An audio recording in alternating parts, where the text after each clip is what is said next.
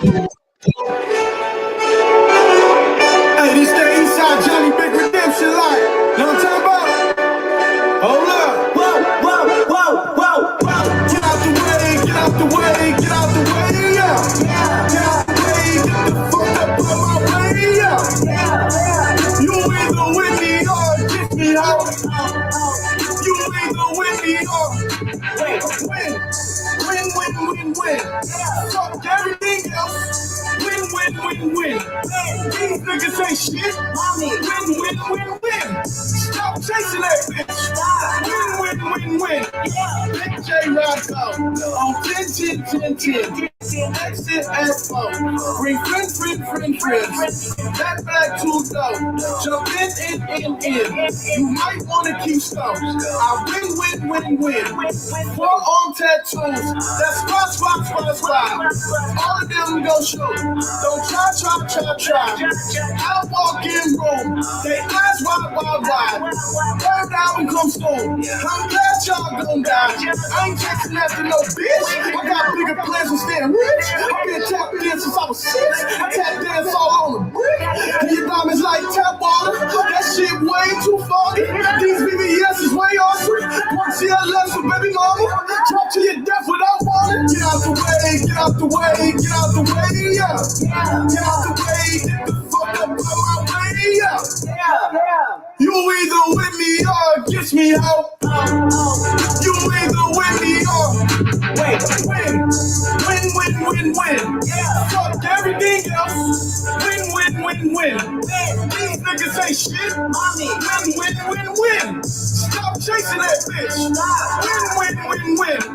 Fuck niggas don't stay outside when I play outside. I put the beats on them like drought side. I got the bow side and LL outside. And if you act bad, I bring the cow side. Go and get your money, bitch. None of my niggas on some funny shit. I can tell real by who you're running with. I'm all in the field, duck hunting shit. Hit my plug just to re-up, and he was like, boop. Here. Legal knew just what it was. Flipped the hook up and gave it back, boop. Yeah. 911, no mileage, baby. 9 bumping, no violence, baby. My trigger finger got callous, baby. My bare knuckles got talent, baby. I'm all in the win with it. On goose line, I've been with it. She too fine, I've been hit it. Crashed 2 times out of limo tenant, my new ride. I'm riding with the toaster. Trump better not put me over. Championship going dumb. Nothing to something I want, bitch. Get out the way, yeah.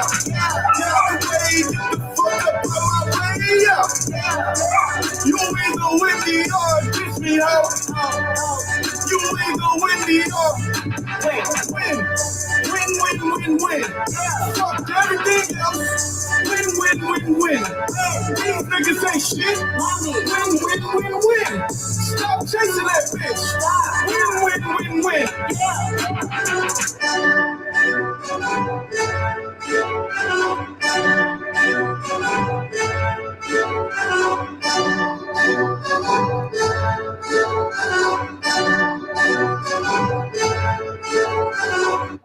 We just hit the lotto. Hope y'all are having a beautiful day. What up, Egon? Dr. Professor, how you feeling? Oh, I can't complain. It's been a heck of a day. Doing a new step bet challenge, getting fit, and making sure my perps stay where they need to and reacting accordingly. I love it, bro. Let's go, dog. So you're getting, you said you're getting fit? Yeah, as if I wasn't already, you know what I mean? In the British sense of the word. What's up, y'all? No, yeah, we got, you can actually put money on yourself. Everybody puts money into a pot, and you got to hit your step goals for the day. It's an app called Step Bet. OG Tigress actually, this is our second one that she ran. I actually fell out the first one because I didn't bring my watch and my phone with me to work one day, and it just knocked me out. You only get 1 day off per week. You have to make 7,000 steps a day or over 10,000 to be considered a power day. I love it, bro. Just don't be lazy. I love it, bro. Good shit, man. It's always good to work on yourself, man. You know what I mean? Welcome to the Crash course, everybody. It's nice to see everybody in the building. We got about 84 already, which is that's pretty high considering we just started a few minutes back. So thank you for being available. I got the newest edition parlay out here, just really woofing today. I don't know what she's found her voice apparently. Hey, what's up, girl? I have to put you outside if you don't stop. But yeah, so welcome to the crash course. This is for perps, obviously, perpetuals. We will always do a recap. We break it down as if like it's essentially layman's terms. Because here's the deal. It's new. You can't say you're a pro yet. You got to put like 10,000 hours in to be a pro. Now, I think I got over 10,000 hours in the trading realm, but I definitely don't have 10,000 hours in perps yet. So I'm going to be learning right there with you. But I'm going to talk about the basics, the fundamentals of trading in general. And essentially, I'm going to hopefully give you an opportunity to learn before you start taking losses, right? There's no rush to start this trading. You can always just kind of peep game for a little bit and kind of get familiar with the strategies we use to determine if it's something that's even something you're into. And then from there, you'll start to come up with your own strategies. Just remember to always hold yourself accountable. We're going to be doing some live trades like always. I don't know your threshold of risk. So if you're just blindly taking our trades, you don't understand how much that could potentially put you in harm's way.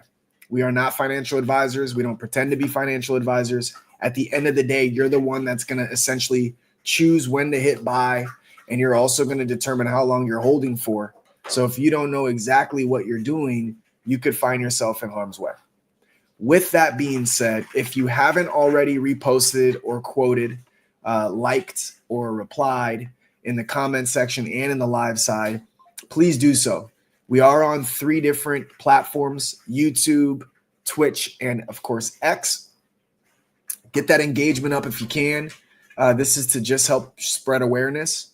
Obviously, in turn, we hope that people can really learn a thing or two when it comes to trading. And then maybe one day, hey, they'll be a part of the Lotto fan bam, because this is obviously brought to you by Lotto on Soul. And obviously it's not just a Lotto, it's a movement.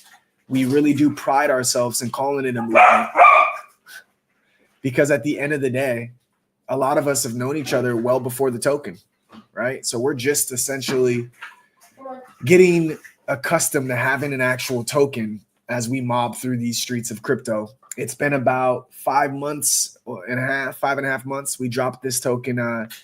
The dev of the decade, Motown himself, dropped this token November 27th of 2024. That's our pride and joy. We are looking really solid with our floor of 400K, give or take.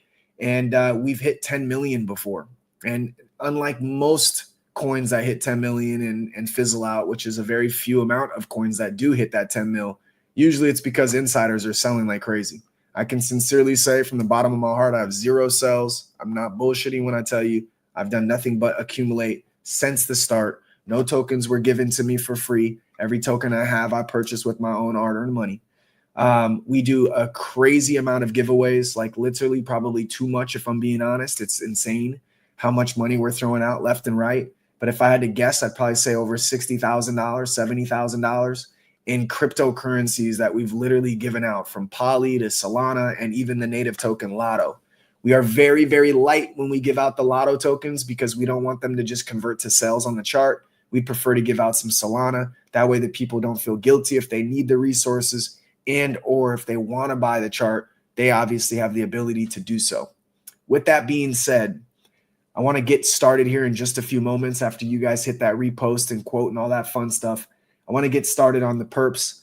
I'll tell you what I'm looking for out the gates. It was a pretty strong day in regards to the comeback from last night. I say it all the time. What goes up must come down. In trading, I fucking kid you not, there's almost nothing you can do to stop it from happening. And it's because the faster the move is to the upside and the less areas that it's back testing and accumulating at means there's a lot of profits. It's with meme coins. It's with Solana, the altcoin. It could be with Bitcoin. It could be with Tesla, the stock itself. It doesn't matter. It's a very simple scenario that takes place. When it rips up this fast and you don't have much back testing, these are 4-hour candles, man. You're going to come down and start to test some levels. It's just a matter of time. Now, sometimes it could be a year later. I'll give you an example. You see this May 24 monthly resistance? Yeah, that's from the month of May, the year of 2024, that this area was its resistance. And now we're in May of 2025, and you can see how many times it's trying to hold it as support.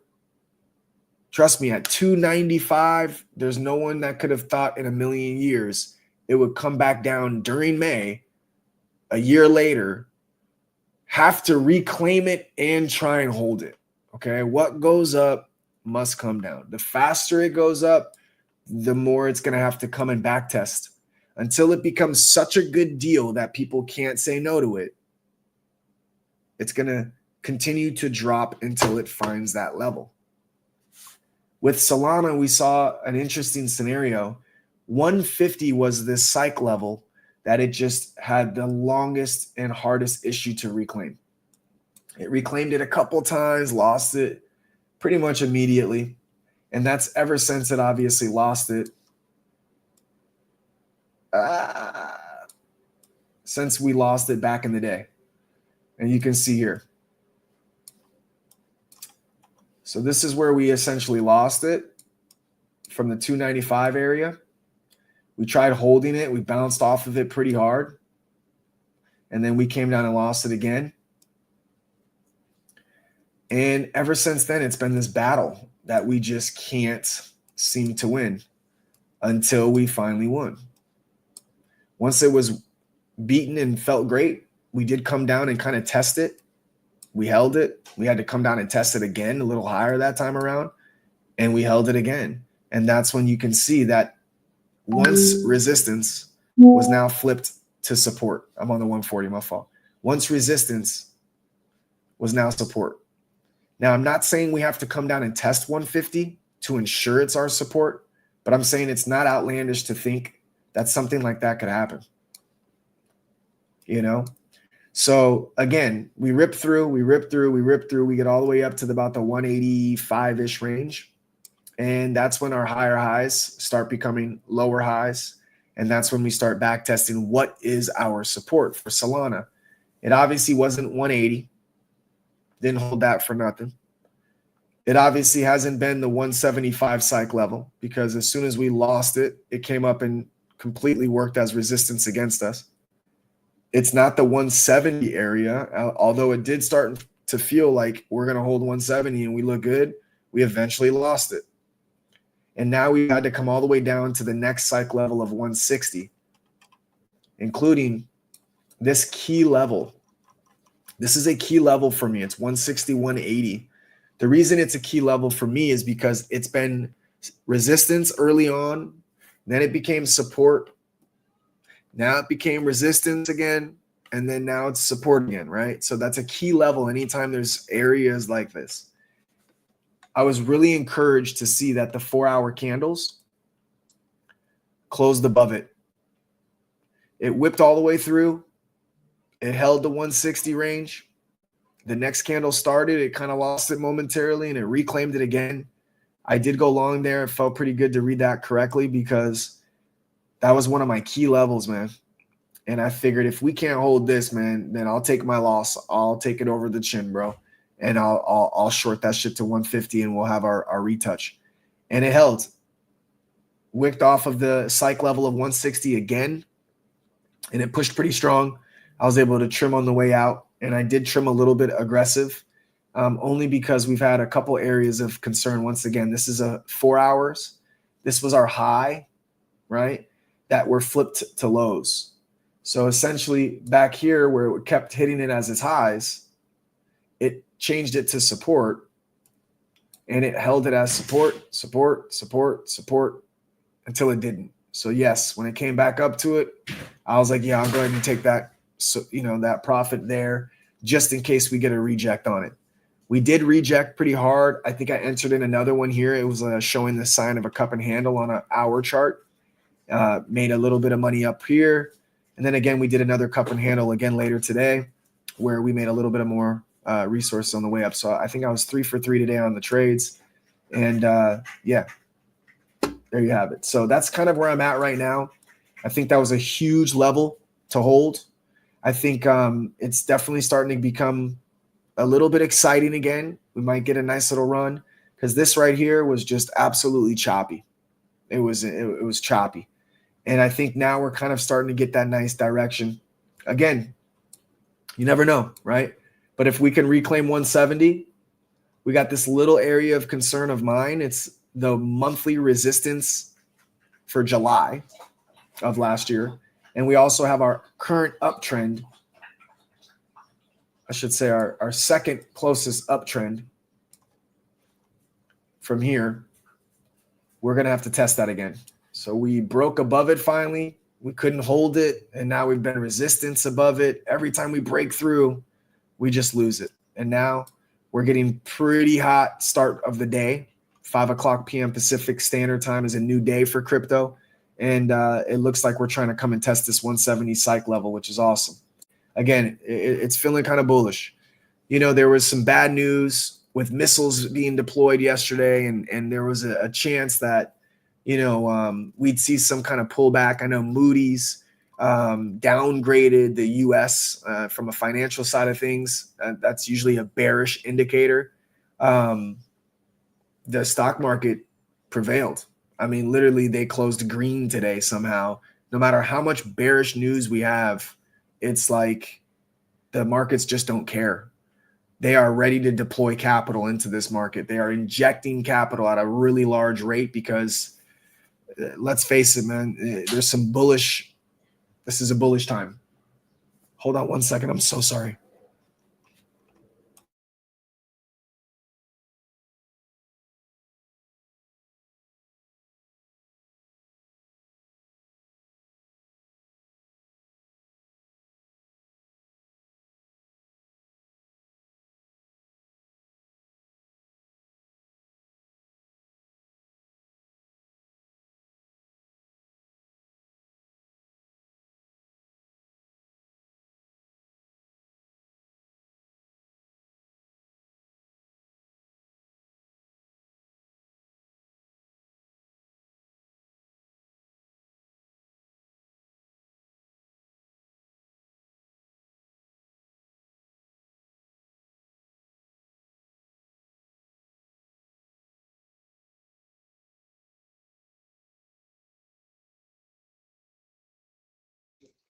Well, actually, those are some interesting comments, and the chart is flying up. You're not driving, are you? No driving in Perpin.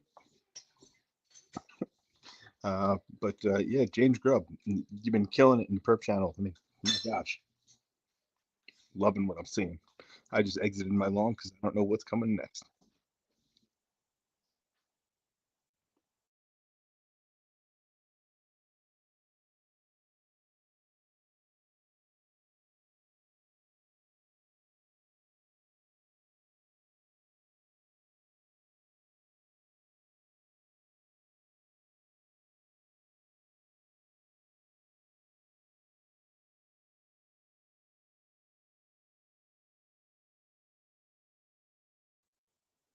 Well, you know what's funny about the Dash phone holders?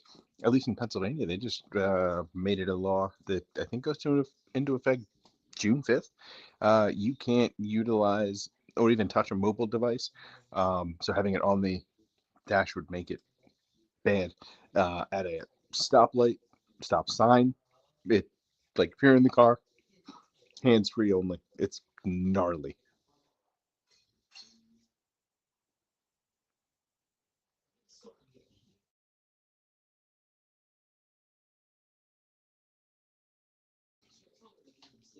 I don't believe I need a co-host. I just I'm not the go-to for perps. Like Ghost said, you need 10,000 hours to be considered a master. I'm not even a Padawan. There he is. Oh yeah, my fault, guys. The little one needed some assistance there. Okay, so Thanks for holding it down. I don't even know where I left off of, but my whole point to this whole convo is the markets are acting extremely bullish. It seems like no matter what news could potentially be bearish, people are deploying capital. And so that for me was a good sign to see the markets end green today. I said, okay, bullish, sentiment in the early goings, a lot of, downward action on banks, and of course the S&P 500, NASDAQ, QQQ, everything was just down, and everything really just recovered. You can see it in SPY, for example. I mean, from a gap down to just fill this gap from here up and just push continuously was just like, okay. Bitcoin, I mean, we came all the way down here with some bearish news as well. It did nice little double bottom at the 102, which has been its support for a while now. And it just pushed back up and almost got back above this 107 at this point, right? So the markets respond accordingly. You can't predict what's going to happen. Doesn't matter what kind of news comes out. Typically, there's times where you can see that the news is having an impact on the chart, and then it's like, okay, cool. But other times the news comes out and you're like, really? Like everything's bullish still? Like what's going on? And I think that's what's important about always taking a moment to reflect and understand what you're seeing. Not always what you're hearing, but what you're seeing, right? Last night we looked bearish. We looked really bearish, bro. And I said to myself, yo, this is going to get real ugly. And we held. And it's been recovering. I mean, we have what, 1, 2, 3, 4. Basically, this is the 5th 4-hour candle in a row that's green. That's practically 20 hours of a straight push. Higher lows, higher highs. So awesome to see, man. And, there's nothing better than being bullish for us because our beloved Lotto token, this is Lotto, right? We've been in the same mean for 2 months now, right? So, of course, I'm happy to see some bullish activity because in due time, we retake this mean, we retake the high end of the channel. We saw what happened last time we did that. We actually came up, broke out of the channel, and pushed all the way up to almost 800K, which is double from where we are right now. What an easy call that is, right? So I love when there's action. I love when there's bullish activity. I'm here for it. I'm all for it. Now, let's give you guys the crash course you deserve. To the 135 people in here so far, thank you so very much. If you haven't shared this space already, please do. Repost, quote, like, reply, all that fun stuff. I used to hate saying that, you guys. Like, it absolutely bothered me when I heard people streaming and like, subscribe, and I was like, wow, so thirsty. I swear to God, until one time it took, there was somebody that's name on X was Horrible Trader. He just saw a space that I posted, and this was someone else that reposted my space. And he said, let's just be honest, guys, this shit is gambling. Like very nasty and frustrated, clearly. I said, yo, bro, I could understand why you feel the way you feel, man. Tap in. I'm doing crash courses about the stock market right now, right? It's free. And he was like, oh, man, come on, just be honest. It's gambling. I said, bro, with risk management, it ain't gambling. I can tell you that much, bro. And he said, okay, I'll check you out. He proceeded to come every single day. And man, if I showed you the DMs, he switched his name to Come Back as Fuck, Come Back AF. And he literally was like, bro, if you only knew, I ain't never been this consistent in my life, bro, at this shit. That right there hit me hard, bro, because this is someone that never followed me. I didn't know who he was. He didn't know who I was. But somebody else reposted it, and that's why he tuned in, bro. So I stopped thinking that shit is corny and cheesy and thirsty and all that after that moment right there. I want to help people. I want to help as many people as I can. It's just that simple. So if you could find it in your heart to repost it or quote, you don't want it on your timeline, fine. Like it and hit it with a reply. It takes such a little free deed of you to do to spread this word that could potentially change the course of someone else's life. That's what that is for me. It's like you're hitting a brick wall, you're struggling, and then you come on a space like this, and all of a sudden you start learning a few things. It could change the trajectory of your life. So I mean it when I say I don't feel corny anymore or thirsty anymore when I say it. I want to help people. So if you can find it in your heart to spread the word, is I don't charge y'all nothing. I'm literally just here to give you my time. That would be amazing if you could do that. Clearly, I see people are doing that right now because we just jumped up to 150 with the quickness. So thank you from the bottom of my heart for doing that. Now, let's get into business. If you don't know what perpetuals are, aka perps, you are in the right spot. If you are literally somebody that's traded perps already or has some trading experience but find yourself inconsistent, you're in the right spot. If you're somebody that's been killing the game with perps, jump up on stage, grab a mic, talk to us. Ask questions, answer questions. Like, this is an open mic. I know it's a different setup and it doesn't feel like the same Twitter vibe, but it is an absolute open mic. You can DM at Dr. Professor Egon for a quicker response. He'll shoot you a link. You can DM me at IamGhost_AF. I'll shoot you a link and you don't have to put your camera on like Egon got his off, or you could put a camera on, whatever you want, but it's exactly the same thing as Spaces at that point. Don't hoard the information. Remember, if God blessed you with the ability to understand what you're seeing when it comes to trading and you're profitable on it, bless the world with that knowledge, man. Give them the tools to succeed. God don't give you blessings. God does not give you blessings for you to hoard them. Straight up. Sharing is huge. On this channel, you're going to hear no gossip whatsoever. We spread gospel, the good word, the good news. Okay? It's very simple. This is the right place to be because everything is as it should be, and you find yourself here right now. So thank you for sharing your time with me. Let's go over to the Solana juke.ag little area for a second. This is our one soul challenge. We are at 1.24 Solana. It took us 10 days to take our first Solana to 2 Solana. We're starting scratch here. I think this is day 3.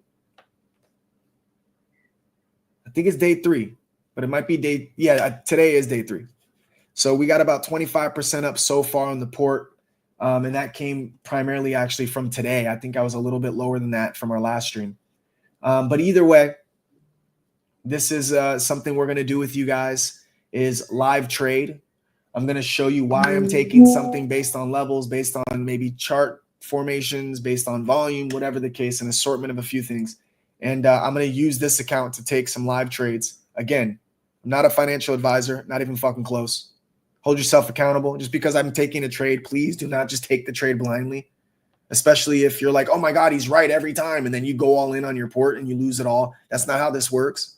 Okay, risk management is huge. It's very huge.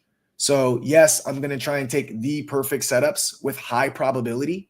However, I don't predict the market. It can go against me. It could be a losing trade. So don't put yourself in harm's way. Just watch for a little bit first. See if you can get the hang of it. See if it makes sense to you. And then implement your strategies within it all and have some fun. But this is juke.ag. This is what I use to trade perpetuals. Once you go to juke.ag, you'll see that up top, you'll have perps. I'm on a PC right now. You click on perps, it's going to take you straight to this screen here. You won't see any of these little lines. These lines were drawn by me when we were coming down from 295. So I don't even know what indicators I was using or exactly what, but as always, it's pretty much responding very good on these levels. So I'm sure that meant something at the time. On my main trading view, charting, I put the levels here for you guys. If you want a screenshot, you can. It'll show you each level, the cost on these levels. And it also is a breakdown of what exactly makes this level important to me and why it is a level in general. But juke.ag, it'll give you 3 options. You can do Sol, you can do Ethereum, and you can do Bitcoin, of course. I only do Solana. I don't even think I've ever even tampered with anything else. The reason is again, we have Lotto on Solana. I watch that token like a hawk. It's my everything, bro. So I kind of see how we move, and ironically, I go to Solana, and it's exactly how we move. Why? Because half of our liquidity pool is, of course, Solana. So I'm just more comfortable with the Solana chain.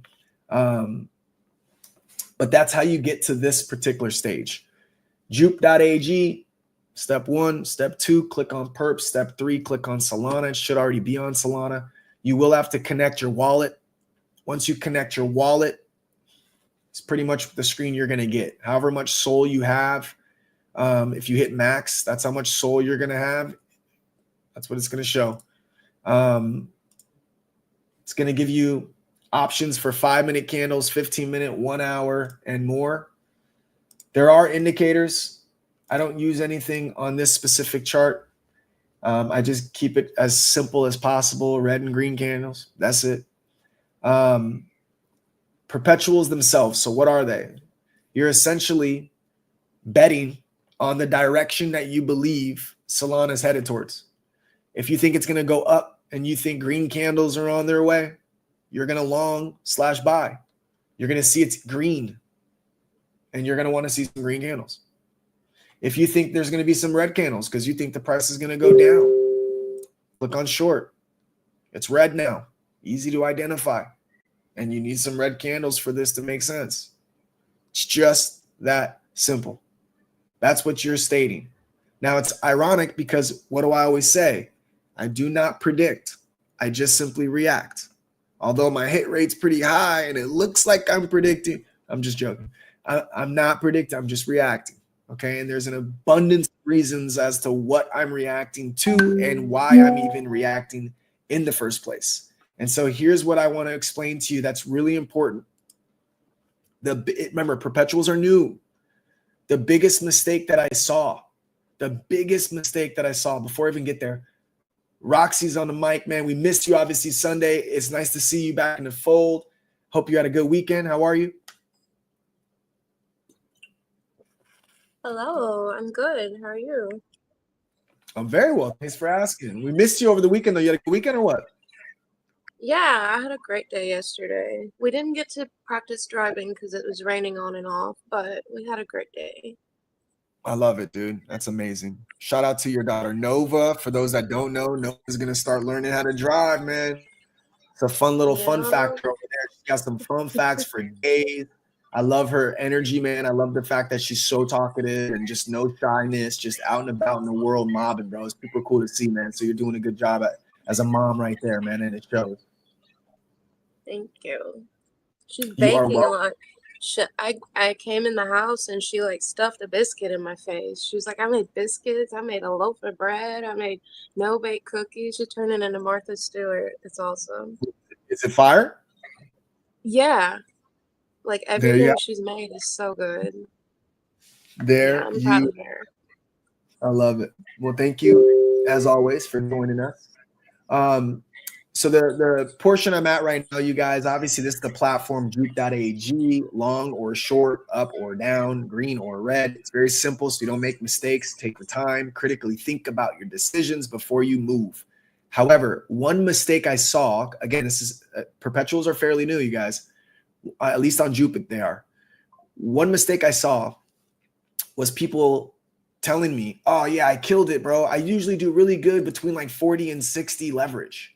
And I'm like, do you know why that is? Like, no, that's just usually the realm I'm in. When I try to go like 80 or 100, I always get my ass handed to me, right?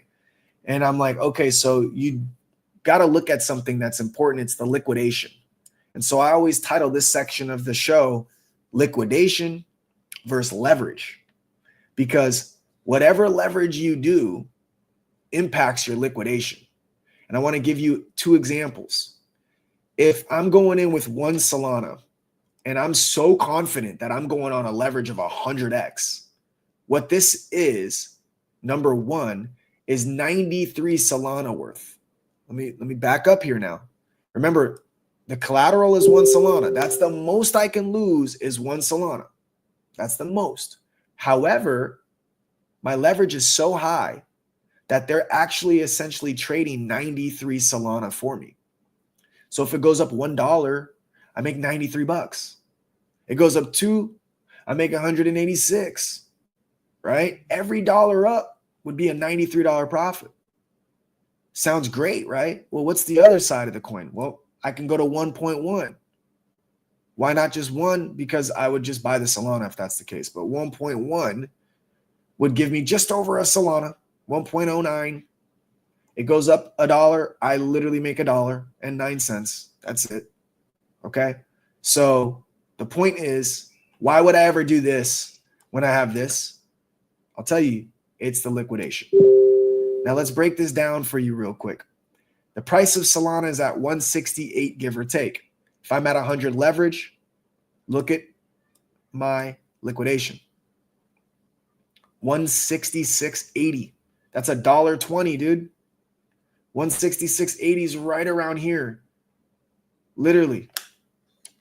So if the price drops from here to here, I'm done. They take my Solana and they say, thanks for playing. It's risky. And because it's so risky, they're willing to do this because more times than not, the price goes up and down even when it's going up. The price goes up and down even when it's going down. So the chances of you getting liquidated are high because a $1.20, $1.30 move is almost inevitable. Unless you time the perfect bottom or the perfect top or the perfect motion, which again, at that point you're gambling, you're probably going to get liquidated. Now, on the flip side, if I go down to 1.1, let's just go to 20 because that's a common one. Look at the liquidation now. It's at $160. That's all the way down here. Now, yeah, if it goes up $1 Solana, I only make 20 bucks. But I can tell you one thing, I definitely am not losing my $170 Solana coin, not anytime soon, because this coin would have to drop $8 for me to get liquidated. I can easily pull the eject button anytime on the way down, right? Now, if I pull the eject button, no matter when I pull it, if it's green and I'm long, then I'll make a little bit of money. If it's red and I'm short, then I'll lose a little bit of money. But I won't lose my entire position unless I let it get liquidated.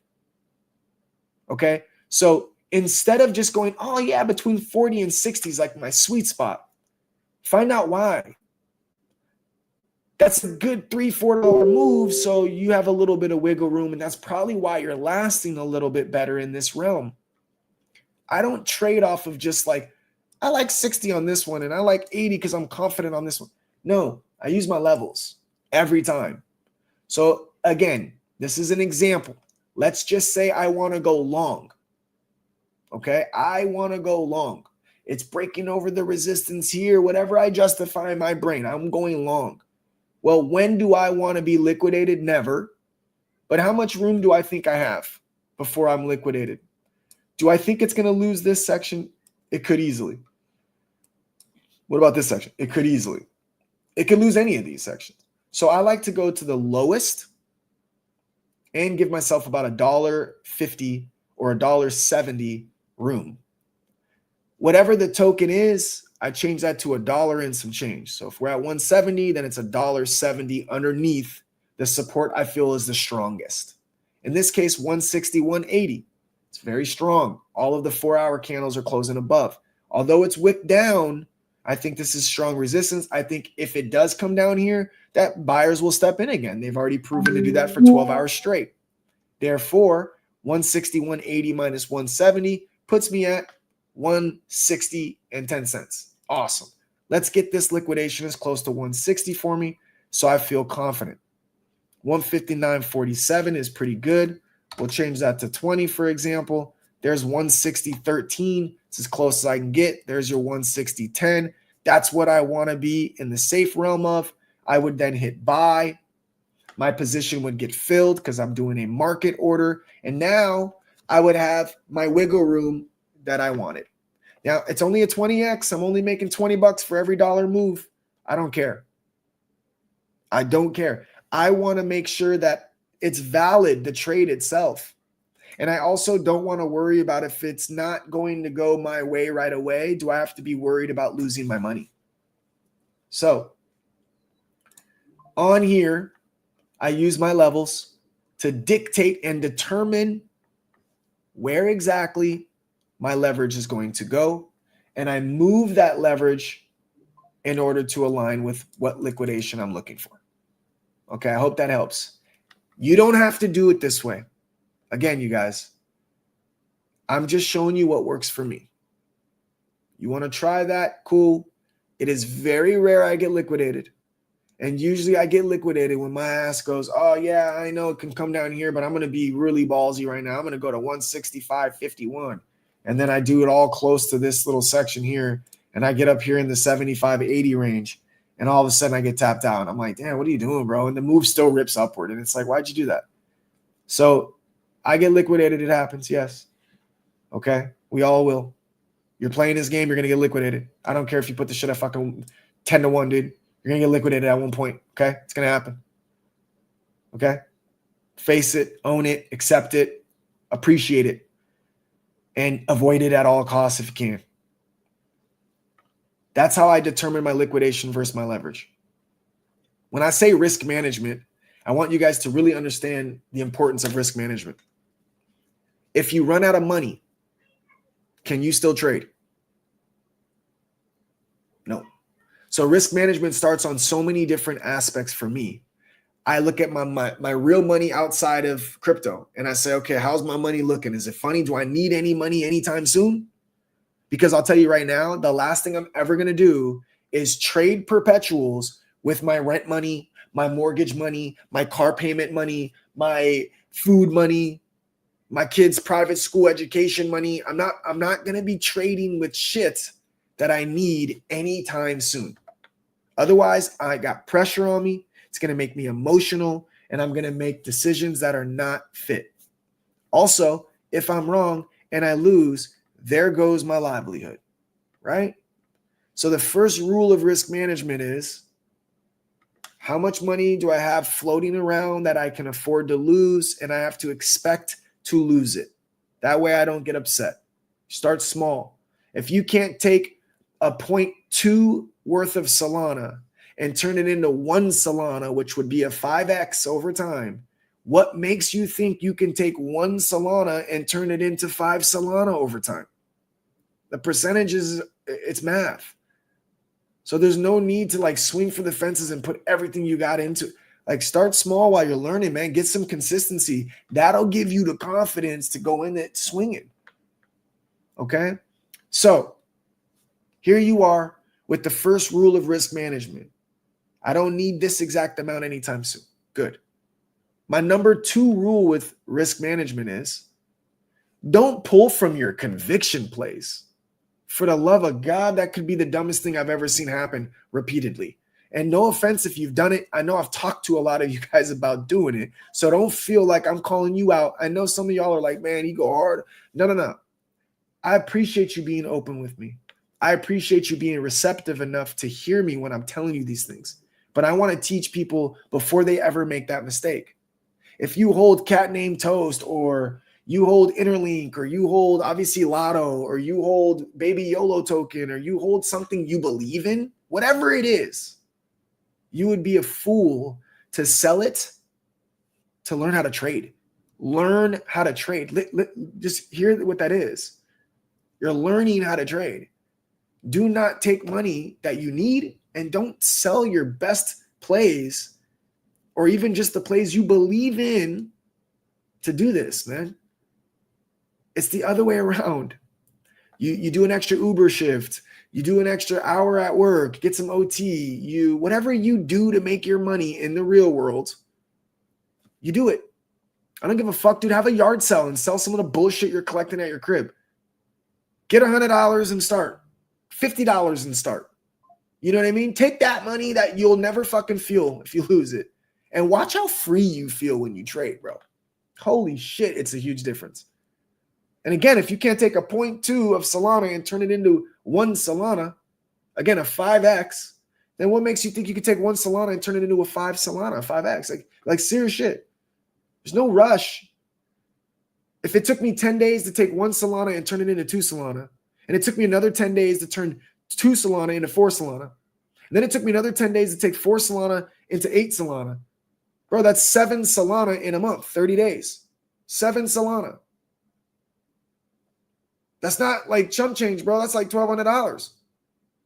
And if I did that again in 10 days, that's 16 Solana. And another 10 days, that's 32 Solana. And another 10 days, that's 64 Solana. I'm not talking about all in and doubling up here, you guys. I'm talking about 5%. 5% gains in one day, compounding those gains. Doesn't take you 20 days. It takes you 13 to 14 days. I'm going to repeat that again because a lot of people get fucked up with this. If you were making 5% every single day and you were compounding it, it does not take you 20 days to do it. It takes you 13 days on average. How? Because it's compounding. If you start with $100 and you get 5%, that's 105. Now you get 5% of the 105, right? You see how that works? Just like that. Now all of a sudden you got 125 and you're getting 5%. Now that's like $6, give or take. And it starts to compound. Before you know it, getting to $200 would take 13 days. Now I did it in front of you guys in 10 days. And that's only because I didn't just get 5%. There was a couple plays we got like a good 30% on, right? Right? So I'm not saying like, oh, you go in with 1 soul and then you double to 2, and then you go in with 2 soul, then you double with 4. That's the dumbest shit I've ever heard. Because what's going to happen? You're going to lose eventually. You're not going undefeated. Therefore, I don't give a fuck if you get to $1 million, bro. You're going to lose on the millionth. Nobody goes undefeated. Okay? You're not going to be undefeated trading. In fact, if you could take 6 out of 10 trades and they're winning trades, you're doing a heck of a job. I got some of the sickest strategies I've learned over time, and I probably bat like 8 out of 10 for the most part on average. But every once in a while, I'll go on a streak too where I lose 3, 4, 5 in a row. I got to reset, figure out what I'm doing. What am I seeing wrong? Right? So I'm not saying this is like some crazy shit, but I'm keeping it a buck, bro. You should be going for small ass wins and stacking those small ass wins and compounding your portfolio, starting from a very small amount, and watch that shit grow.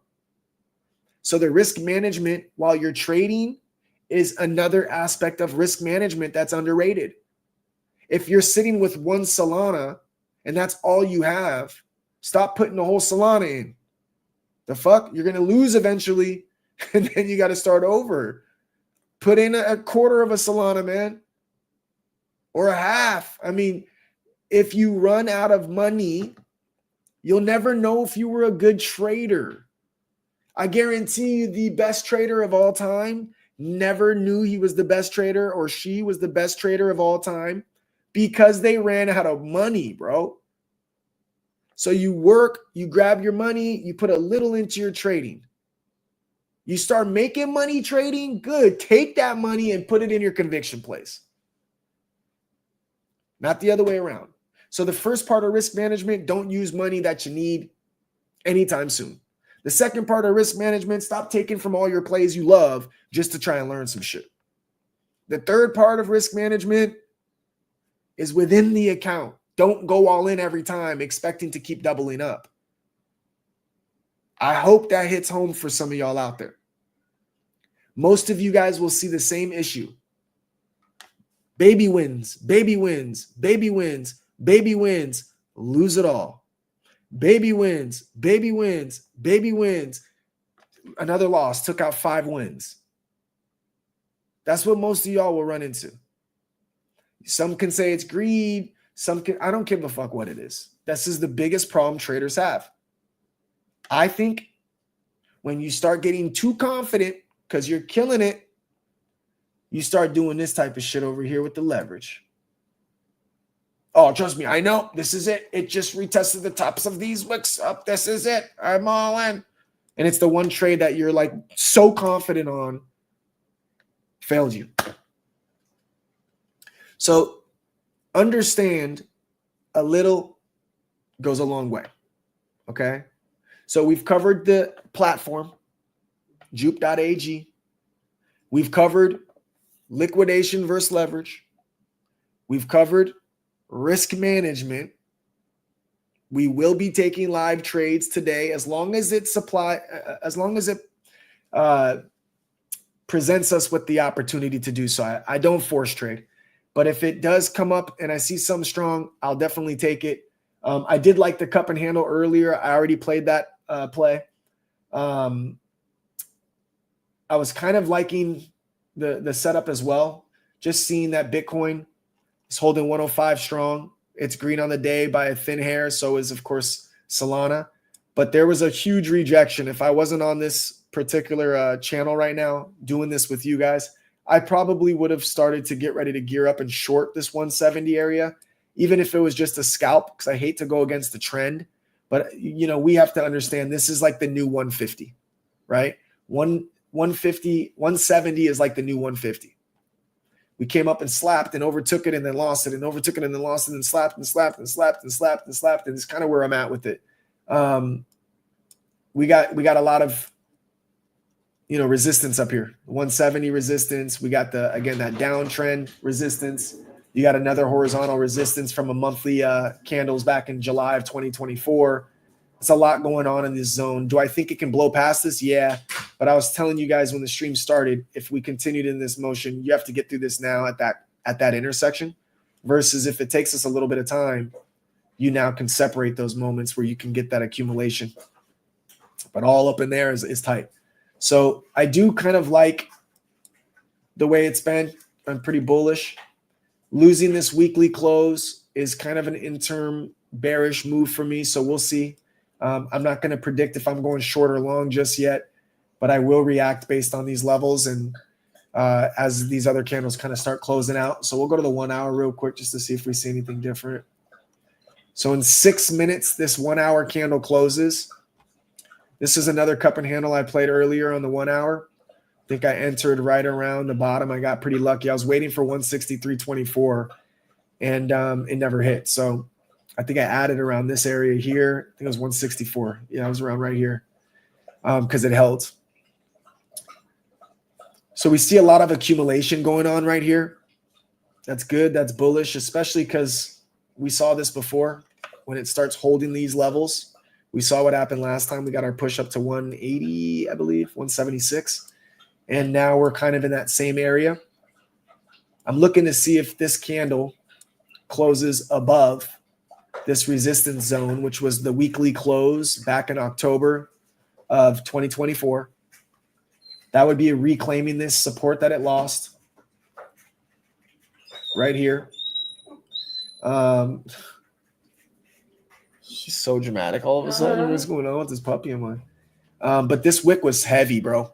So I doubt it closes up top. We got about 5 minutes before this candle closes, so we'll let that brew for a moment. I'm going to go to the chat right now because I've been neglecting you guys.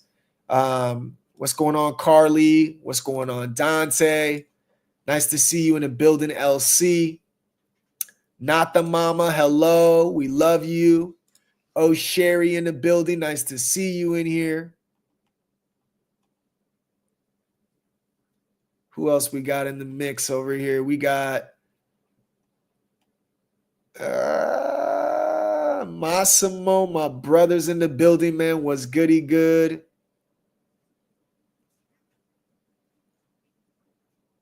Mr. Chris, my man, all the way from Estonia, never missing a space. I love you, bro. Nice to see you in here. My sis is in the building. What up, Ash? Nice to see you in here. Mr. Young Pat in the building, a.k.a. White Boy AF. Nice to see you in the building. Man, we got a full house tonight, man. About 245 of y'all in here so far. Again, I appreciate the love and support. We all do. If you guys haven't done so already, please share the particular space. X, you can repost it, quote it, like it, reply. If you're on Twitch, or of course, if you're on YouTube, make sure you interact with it, like, reply, all that fun stuff. We got about 4 minutes before this candle close. I really want to see how this candle reacts. I find it really hard to believe it's going to somehow close up top, but that would be bullish to me if it can actually reclaim this after that much of a peel back.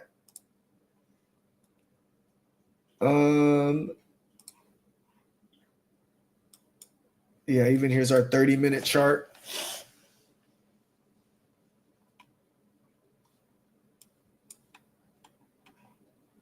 This has been a good accumulation between 160 and 170, or 175, I should say. I know it doesn't look like an accumulation because it's a pretty big, $10 to $15 range, but in the grand scheme of things, that's absolutely accumulation. And anytime we can continue holding over that 155 range, really for me is absolutely bullish for the next leg up. Again, I don't predict, I react, but I'll tell you right now, man, I really am starting to think that we will break our all-time high, 395 or 295 on Solana. I think we could break 300 in the summer. I really do, man. It makes me feel fucked up when I say it, even like I feel it in my body, even, man. There's just, it doesn't matter what's coming out. The shit it's bullish from here on out, in my opinion. I mean, we'd have to have some catastrophic shit take place for me to change that stance on it. So I'm in no rush whenever it does go to the all-time high. God bless you, my love. Thanks. You're welcome. More where that came from. There's plenty of more where that came from. You're going to keep sneezing on me? I think Little so. 3 sneezers? I think so. I feel it. Damn. I like your fit. Thanks. Spin around. No, I'm just kidding. She actually spun. I love her. I Man. spun him up, I chair. love you. You are hilarious. She actually spun in her chair, y'all. I'm dead. Yeah, nice to see you, LCAO. Yeah. So we'll see if we can catch some live trades. I'm not going to force any trades. I promise you that much. I'm going to literally chill today until we find the perfect setup because I want to get that 1.25 up to 2. And then I think I'm going to keep going with this one. Maybe get it to 3, 4, 5, 6. Show you it's all part of the process, man, to just take those little wins. All right. So what else we talked about? We talked about risk management. When we're in a live trade today, we will show you some of the functionalities. I think it's just functions that Shoop.ag has. Take profit, stop loss, closing a portion of it. You could always add to your play as well. So I'll go through all of those little functions that come with it to see if we can help you out in understanding it as well. I was talking to someone on the phone Sunday. They took a fucking massive hit, man. They were struggling, having a hard time. And I kid you not, they didn't realize they can do a percentage of take profits even on the phone app. And I'm like, yes, you go to the browser on your Phantom, you 100% can do such a thing. And that was like, oh my God, I wish I would have known moment, right? So definitely a lot to learn about these things. And I'll be here to walk you through every step of the way. My boy Hinch, all the way from Las Vegas, is in the building. Hi, Hinsey. Hi guys. Oh my goodness gracious! Stop calling me Hinsey. I'm out of here. Just kidding. It's so weird, dude. I'm so used to this. I'm so used to this starting at 7 o'clock my time, and like it's so weird to have it start at 5 o'clock. And then my phone finally just started working this morning from that whole outage thing. So this is No, it did not. I called you twice. I had to text you. That's why I was texting you early. That shit still goes every time I call it. It does? I swear to God on my life. I called you at 2:40. Watch this. I called you at 2:31. What? Yep. Yeah, I called you at 2:31. Maybe I just can't get phone. Yeah, I don't think you can, bro. I swear I don't think you can, bro. It just west and like it gives me bars and says everything else, but I don't know if it's completely fixed. But I still have my work phone. You can always call me on, dude. That's what I was checking. No, I know. To be honest with you, bro, I just wanted you to know you're not getting calls. To be honest with you, no, I know we were texting the whole time, so it's not like I knew you wasn't avoiding me or nothing. But I'm like, yo, dog, just so you know, it ain't working yet. It's definitely not, or maybe it's working sometimes and not working others. But it's still biggie, dog. We'll catch up after the show for sure, though, because we want to talk about obviously what's going on. It's coming up. Yep. Exciting. How you feeling though? You loving it out there or what? Hot as a motherfucker, huh? Yeah, I just got done working probably 40 minutes ago. I have my rental car, and yeah, it's good. It's hot. I'm not used to how hot it is, but it's good. I like it. Yeah, bro. He hit me with, bro, it's 84 degrees right now. I'm like, bro, it's 93 in Cali right now, dog. He's like, golly, I can't do that. I'm like, it's bad, bro. It's bad. I mean, It's I don't bad. mind it. It's just different. It's like No, it's the dry. sun Bro. here is the sun here is so much hotter than it is by me. It's just different. I feel like we're closer, bro. Yeah, you are. That's what we got. It feels like we're closer. I'll be like, I'm burning up out here, man. It's so hot, bro. You can't escape it. Did you move out there, or are you there temporarily? No, I'm here for 4 days. I'm working, and then I have 3 days of doing whatever I want, and then I'm going back home. Gotcha. Bro, I remember the first time I went out to Vegas, my first time ever. My grandma, my aunt, my cousins, they all lived out there at one point, right? And I went out there the first time I ever went out there, bro. I swear to God, it was 118 degrees. I swear to God. And at night, we got out of a restaurant at like 9:30. That shit said 80 degrees on that big ass little temperature thing they have. That bitch said 80. What'd I say? That big ass little. That big ass temperature gauge they have. Like, I don't know if they even still have it. It's been a minute since I've been out to Vegas, maybe a couple years now. But there's like this gold. Oh no, I went last year actually. Huh. Yeah, I went last year. I don't remember seeing it though.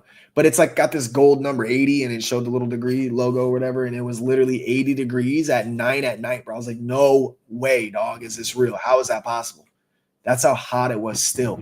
It's insanity. Disgusting, bro. I was so hot. I played in a couple of football tournaments out there, dude. Back in the day, bro. Bro, people were like literally having heat strokes, dog. Like they were literally having like heat strokes, bro. I was like, yeah, this is not the business, man. I could never live in the desert. Even though Cali, where I'm at, is kind of desertish. That shit's way worse, bro. Vegas is worse. And it gets freezing cold, too, out of nowhere. Yeah, dude, I was walking outside last minutes, and it was like super windy and like 59 degrees. It was so crazy, like 30-degree difference in temperature from the middle of the day till like nighttime. Yeah, you just can't really pack for that, bro. I feel like, man. It's like I went out there New Year's one time, bro, and it was freezing, bro. Like it hurt, bro. I couldn't feel my toes. I was like, this is not enjoyable to be like at a Times Square type of event where you're like counting the drop in the streets, bro, and there's not enough clothes I could wear to feel comfortable. It was rough, bro. I was like, yeah, I'm spoiled. I am so spoiled. It's disturbing. You can't handle New Year's in Vegas. I could not. You're a baby, dude. Just a baby. But it's trippy, though. Play that little violin that you have. It's trippy, though. I go to she changed it that quick, bro. Look at that. That quick. She got it up. I got you, boo. I got you, boo. No, man. I go to the snow once a year with the kiddos, and I wear my thermal gear, bro, like that, like real. It's like scuba diving gear under my clothes, bro. And I could build igloos. I'll be in the snow the whole time, bro. I feel great. But it's like I know it's cold the whole time. It's not like it's hot during the day, and then all of a sudden I'm freezing at night, right? It's like there's no switching. It's just cold, you know. Yep. Expect what to expect. Yeah, it's a big difference. But I am a baby, bro. Give me the heat versus the cold, and I'm good. Yeah, I mean, I like the heat. It's just I'm not used to it. I mean, to be honest with you, when I came from Green Bay, it was actually warmer than when I first got here, but that changed very quickly. Like it's just so much different here. I am the exact opposite. I cannot stand heat. We're going to New Orleans this summer. I'm gonna die. Like I'm gonna die. I just want to live in Alaska at all times. Did you notice that she pronounced every letter in New Orleans? She said New Orleans. Say it again. New Orleans. No, you said a little different that time. We got to New back.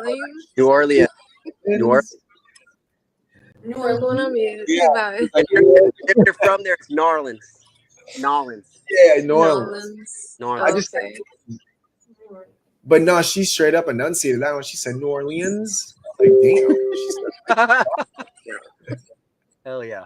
I always trip out on the accents, man. I remember my wife's like, you have an accent. I was like, I guess that's true. Right? No matter where you are, someone's got an accent. You know what I mean? If they're not from there. It's always trippy. It trips me out. It's the same. I would say from the Midwest, like the Wisconsin, Minnesota people for sure, because every commercial that's on, I'm like, we don't fucking sound like that, dude. Why do they have all the youpers on our commercials, dude? Like, they sound ridiculous. It's like soda. It's like, golly, dude. The soda. I never will forget her, bro. She was like, she calls it roof. I'm like, it ain't a dog barking, bro. There's 2 O's in it. It's not a UFF, man. There's 2 O's. It's roof. She's like, roof. What are you talking about? I'm like, say root beer. Root beer. What the fuck is root beer, man? It's root beer. It's 2 O's, man. Y'all don't say O's. O's is a U to U. Yeah. Straight up. I say the same thing.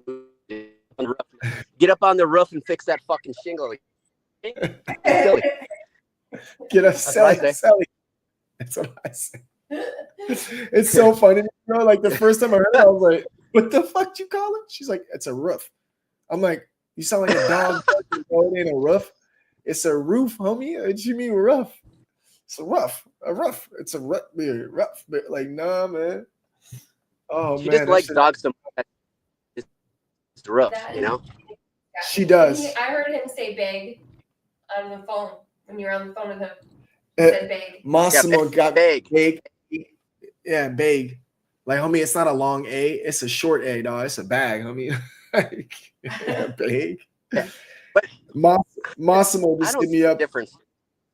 Massimo hit me up. He said she probably calls soda pop and probably calls a water fountain a bubbler. Dude, honestly, I do know all about bubblers.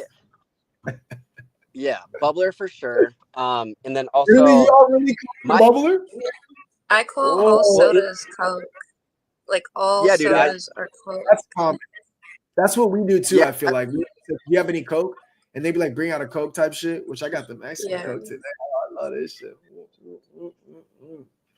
Yeah, most of the people that I know call it Coke.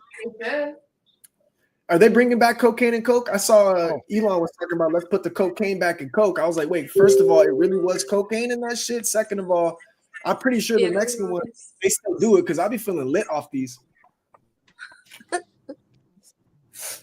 I don't even like cocaine. I just like the way it smells. Oh man. Oh wow. That's one of my favorite jokes I've ever heard. My boy, he's still working with me to this day, right? He's like, dude, I fucking hate cocaine, bro. I hate that shit. But the way it smells, like that shit smells so good. I'm like, you are stupid. That's hilarious. So good, I've never heard that before. Oh my god, bro. I heard it a few years back, bro. I was like, it's stuck. Bro. I was like, that's funny, dog. I just like the way it smells, bro. Like, that's so stupid, man. What's up, Massimo? I see you grab the mic. How you feeling, bro? See, that's kind of the point of cocaine, right? Is smelling it. Right. I mean, so I've heard, but hey, if someone likes to smell that shit, they probably like to smell a diesel truck too. Hey, gas. Hey, let me tell you, that's why they call it gas, man. Gas. Dude, I had to jump up. I'm dying at this, man. You know, it's funny though. Like, for anyone that knows Wisconsin, so Hinch, you'll know this for sure. And boo, but Racine is like the least Wisconsin city in Wisconsin. Like, Racine is like almost like kind of there's 2 parts of Racine. Like, my dad came from the hood side of Racine. My mom came from the country, like County Road K side of Racine, which Boo knows what I'm talking about. Probably goes from podunk to hood. That's right. But no, it's funny. You can always tell. Like there were certain words for like the first 2 years of my relationship with my wife that she would just randomly ask me to say in front of people. It was like, see, he's from Chicago. And I was like, I don't fucking get it. Like, chocolate was one of them. Chicago, obviously another one, but there's a handful of words. But my mom still has that Wisconsin accent a little bit. And especially when she gets together with her brothers and sisters. She comes from a family of 5. But yeah, it is. The only thing you are mistaking a Wisconsin accent for is a Minnesota accent. That's it. But Minnesota, even like it like I can tell the difference, right? Like, I knew Hinch was from Wisconsin, although he's a little bit closer to the Minnesota Wisconsin accent. Yeah, Minnesota is so much longer drawn out. I feel like twangier, bro. Yeah, bro. It's like Portuguese versus Spanish to me. It's like it's different. Actually, that's bro. not a bad analogy. You feel me though? It's like Mhm. it is different. Vince, Like what part of Wisconsin are you in? Or area? Oh, he just dropped out. Oh shit. I see MJ's though back in the building, man. Do we miss MJ or what, bro? Golly, man. It's been so whack without her, bro. Hi What's up? guys. Hi, can you guys hear me okay? What up? What up? Yes, man. Hi. I have been in the trenches. I'm surviving. How's everybody? Good, man. We miss you, bro. Good. We absolutely miss you, man. For real. Oh, thank you. I know. I miss you guys too. Yeah. I was like, where Hey, my real people? quick, look, I just wanted to pop up to say hey real quick, guys. I'm down in the comments. I'm here, but I just dropped my kids off at my parents' house. My wife's going out of town for a couple days. So I'm here listening in the comments, but I'm gonna drop down as a speaker, spend some time with her. So it's a good chat with you guys for a few. You guys want to practice? I understand. We get it, man. Enjoy that time off with no. Enjoy. I'll be here. I'm hollering. I hope you heard Boo. She said, "Wow, chicken, wow, wow." That didn't sound like a Wisconsin accent, Boo. I need to hear that with that twang. All right, love y'all. We'll talk soon. See ya. We Love you too, man. you. Thanks We for said, what coming up? up. Man, what's up, MJ? Hi. Hi. I The perps or am. what? Yeah. I've been doing pretty good, and I haven't taken anything since yesterday. That last one before that big drop. I've been just waiting for some direction. Yeah, bro. It's been wonky, man. I ain't even gonna flex, bro. Like, Yeah. I got liquidated Yeah. a couple on that shit on my personal. I was like, yo, damn, bro, what's up, man? Like, You were every going time long. I'm getting a read, it was both, man. That's how bad it was for me. It was so bad, you guys, that I was talking to Motown, right? You know when you put a position in at Jupiter and you get that line of where your position started? You know what I'm talking about? Yes. Like you start a position, and Yep. it's like it shows you Yeah, like that. I line. know what you mean. I said, bro, when I go long, that line in the sand is like my resistance somehow. And then when I went short, it was my support. I'm like, yo, what the fuck? Oh no, are you serious? I swear to God on my life, bro. At one point, I thought it was a line. I was like, oh shit, how did I miss this fucking this line, bro? How did I miss this? This is support clearly. And I That moved would and I have was made like, me so nervous. no, that's my position. It's just I was like magnet to it, bro. It was like I don't think I've been off on the timing more in my life, bro. In anything I've ever traded, bro. It was like I would be going short here, and it was like support, you know? Or I'm going long here, and it's like resistance. I was like, I mean, literally the line of my position is exactly what the fuck I can't get past. Right where my position was, like so many times. The like line was the line, dude. The line was the line. I said, yo, if y'all need to know where support is, I'll go fucking short real quick. I'll tell you where it's at, dog, because I got Yeah, you. I Right? felt like that in so many trades, especially in Dude, the it stock was market. so bad. It was so bad. I've never seen it. I literally got mistaken twice, bro, that I missed one of my lines, bro. Like, swear to God, I was like, oh, I didn't even see that. That was support. What was I doing, bro? And then I look and I'm like, when I closed the position out, I'm like, it's gone. That was my position marker. How the fuck did it not break past that? Random ass line I started, bro. It was sick, bro. But it happens, man. It happens to the best of us. That's where risk management comes into play for me, bro. Because no matter how good you are at shit, humble pie is served in the markets. And not to mention, man, timing. You know, if you try and stick and move like you just got it going on and you don't get a real good feel for it at first, sometimes you'll get caught up thinking you see some shit that you don't see. You know, like straight up. You got to like really be on your P's and Q's when you trade. That's what I love about perpetuals. It's like the stock market's my favorite of all time. But man, with the career I have, bro, I'm not available to trade when I'm available when the market's open at most times. Like I can trade whenever I want, but like to really dial in and focus on what the fuck I'm seeing, it takes me a good half hour to an hour to really take a good solid position. And in the stock market, bro, sometimes I don't have the time before 1:30 in Cali, bro, before it closes to really like make impact moves. And I'll just swing trade in the stock market now. Where perpetuals or even in the trenches, like when I finally get a chance to like, all right, I'm ready to play, it's open 24/7 for me.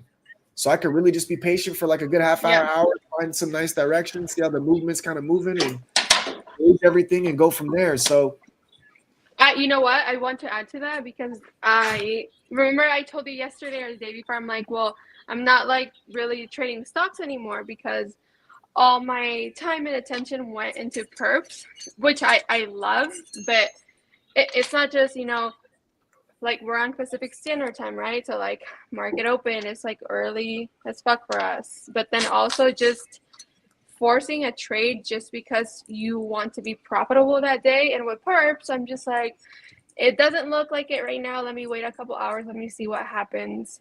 And it's my favorite. Like it's very, just the flexibility of it is what keeps me going. But the other part about the humble pie dude, yeah, like I haven't been trading as not even remotely as long as you, but like I get humble pie once in a while and it's like, oh, okay. Like we don't have a crystal ball, right? And we don't know what the market is going to do. And sometimes we just break our own rules and we just learn that lesson again. 100%. 100%. It's a real issue. Like forced trading is horrible. I think that's what happened to me, if I'm being honest. You know, I was like Nike's birthday, right? So the last thing I wanted to do was like be stuck on our computer in the middle of trades and shit. So I was like, I'm not going to trade right now. And then we got back from eating dinner, and I was like, oh, I see what's happening. Yeah, it was right here too. I'll tell you exactly where it was. It was right on this big ass candle. I went long on it. I was like, all right, I could kind of see a cup and handle was forming. It was holding on the uptrend or the downtrend. It was holding as support. I started my position there, added a little bit here, and then it was just the fuck. And then I tried to go long again at some point over here because it was holding 170 pretty strong. And the same thing, just blue plute. I was like, damn. And then the next day I did the same thing. It was before the stream. I was like, oh, I'm going to get one in before I do my stream today, because we had a Sunday live lotto drawing instead of Saturday. And I think I went short finally. And it was just like, shit started taking off. I was just like, fuck. I might have been wrong. I think it might have been on this one is when I got first. I think it was this one. Yeah, I was trying to get stopped here, added, and I got caked out. And then I think, is that Friday? Yeah, this was Sunday the 18th. These are 4 hours? Yeah. So yeah, 17th, my wife's birthday. Okay, I don't remember exactly, fuckers, but it was twice. I went long and once I went short, and I got all three of them were losing positions. I stopped out of two of them, and one of them I got liquidated. I was just like, oh my God. And one of them was the worst trade I've ever done in my life. I think I did like just a half a soul, 100 leverage, like, fuck out of here, dude. I don't even care anymore. Like, I was so mad. I was so annoyed. I was like, I missed this move. I missed that move. Like, fuck, man. You know, God dang, bro. I don't even care anymore. 0.5, just fucking all in, dude. 100x. Fuck it. Let's run it, dude. And it was, dude, you did 100x. I did 100x. I swear to God, I did 100x, 0.5. I was up like 40%, like instantly. And that shit went to fucking getting liquidated. And I was just like, what are you doing, dude? Yeah. Did you step away though? Well, yeah, bro. I didn't even look at the trade the whole time. I did no stop loss. Okay. I literally was gambling. I was like, I just wanted to have fun and gamble. I swear to God, there's nothing else I can admit about it. It wasn't from it wasn't from it wasn't from my main account. It was just like, I don't even care, you know? I wasn't trying to get money back. It was just like, this 0.5 ain't gonna make or break me. I want to have fun. And I never do 100 leverage. And I was literally up 40% like instantly. And that just wasn't good enough. What? You're up 40% in like 8 minutes and it's not good enough? Like, you fucking Momo. Like, why are you like that? You let a green trade turn red? I swear to God, I did. Hey, you guys, I try to tell you guys, for real, like, I'm man enough to admit, I know MJ's man enough to admit, like, just because we have this shit dialed in does not mean human nature doesn't take over. Greed, psychology, emotions. It's impossible for it to not take over.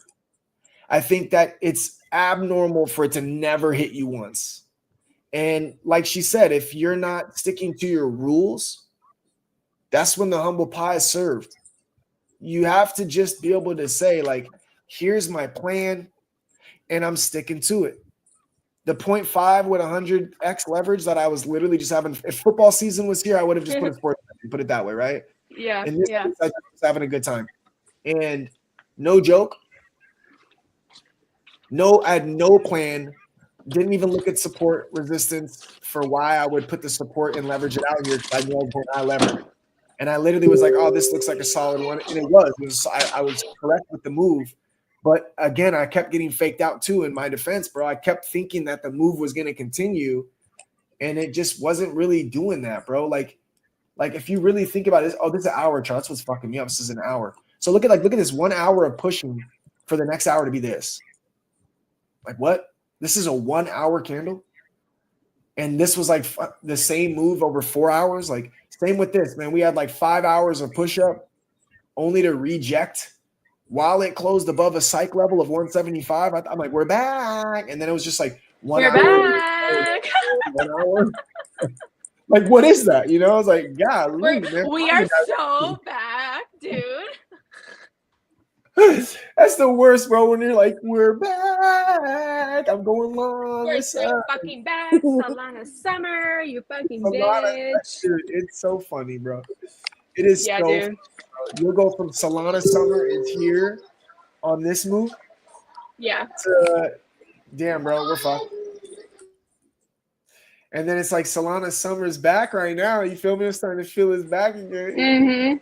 Mm-hmm. Watching off here just to the, it's like, dang, bro. It's been fun. It's been wonky. I will admit, you know, some people are doing really good right now, but I've spoke to a lot of people that are actually struggling right now, and it's because we're getting the most range we've got. Yes, So which is not normal, right? It's not normal. Correct. It's good though. It's a trader's dream. Oh yeah, because we can profit so much so quickly. Yeah, yeah. bro, Go ahead. Yeah. You know, that's tight. That's not tight. You feel me? Like ain't shit tight this past couple days. Remember we used to have like $3 moves, 5 tops, like $3 usually. It's like what I recall, like on a daily basis. $dollar moves, bro. Up fucking really even more than that, dog. Because we went from like 167 to 175 down to 160. Oh yeah, like $10, $11. Yeah. Right, bro. Up 10, down 16. Like what the fuck? Like only net, you know, 6 negative, down 6 negative on the net. But like that day, those days are crazy, bro. Absolutely crazy. This is looking real healthy again after that consolidation. You got the reclaim of that 167 zone. Breaking above October 24th. All right, I need to get serious. I gotta take a trade here soon. Yeah. While you do that, I just want to say that for me, what has worked best, and again, guys, I still get humble pie, trust me. And I want to get better about posting like my mess ups, but I also want to explain why. So I'll probably incorporate that in pretty soon. But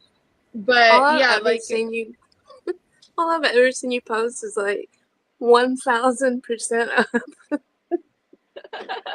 Right. I usually only post like my good stuff, right? But I also want to post when I like, oh, well, I fucked up, I got liquidated, because it happens.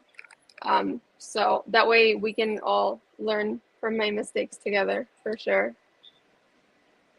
Bro, I remember it was I think it was like 8 streams deep.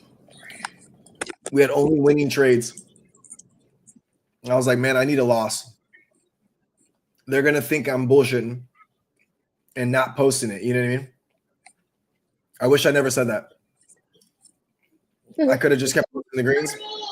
Because you got the extra large humble pie. Finally got the loss, and there's another loss. And then it was like back to green again, and then we got another loss. I'm like, damn. Yeah. I think we have 3 losses live and probably like 14 wins. But Still not bad. as long, right, not bad because you're not blowing up your port. That's like the most important part. Like you're not blowing it up on one trade, dude. Like you have pretty good ones and then like a couple bad runs, but sometimes there's just things that we can't go against the news, right?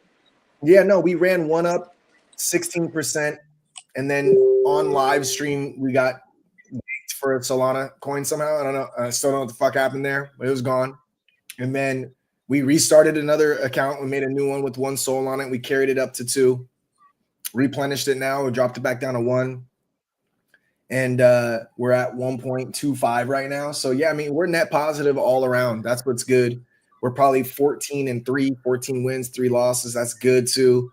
Man, we're gonna keep showing you the goods, guys. I mean, that's the thing, man. We want to kick it, have a good time, trade with the homies, have a great time up here talking shit and laughing, make the process enjoyable. I hope that you guys feel confident enough to ask questions if there's things that you just are unsure about or don't understand. And I hope that you guys can limit that market tuition if you're learning. I hope you guys can get more consistent if you've already been a trader. And I really hope that some of y'all like shit, like MJ is one of them, Hinch is one of them, Egon's one of them, shit, Paradox, like people that have actually traded in the past, other, markets, come up here and talk about your experiences. It's good to talk about our losses. It's good to talk about our wins. It's good to talk about why we lost, because we didn't follow rules or we were gambling and having a good time. Like, it's good for that because I think it makes you guys feel normal, right? It's like, it's impossible to be a robot, right? We're not robotic. So we're going to be a little emotional at times. We're going to get a little frustrated at times. We're going to get a little aggressive at times. And then we have to reel it in and focus on the fundamentals. It's like, bro, you want to get good at basketball, bro? You got to shoot the fucking ball thousands of times to get good at putting that ball in the hoop. Trading is no different. You want to become a good trader, you got to trade thousands of trades, bro, in order to fucking be a good trader. And guess what? If you run out of money first, you don't get to keep trading. So risk management. It's all you got to really focus on. And, bro, I think it was Rooster the other day. We were talking about it. He said they did like a study where they coin flipped it and took a direction, heads, short and tails long. And no way. The risk management, those traders were more successful than traders that are going off of all these fucking indicators and all this crazy shit. They just flip a coin. They just, because again, if you're doing the proper risk management, you're not going to blow up your shit. You're going to last longer, aren't you? And so I feel like if you can implement risk management with those indicators and with those, chart formations that you can pick up on and key levels, then damn, bro, you might find yourself in a position where you can have like an 80-90% hit rate. Like, I kid you not, I think my hit rate is I know for sure it's at least 75%, but I think I hit 80%. For the most part, I think I hit like 8 out of 10. I think sometimes my wins are a little too small. I'm a little bit more conservative. And I think sometimes my losses are a little bit heavier than they need to be. And that's based on the way I trade, man. I put my liquidation where I put my liquidation for a reason, like liquidate me. You know what I mean? Like, I'm not sure. I fucking dare you. Oh my God. No, you're okay. And I'm not saying it because I'm making fun of you. I'm making fun of you. I'll never forget that night, bro. We was in a long, you guys. Me and Parody are on the call, right? We're like, hey, bro, I'm fucking this it, bro. We need to make some money. Yeah, this shit running. Like, let's run it. And then we sat there and we're like, do you think it's gonna continue to run? And I was like, yeah, there ain't no fucking way. Shit running, man. Should we low-key short this shit? She's like, yeah. And we had good lines too. Good line. Man, we were fucking we had it going on. And we agreed on all our agreed. Yeah. We felt like we're in it to win it. And we shorted like this mega uptrend. Oh, we got fucked so hard, guys. We're like, yo, man, I don't give a fuck. Man. It almost sounds like you needed to have a third person like me in there to, help you guys out a little bit. I don't think so. Oh, okay. Bro, we said liquidate me, bro. She's like, I Dude. dare you. I fucking dare you. I'm like, I fucking double dare you, dog. bitch. You fucking liquidate us, bitch. I mean, it was seconds, bro. We were like, And you know what, Ghost? It was so fucking funny to me because I was like, okay, if Ghost agrees with my levels, like it's cheddar, right? And I usually take like smaller positions and I'll add. I was like, oh fuck this bitch! Like Ghost and I are about to bank. Like I'm gonna put. I think I put in like 1 or maybe 1.5 soul. definitely Like put in full Solana and added a half yeah. for sure. 100%. Yeah. And then I was like, all right, okay, well, that was the humble pie that I I was deserve. with you, bro. I was with you on Yeah. the flip side. Like, I don't like shorting. I'm like Hinch, man. I'm like a long guy. So if he's fucking seeing what I'm seeing, like, then we're good. We're good. Exactly. Bro, we got liquidated so fucking fast, bro, that And then instantly turned around and said, you know what? Fuck, man. We fucked up. You know what? Fuck it. I'm going long right now. I'm chasing it, man. I'm going long. I'm putting my fucking take profit up here. I'm going long. I don't give a fuck, bro. This shit is, I've never seen this. Like, this volume is so ridiculous that I can't go against it. So we both made put it it back on, plus some. and we made it back in the morning, bro. We woke up like, hey, look at that shit. That shit had me rolling, bro. That shit And liquid. a little lesson for us to not go against trend, you know? Yeah, man. The trend is your friend, bro. Yeah. But you know, most of those trades, bro. If I took out every time I've gone against the trend, I think that's like at least a third of my losses, bro. Honestly. yeah, that makes sense. I would say out of 3 L's I take over the course of like a week, man. If it's 3, if I look at my shit, it's a trend, and I'm going against the trend.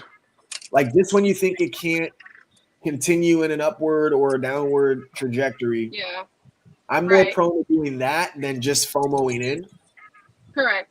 I think that's like a problem, right? I don't like FOMO.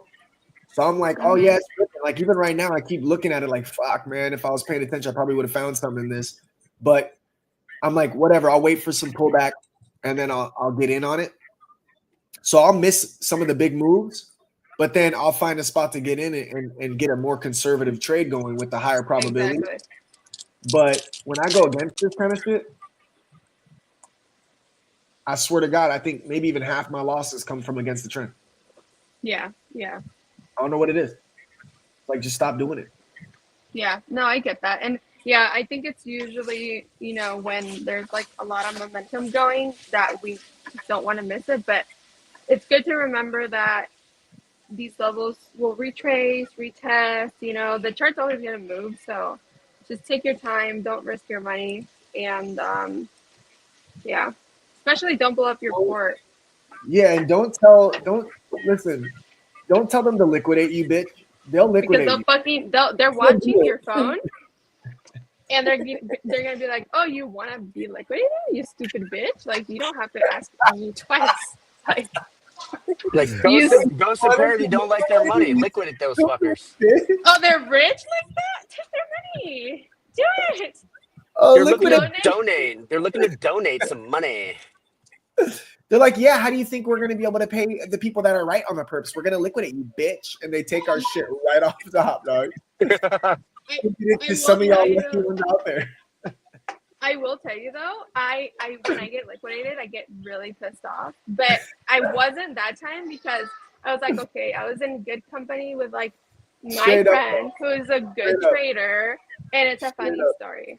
Like, it definitely felt like less harmful to my soul.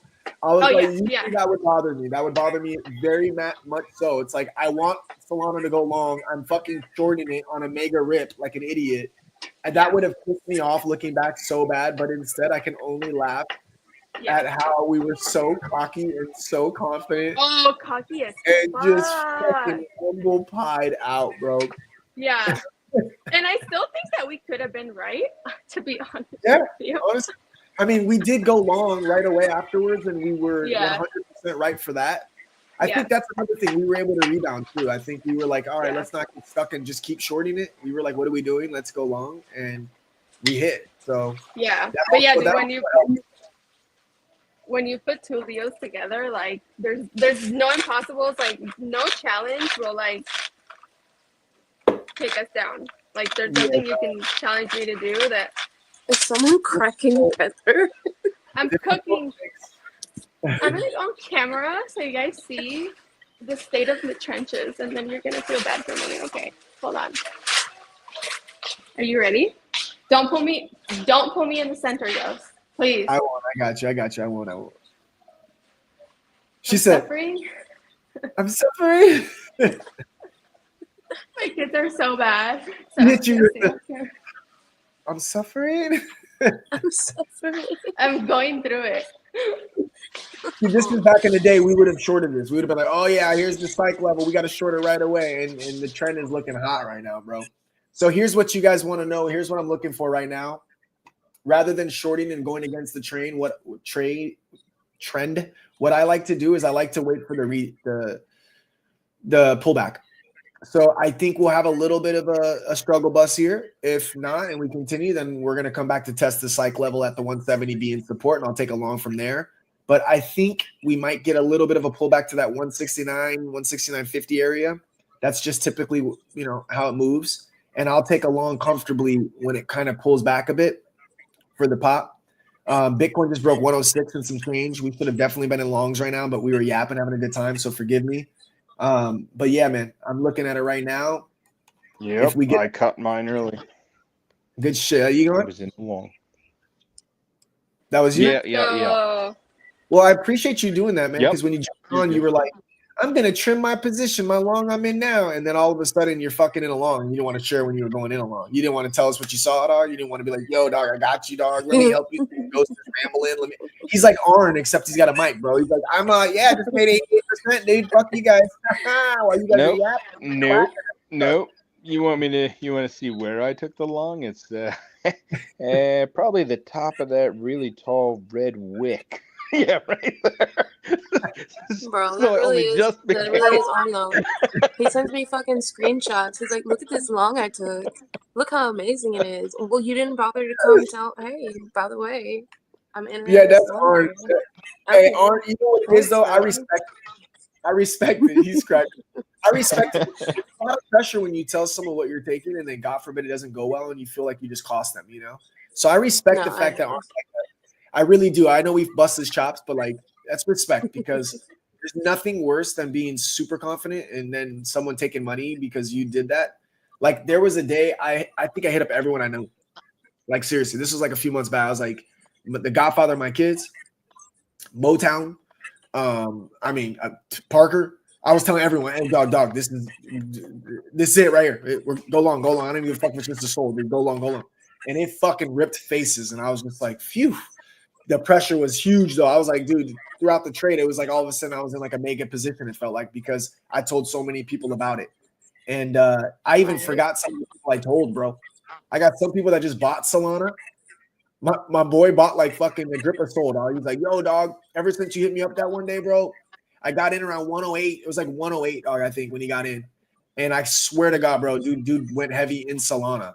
He hit me up like 3-4 days ago. Like, bro, what the fuck? Alt season is here, huh? And I was like, apparently. But the guy did the same thing, bro. He was like, yo, no, I ain't tripping, dog. Shit, I'm still eating off that one time he told me to grab the perps. Like, he's still out of position, bro. I was like, what the fuck? He's been trimming it. Dude's been trimming like the money glitch, just 25% at a time. Good for him. That's super good. Yeah, bro.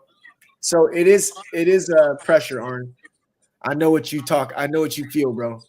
I don't want anyone getting if it goes wrong. Yes, bro. I know that's what it is. I did that in our perps chat the other day. I just mentioned that like I'm gonna go long here. Like I hadn't taken a position yet, and all of a sudden Paul's like, I got in, and I was like, oh God, don't follow me. That's not what I meant. So, and he told me what his liquidation is at. So I was like, fuck it, I'm going in with him. So I made mine the same as his. So I was like, if you, because he was like, it's going down a little bit. Am I in trouble? And I was like, I don't know, but if you die, I'm dying with you. I'm dying with you, right. But then we ended up making some money, both of us. Bro, then you get stuck, right? You feel like you got to go down with them, and then I got to tell them when I'm leaving it, and then I got to make sure they know I left it. Hey, I left, right? I left. I got out with You saw that, right? Okay, cool. It's a lot of pressure, bro. I knew that was what Arn was feeling, though. I could tell. Because he's actually really good. He's fucking really good at trading. He just doesn't really tell people where his stance is until it's over and done with, because he doesn't want to fucking get people wrecked for sure. And I can respect that. Except he's always hitting me up to ask me if I'm in a long to try to get my fucking position. But anyway. Y'all banter is hilarious. Hey, there's that pullback. You see what I mean, you guys? Imagine getting FOMO. I do. And it just fucking, that was quick. That was a super fast pullback right there. So 169.75 pulled back to, we got about 3.5 minutes left on this 15-minute candle. I would like to see like a 169.50 pullback even, which is the top of this wick. But we do have a lot of bullish momentum. And sometimes you just don't get that official, pullback you're looking for. And it happens sometimes like that when it's a lot more volume than normal. So I'm going to check out the volume right now. And we still got 3 minutes left. So it's definitely got a decent amount of volume. So we had the reject here of the 169.50. It rejected pretty hard. It's pretty much topping out on that right now as a form of support. If you can kind of see that red wick in the top of the green candle is kind of holding right here. So I'm going to see how it reacts over the next couple of minutes at this area. And listen, I'm going to show you just real quick so you see what I'm saying. When you break through something and you come back and you test it and it holds, and you break through something and you come back and you test it and it holds, deviation but held, and it breaks through something and it comes all the way up and it comes back and it holds, that looks great, but it loses, which is why I always go a little lower on my liquidation. It's still higher highs and higher lows. And you see this breakthrough, hold, breakthrough. Now you got your breakthrough, didn't hold. Breakthrough, we got to test this area at some point. In other words, based on its current theme, every line it's broken for me, it's came back and tested it. So we got our first breakthrough, couldn't hold it, had to come and test it, right? Then we got our first breakthrough of this zone with it holding, and the next time it broke above it. Same thing, it broke it, but it didn't really officially hold it until it held it. And then you got the next breakthrough. Same thing, it didn't hold it here, so it had to double test it, reject it again, and then it finally held it. And then you got your breakthrough again. So that's kind of how I play these. When I start to see these themes, it sets up cup and handles. It's a very easy, to me, it's algo driven. I think it's algo driven personally. When you start to see it just perfectly stair step like that, I think that's algo driven shit, to be quite honest. But I'm not going to act like I know exactly what algo driven even is. I just feel like it's fucking algos and bot trading that are going on that are stair step and shit. I just feel like that's the way it works. So I don't want to jump the gun and just jump in at the 169.50. I might do a little starter position, again, depending on when this candle closes, where exactly is it at. But I would imagine we're going to have to come and test this. Since we did break here and tested it, we might even have to test this. And sometimes when you have to test this and test this, pretty soon you start coming back to your accumulation zone and test this, and your whole position gets destroyed. So right here, for me, it's all about patience. I would love to see some pullback on the monthly resistance before I enter a trade, and then hit that push to the upside and maybe test this trend. But I'm not going to keep missing out on this run. So I will start a small position, like a 0.25 at this 169.50, since it looks like it's going to close above on the 15-minute. So I'm going to start queuing that up. My support is going to be underneath this area of the 4 highs. So 164.40 minus $1.50, 162.75-ish. So 162.75-ish. Might even be able to be a little bit more aggressive on this one. So if we take this support, do $1.50 underneath. So 164-ish is even fine still. 161.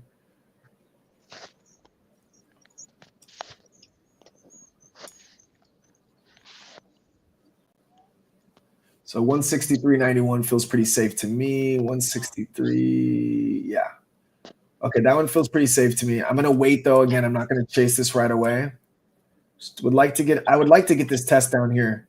169 test, like I said prior, but just in case it doesn't give me that 169 test, I'm going to do a little tiny 0.25 just to kind of get our feet wet.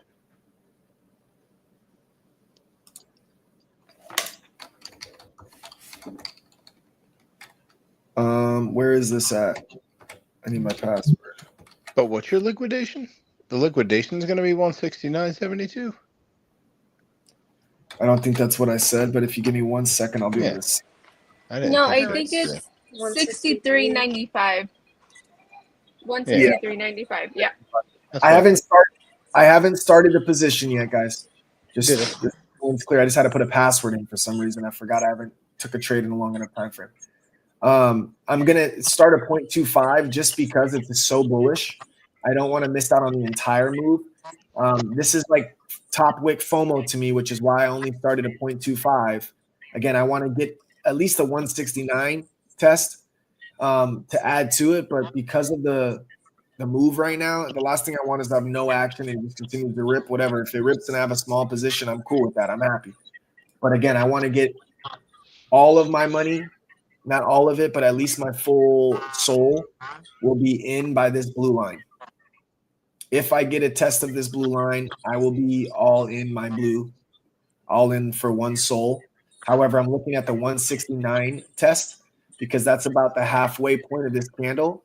If it holds that 169, that's bullish for the next leg up as is. So I'm going to add probably a 0.4, 0.5 at that area right here.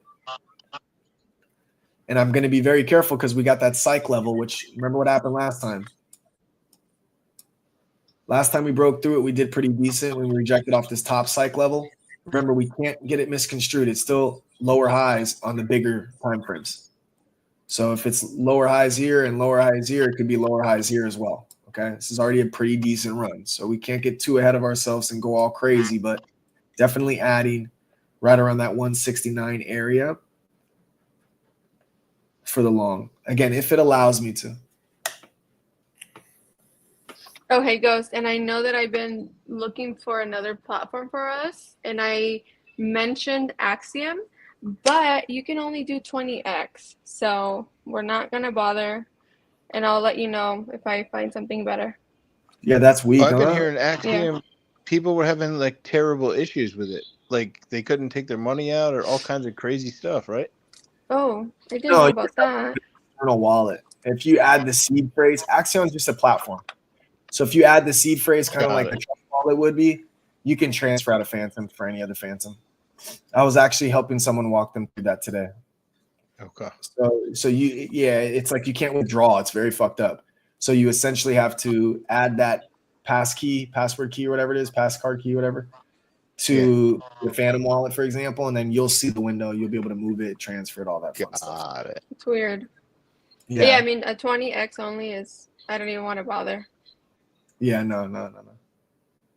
All right, so here's our 169 test. We're looking at 169 flat, so we got about 30 more cents to dribble down here.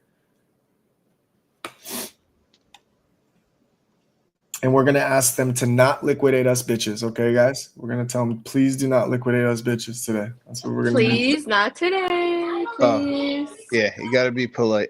Yeah, you got, yep, I've noticed that. I'm going to change my Twitter username to liquidate me, bitch. Dude, it's so That's hilarious, dude. Good, bro. It's so good, bro.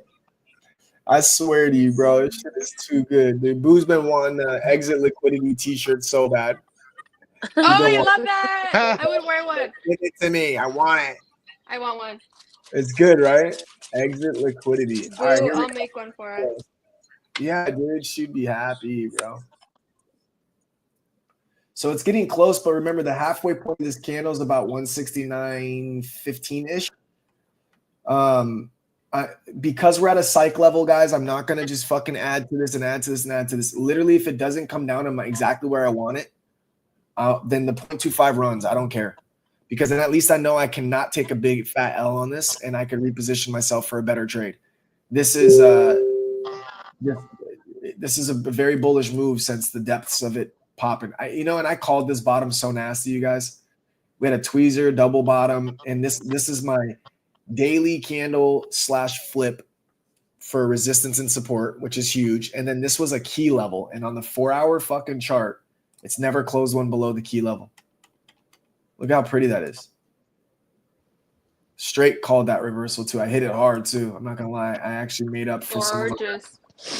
Right? Nice. Isn't it perfect? All right, let's see where we're at.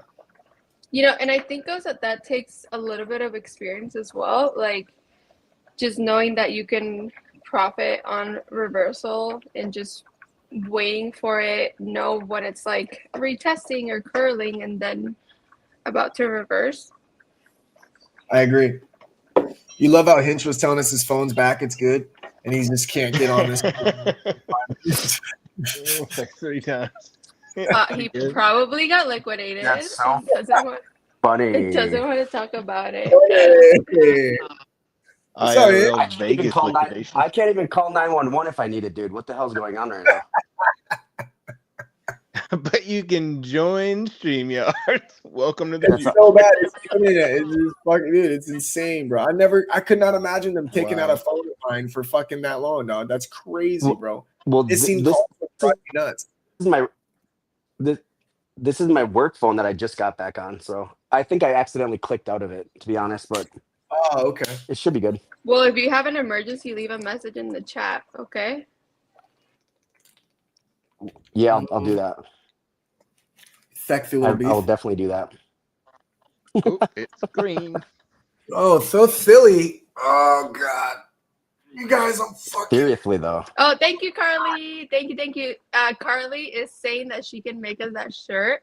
Well, it was for Boo, but I added myself to that. So we would love that. Thank you. Let me know, and I dude, I'll it's send so you good. some soul. Exit liquidity, dog. That's definitely got to be a mainstay staple like, of the Lotto lineup. Dude, it's got to be like got milk, like that kind of font with the question mark. Exit liquidity. You know what I mean? Like, that's good, right? Thank you, Carly. Thank you. Exit liquidity. You know, like, just let me know and I'll buy it for you. Don't worry about it. I'll leave it wearing on stream. Dude, the second she found out what it was, she was on it, guys. I was like, God dang it, dude. I just fucking bought this dip, dude. And fucking someone clipped again. And she's like, fuck, dude. And I'm like, dude, yeah. Exit liquidity, bro. And she was like, feels like exit liquidity by proxy. 100%. I swear, bro. Oh my God, bro. Dude, they're not. Did I miss my fucking dip buy? No, I didn't. I was like, if you did, it must have been half a second. No. Yeah. No, I just looked like I hit the halfway of the candle, but it didn't. No. I got sad for a sec. Well, I got some good news, guys. I got some good news. What'd you get in at? 169.46. She said 69. 69. I got good news, guys. I'm long right now, and this little line I was telling you, it's not resistance, guys. So we're good. I'm telling you guys, I swear to God, bro, 3 trades, bro. I went long, and it was like the candles are going like this on this shit, dude. It was like this was my resistance. I went short, and it was like the support. I was like, what in the fuck is going on, dude? This is what I don't like. We're up 2.73%. What, Mark? And it's bad enough. I only went with a 0.25. I'm up fucking $1, guys. Yeah. I got at 169. Every day I'm hustling. Without fees, that is bank. Green is green. Oh shit, dude! Every day you better almost cut half that real quick, bro. You better cut half that. I don't want to spend this 55 cents and all in one place. Every day almost salute. Every day up the bars. I do have some motivation to share. Everyone wants to hear it. So I have a history of either blowing out my ports or spending it, right? If it's a lot of money, it's fun money, and I'll spend it. So I like to do small port challenges. and I think I showed you yesterday, Ghost. Yes, you But did. I took $33. I like collected all my Solana dust from my wallets from my 572 wallets. I put it together. Like What? I was like, okay, $33. Let's see how it goes. And I turned it into 330. That's so in, dope. Damn. Good in 2 days. job. Heck yeah. Yeah, she showed it to me. She was like, small port challenge, 33 and a 330. I was like, oh, that'd have been cool to take part in that. Thanks, dude. Appreciate that. Yeah, seriously. Awesome. Spend hours up there fucking trying to help people, and all these other fucking people just making 1,000x gains and And fucking fucking pulling an arm, bro, and just showing me profits, dude. Oh, here, 1000% gains. How does it Piano. feel to still be broke? You know what I mean, dude? Like, fuck, man. No, that's sick though. Honestly, dude, I really like that challenge, the $33. I feel like it was such a small amount that anybody can follow along. Yes. And people were kind of asking for that originally when I did the one soul challenge, but I'd just be a liar if I told you I could pull that off. I'd have to practice it a little bit because I do believe that the same math is math, you know? But I think for me, my Correct. brain doesn't work, bro. It's like, look at this. It's like I look and I'm like, okay, you're up 5.6% with fees, 9% without fees. That's a good trade. And yet I could never pull the trigger on this. I just would never be able to. So I got to fix that on the one soul challenge even. I got to fix it because that'll turn into a red trade and I'll lose $5 and that's so counterproductive. You know what I mean? Correct. So correct. I got to learn from you on that. I want to know what you did, how you did it. And I think we should do that, P-Dubs. I think maybe we should like make a public wallet so Yes. people can really just kind of fucking follow along. Because I take trades every once in a while when I'm not on the live stream from that account. If it's one of my Okay. like fire ones, that way, you know, I could build it fast enough. You know.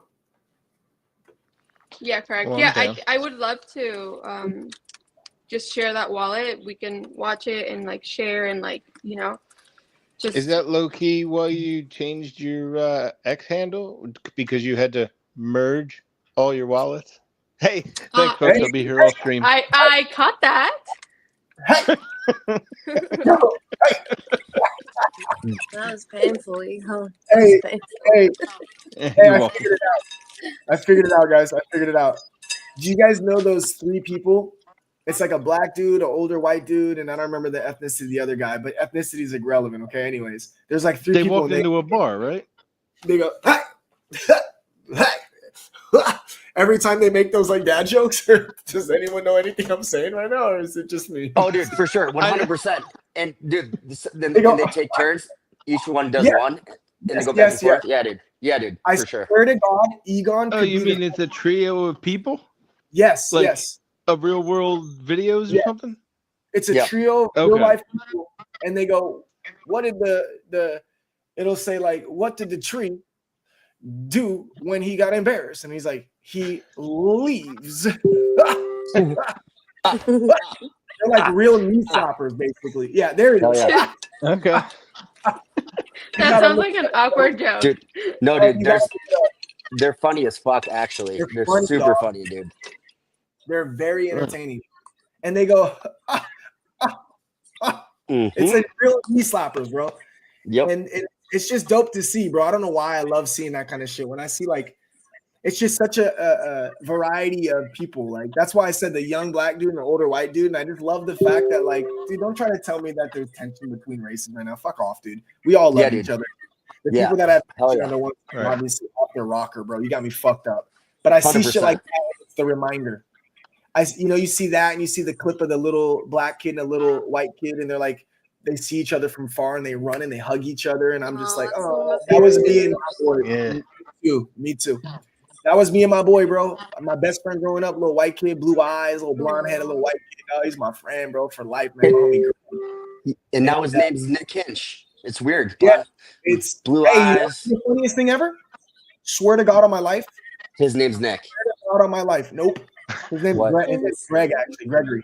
But if That's as white as it gets, though. Oh, go ahead. Gregory? Sorry. Gregory? Yeah, Gregory. I haven't seen him in long enough that I don't. I'd probably recognize him for sure, but I've actually said it that if my boy Greg grew up and he looked like you, like I can see that that's how he grew up. If that makes sense. Sweet. Hell yeah. So he has Hell yeah. a shaved head. He has a shaved head, blonde as fuck though. It was like white blonde, blue eyes, and just like that fucking like just a little handsome, scrumptious little kid, bro. Like just like the Gerber baby, like just like Yep. yeah. So, You're a think little back, Hinge, to when you were a kid. Scrumptious. Scrumdiddlyumptious. Bro. Was that meant in a homo way? No, totally homo. Yeah, of course. Okay. Yeah, dude. So homo. Hell yeah. So homo. We're all Homo sapiens. No, dog. He was like my boy, though, bro. That was like, it was me, him, and there was this Asian dude named Travis. We were the three musketeers, bro. Me and these three fucking, yeah, bro. This dude. Hey, this dude's. Actually, I can't even say anymore because you'll absolutely be able to find who I am because of how big he got, actually. So yeah, he's the shit. Okay. Yeah, I ain't gonna let y'all fucking find me because I already see what y'all do to the crypto world. Y'all are fucking vicious, dog. I never understand it. Sometimes I actually look and I'm like, damn, bro, like these people go hard finding people, and I guess some of them maybe it's deserving, like you want to punish them or something. But like, bro, I got a wife and 3 kids and shit. I'm a good person. I ain't trying to be. It's not just crypto. That's the internet. Like one of my favorite podcasters. He's been. Do you know what swatting is? Of course. Yeah, he's been swatted several times. Somebody literally sent a human skull to his house, and he has 2 kids. Like that's so terrifying. Yeah, after that, dude, that's crazy shit. Thing. Bro, I maneuver with such pure intent that I really don't have any fear of it at all. Like I don't even like, not at all. There's a couple people I know exactly where the fuck I live, but I'll tell you like this. Like I'm dead ass, bro. Like I'm so dead ass. I'm just not the one. Like, it's just. I'm so sending a violin to your house now. This ain't the one to go to. I'm just saying, yo, I'm a little psycho and shit, yeah. But no, Boss is like Keanu Reeves in that movie where his dog dies and then he goes and kills like 400 people. John Wick. You don't want to fuck with him. Yeah. Go say, I fucking dare ya. Like Solana, say, I fucking dare ya. No, because that shit didn't work for us, so I'm gonna do the opposite. Don't come. Don't come, please. Thank you. No, I'm not. I am just kidding. Hey, don't come. Hey, I'm just saying. Thank you for saying that. Hey, I'm one of 11, man. I really do have some killers in my shit. Yeah, I ain't never had to kill nobody, and I hope to God, I pray to God, I never have to take no one's life. I swear to God, I really hope.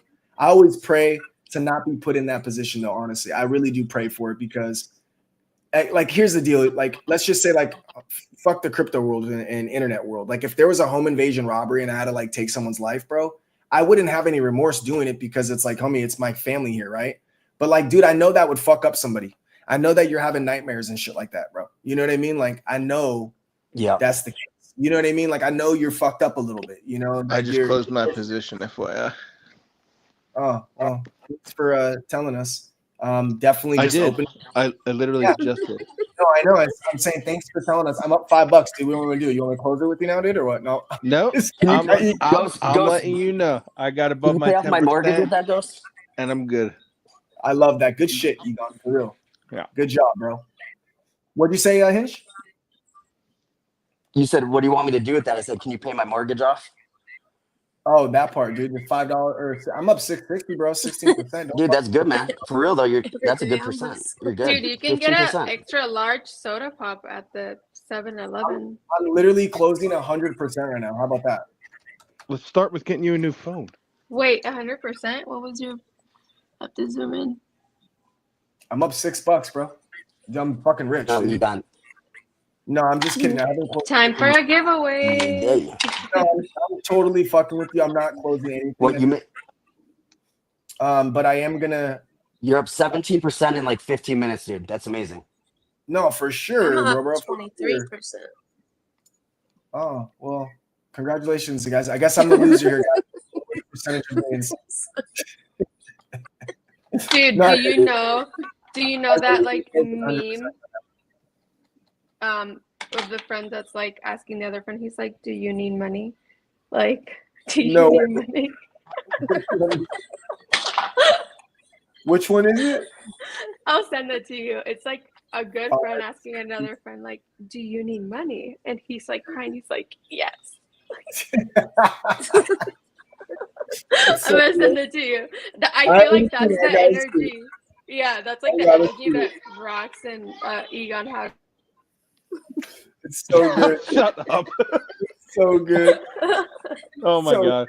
Yes, I did win. I did win $1 off my gains, so I will be doing a 50-cent giveaway, giving away half of it. Oh my god, dude. It'll be tax free, or if anybody likes a particular like those little plastic bubble capsule machines at like your local wherever, yeah, I'll just go grab one of those randos for you. That's so stupid. Oh my god, dude. I fucking love it, dude. Oh my god. All right, so we said this earlier, guys. If we break above the psych level, I am going to be waiting to test the psych level as support, and I will re-enter just a bigger position, obviously. The reason I cut 100%, again, this is just me. With the bigger position, I don't. If I'm in for a whole soul, I do 25% at a time. But this would have been, my first one would have been at the 170.50 range. My second one would have been at this green line. This is actually the downtrend from this region over here. And it's actually over here more. This was our first breakout on Solana when we stopped getting higher highs from the 150 zone. So it looks kind of wonky. I'm going to go to a 4-hour chart so you can really see it more clear. Did you see what Arn said in chat? That there's news. That's why it's pumping right now. No, I didn't. But some bill passed that I guess has to do with crypto. oh, that's pretty dope. That's good to know. Fuck yeah, dude. Tell us. Where is this? Where am I at right now? Hit the little lightning bolt. See if it's at the bottom. I got you. I'll do that right now. So I just wanted to show people this green line for me is my once we had that big breakout to the upside and past the 150 finally, this was our higher our lower highs building a trend. And so this green line is a trend line that's coming down from these higher highs. Lower highs from that breakout, again, from 150. Once we broke above it, we ripped to the 185 zone. And then we couldn't hold it as support after a good 12 hours or so. And then it flipped into resistance. And you can see here, it was resistance multiple times on that green line. Stretch it out a little bit for you. And then again, you saw we broke past it and it was just a deviation. We lost it right away. And we broke past it and then we lost it right away. So it's been a really big reject, in other words, in this. And I'm not saying it's going to happen again, especially if there's news. But you can see here, it's right at that moment. So again, if there was a bigger position, I would have trimmed here just in case we see massive resistance. However, I would like to see a little bit of consolidation on this 170. And that way I can take a bigger position long. He said it's the Genius Act got passed. Really? And apparently that has to do with crypto. Yeah, I saw this one earlier. They delayed that fucking decision to the ETFs that they were doing. So I was like, fuck, I thought that'd be better. Okay, so I don't see it, but let's look it up. Okay.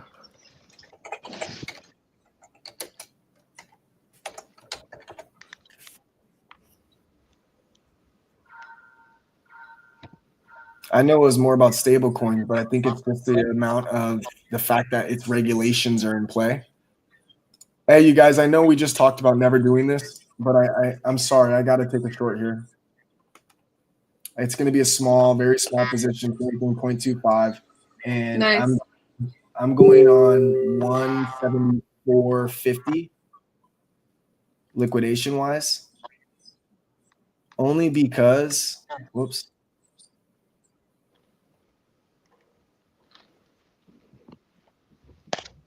Only because it really does reject this really hard typically. And again, dude, last time it didn't reject it hard typically. It ripped through it really badly, but it did come back down. So if I'm wrong, I'm wrong. I don't mind taking the heat on that. I'm just doing a small position, 0.25. Again, this is against the trend. I do not recommend this. This is just me noticing what it does at this level most of the time, and I'm willing to take the risk. You know what? That's funny. That's why I closed out 100% of mine when I did, for that reason. Yeah, and listen, you guys, it's ripping right now, dude, and it's been ripping. This is such a bad trade. It's better to close out a position versus go against the grain like this. Just full disclosure, we talked about it earlier, but I'm scalping this. I would like to see a push down here and then re-enter my longs. Instead, it's probably going to go to the moon because it really is hot right now. But we got 2 resistance zones here I'm playing off of, so I figured there should be some profit taking here, at least, to say the least. Again, if I'm wrong, I'm wrong. It's just a quick scalp play either way. I will not let it liquidate. I will just cancel out some of it. It's that simple.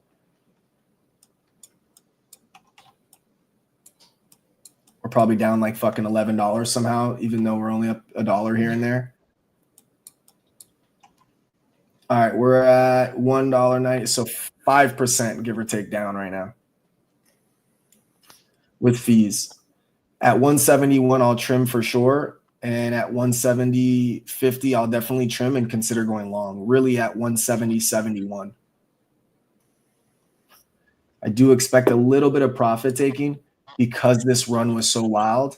And remember, the theme has been break past, support, break past, support, break past, support, break past, support. We have not hit this one up for support yet, nor have we hit this one up for support yet. Does that mean it's going to keep doing this? No, it doesn't. But if profit takers are here, because of it's blowing through these 3 levels, we should be able to make a little bit off the scalp if that does happen. If not, we take a small loss. It is what it is. It's no big deal. But that's what we're playing this off of. Really, my line in the sand is going to be a 172. We got 2 minutes and 10 seconds. If it closes over 172 on this 15-minute candle, then I'll close my position out again and take the small loss. No biggie. So far, so good, you guys. It's showing up as our resistance today. You saw that? We flipped it, you know? We were in a little bit of a rut there, huh? It's so funny, though, dude. I wish I could have – man, I was talking to Mo on the phone, bro, and I was like, what the fuck? I tried moving the level. I went like this a couple times, like trying to move this shit. And I was like, that's not your level, bro. That's literally your position. You suck at this right now. It was so good, bro. It was so good, bro. In there. Dude, it's rare, but when you're off, dude. You got to just step away, you know? All right, we got 1 minute, 25 seconds for judgment day for me. Again, like I said, I don't mind taking a small loss on this. If it closes over 172, I'm definitely taking my $3 loss. I'll give back fucking maybe my last win we just had. What if it stays in this range? The 140 to 170, 140 to 50. Yeah, anything under 172 I'll hold because the longer it stays here, the more it's proving its resistance. And again, profit taking should occur when you're sitting at a fucking key level and it's just not closing over it. So again, we'll see. You know, we're just gonna react. We're probably we're still down 3-4%. The lines are very similar on these levels for me. 40 seconds though is bullish though. If they push it up above this shit, again, I'd say 172 because a lot of times we'll wick down. You see this? I'm looking for something like this, right? So blow past it. That's not what scares me. It's what it closes at. If it closes above that, then it's a whole different story. But it wicked down below it and then continued to push down. So that would have been a decent profit had you taken it right here. That would have been a decent profit. What is that? $1? About $1. You could have got about $1 on it. So if you got, let's say, one soul at 40 leverage, you know, quick little $40. It adds up though, you know, 40 here, 40 here, 40 there. All of a sudden you got $120 real quick. So we closed above the trend line on that 15-minute candle, still below the 172. I'm just going to watch this like a hawk. I'm not going to wait 15 minutes for it to run wild. So again, if it doesn't reject now, then I think we got too much volume, too much momentum to sit through. You can see the volume picked up this one, obviously.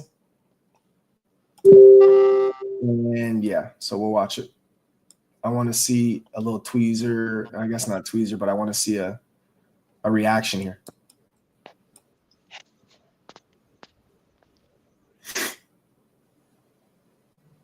And so another thing with going against the trend, you have no confidence. So like this right here is like, oh shit, right? It's a small position, so I'm not tripping. But again, you're going against the trend. No confidence. So we got the 172 level is just a roundabout level, not a key level, but it's a level enough. We saw right here do the kind of the same thing. If we do not 172 and drop fast, I'm leaving the trade for maybe a 10%, 20% loss at that. So here's our 172. Yay or nay on the reject? Decent, not too fast, but decent enough.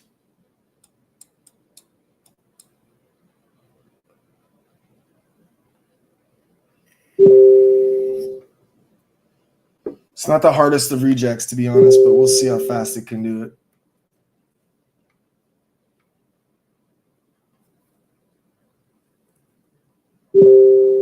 Back at 172.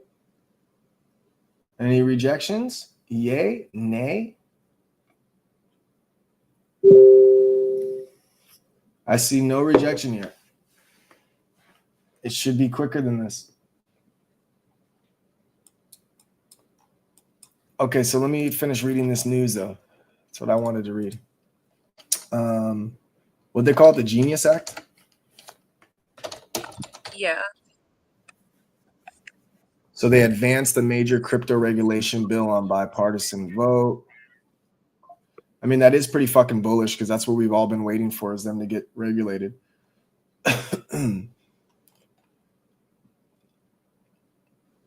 Guiding and establishing innovation for the U.S. stablecoins. It aims to create a regulatory framework for stablecoins, ensuring that state regulations align closely with federal standards. The act was co-sponsored by several senators and recently passed the Senate Banking Committee, marking a significant step in U.S. cryptocurrency policy. You know, this is where you got to be like really in tune with shit too. You know, shout out to Arn for that. I jumped on a space with Timbo earlier, so I didn't do any research at all. But the thing that I mean about being in tune is we have the most bullish president of all time for crypto yet, right? And when you throw that in the mix, bro, he's, especially when the House is, you know, the voting and everything, bro, we got Republicans in there. So they're going to align with what he wants to push through. And if regulations is something that they're serious about, that's a good sign that they're going to make regulations. They want it to be the crypto, what is it? The crypto capital of the world. They want it to be the US. So you can see there was no rejection there at all. I got my shit queued up. The volume's coming in hot, bro.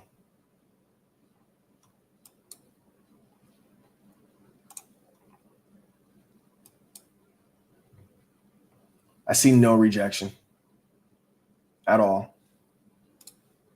You see it? None. None ya. So I'm taking a loss on this 100%. I just gave up my gains. I lost $11. It is what it is. Congratulations. Thanks for taking my $11. And now reject and come to the, no, I'm just playing. Damn, bro, this thing's not even. I just took a small long, and I'll add to it if it goes down. Yeah, bro, I don't blame you, man. This, I mean, look at this last. Yeah. We're just not getting any pullback. The closest thing we got was right here at the psych level, which tells me we're getting back to the 175 run. Just crafty. Look at that beautifulness.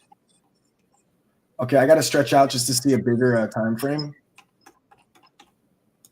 So our 4 hours clean. We just recouped all of these losses here. Okay, let's look at the 1 hour. My God, that's beautiful. I think this was a really big deal, by the way. Closing these 4 hour candles above this key level was really, really strong. You feel good about the bull? Yeah, I don't want to chase. I gotta wait for something. I mean, it could be a hard reject at this area as well. So I'd like to get at least a test of something. I mean, if they're gonna come back and test 171, cool. Come back and test 170 even. I mean, something. Fuck, dude. Look at this. We haven't had any retests since breaking 167.37. It's just been straight $6 of pushing. Bitcoin's ripping too. See? So it got over Yeah, its I'd like mid. to see a.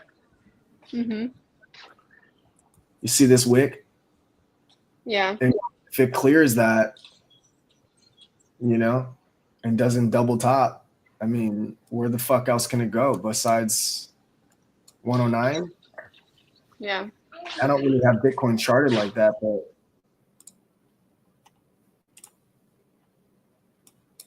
I mean, what the fuck? Look at that daily candle on Bitcoin, dog.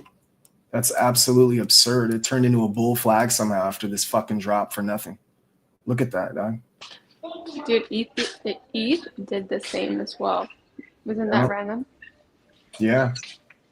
But yeah, I'd like to wait for like, I mean, if we get lucky 165, conservative though, like 167 for me to like enter along comfortably.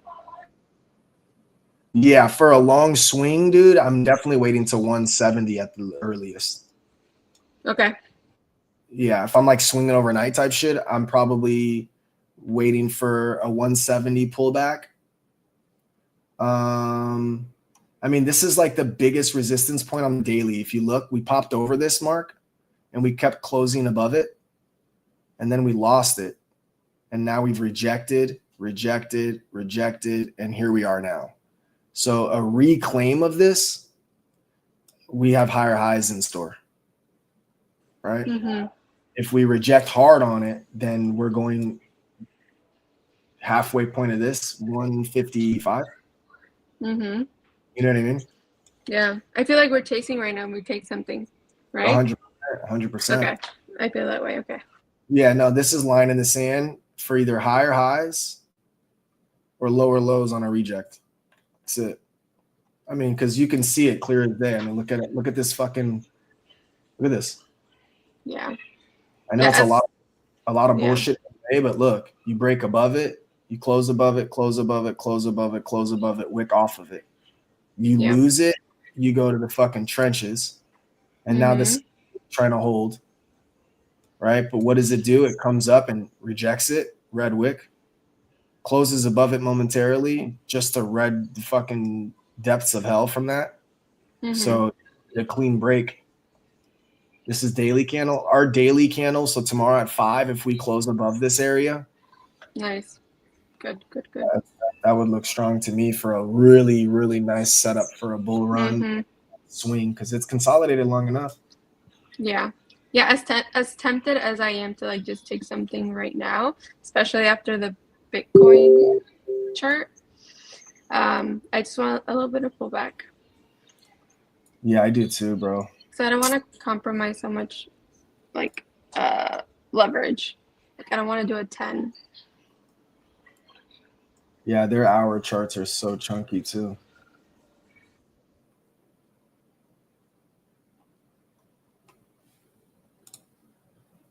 Yeah, we need pullback. I mean, just a little bit. Do it, please. We're not testing you. We're asking nicely. Seriously, dude. I want a 170, 162 pullback. At least a 172, bro. Dude, I want a 169 now. Like, just give me 169.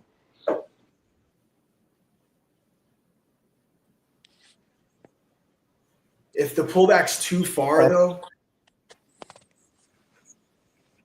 it could be a reject too. So it's sketchy.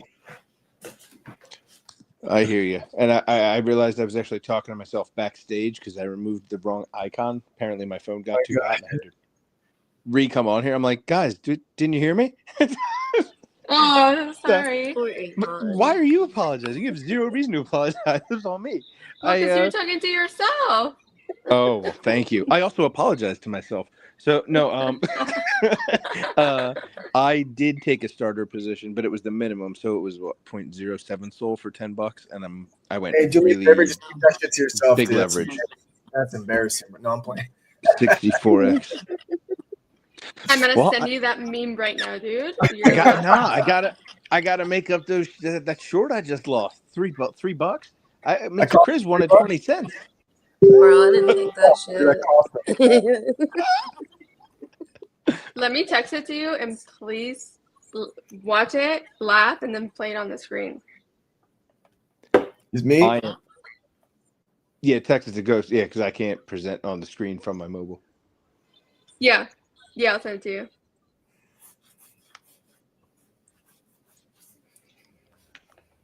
Oh man, come on, man, give me some pullback. Yeah, I just did $20 worth at 172.10. So I can add if it pulls back.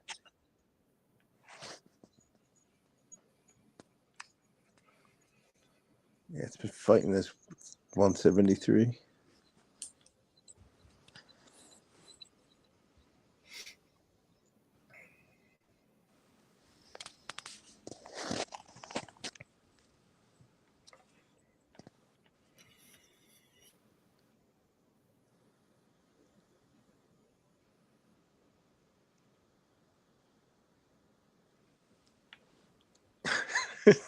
hey, we want to get up there. I'm just kidding, just kidding. Just watching the stupid candles move. Little by little. It'll toy with you, dog. Mm-hmm.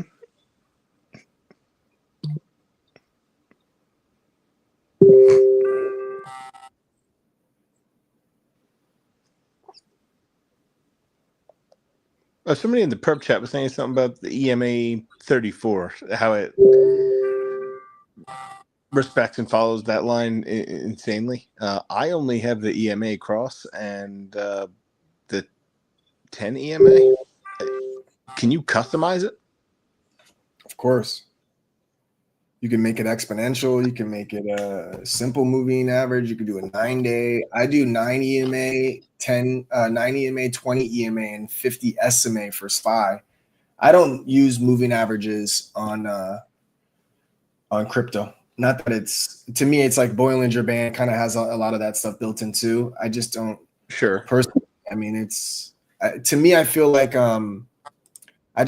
less clutter for me. I don't want to be settings though for the input. Like I don't. Yeah, like if you go to indicator, yeah, and then you type in exponential, moving average exponential, and then you go over here and you click on the settings next to the that's eyeball. where I'm at. Yep. And then you go to inputs. It's on a 9-day. Yep. 9-day EMA right here. So that would be a 9. Mine says short 9, long 26. Okay, so I guess it's just called something different because I want to change the. Hey, where do you see that? I'm on the EMA cross one. Yeah, it just says length 9. That's an EMA cross is that's not the same as just an exponential moving average. A cross. I have 4 on my screen. It's really big. I think the cross is the 26 crossing with the 9 is what you're looking at. But for exponential moving average, it's just one line. You're just talking about one line here. Like, for example, here's your 9 EMA. Correct. And so he's saying that essentially the 34, it's respecting it. So it's probably just riding it this entire time. So EMAs for me, I use for scalping SPY. So like, for example, if I notice it's riding the 9 EMA all morning, I'll wait for it to slap it. I'll go long and enjoy the pop off of it. And then I'll wait till it touches again to go long and I'll pop off of it. Right now, it's obviously very far from it. But if you were to have caught a 9 EMA, like it's coming down and you start accumulating on it and it holds, you'll make nice gains because now there's no reason to get out of it yet. It's still way far from it. This blue line. Got it. But I that's why I do the 9, the 20 EMA, and the 50 SMA, because typically I get it to respect one of them. So I'll notice the trend of the days it's respecting the 50 SMA, and then I'll use my, guide. It's like VWAP at that point. I'm if it's above and it's slapping it, popping, then I know that's what it's respecting today is the 50 SMA. So I'll play that. If it's disrespecting that, oh shit, hold up, we got our fucking pullback and it hit our uptrend. Mm-hmm. And it's bouncing back up. I'm doing my starter on that.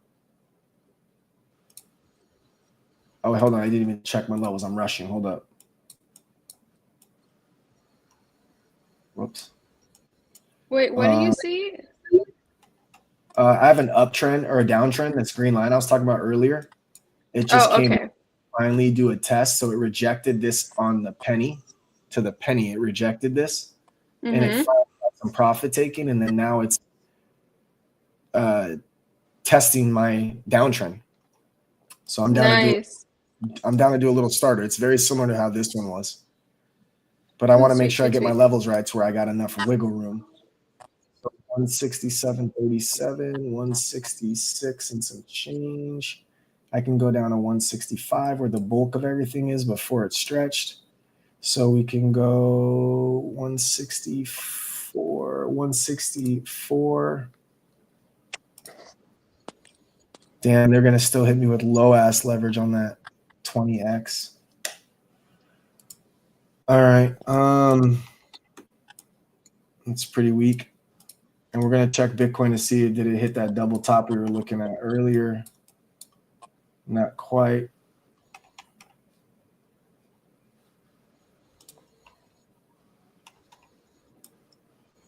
I'm gonna wait a little. I don't like the leverage on it, man. 20x is really low for me. I want to make sure I'm below where the bulk is, because this is before it started stretching. This is my like true support zone. I have a 4-hour support here. So $1.70 underneath. I mean, I'm looking at 163-ish. In order to get 163, it's just it's 20x on the leverage, which is really low. So I mean, I could start one here or I could wait. I'm just gonna wait a little bit. I'd like to get a little bit more pullback.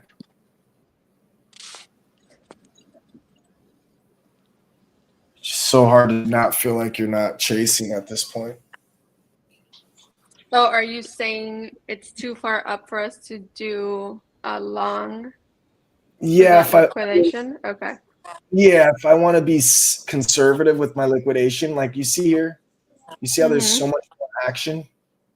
So this was tested and held, which is above all of this. So for me, to be on the safe side, I like to go below all of this. That way, if it does want to come back and start testing and failing and testing and failing and testing and failing, I could add a 0.25, a 0.25, a 0.25. You know, now I got my full Solana in here, and my leverage would be not here any longer. I'd be able to lower it all the way to here, maybe even here at that point by averaging in. I don't want to go. If I were to start it now, it's a 20x to get that leverage of 163 and some change. That's so fucking low, dog. Yeah. Like, for a 0.25, I'll be stuck in that same boat of making $5. Yeah. Which is better than nothing. Don't get it twisted, especially considering it's respecting the fact that it's reclaiming that. But look, last time it came down here, it lost that downtrend really fast. Last time it came down here, it lost that downtrend really fast. This time it says, "Fuck off! I'm gonna hold it." It's great. Yeah, and yesterday the 163 level was like super bouncy. Yeah. So definitely below. Yeah, I'm just gonna wait. I have it ready. I'm just waiting. Yeah, it sucks, dude. I want to play right now, but I'm gonna be. If anyone's in their longs, I hope they feast. You know what I mean? But I'm not gonna chase like that. The pullback will happen. When it does, I'll grab it. I'm with you. Yep. Even if it's not tonight. Oh, this is the meme? Oh my God, yes, I texted. We worried about you, man. Oh, and it's Terrence Howard?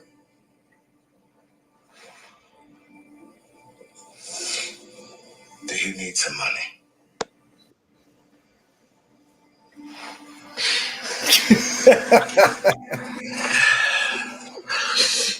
We worried about you, man. Is it gonna show up? It's blurry. Is it? I see it a little bit.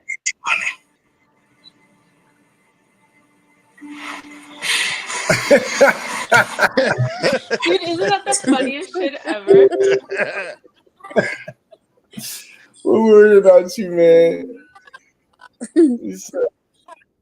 I feel like that's us in the trenches. Like, dude, you get liquidated. Do you need some money? Straight up, dude. Oh my God, dude. Oh, that was a good entry, man. Terrence Howard is the liquidator.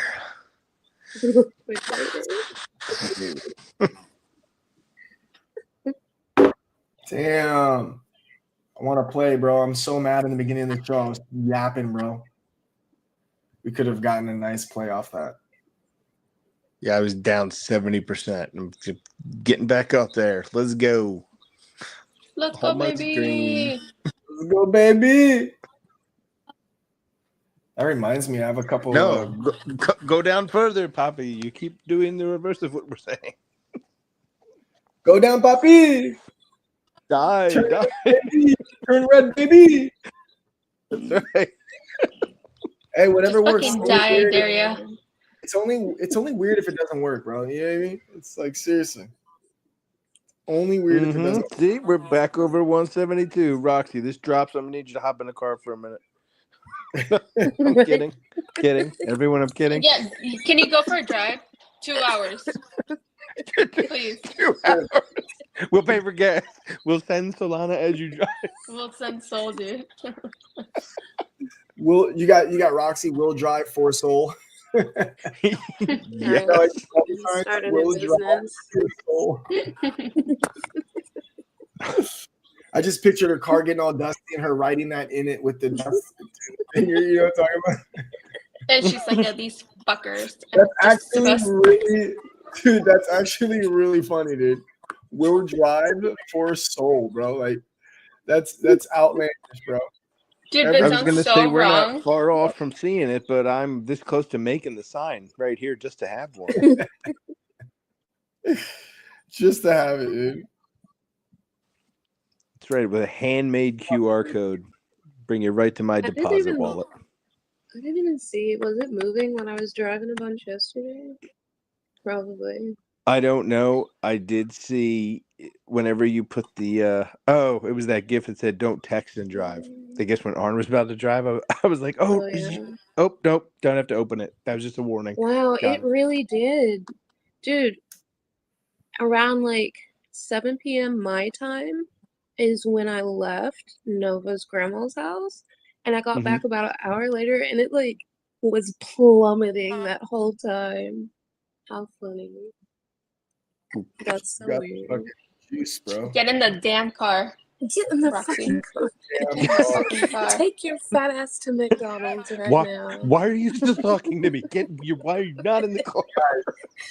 You guys, I have a video. Yes. I have a video of me and Boo, right? And wait, if you wanted to go long, it's at 171.50. Just a heads up. I'm gonna be patient. All right. I do want to, but I'm gonna be patient.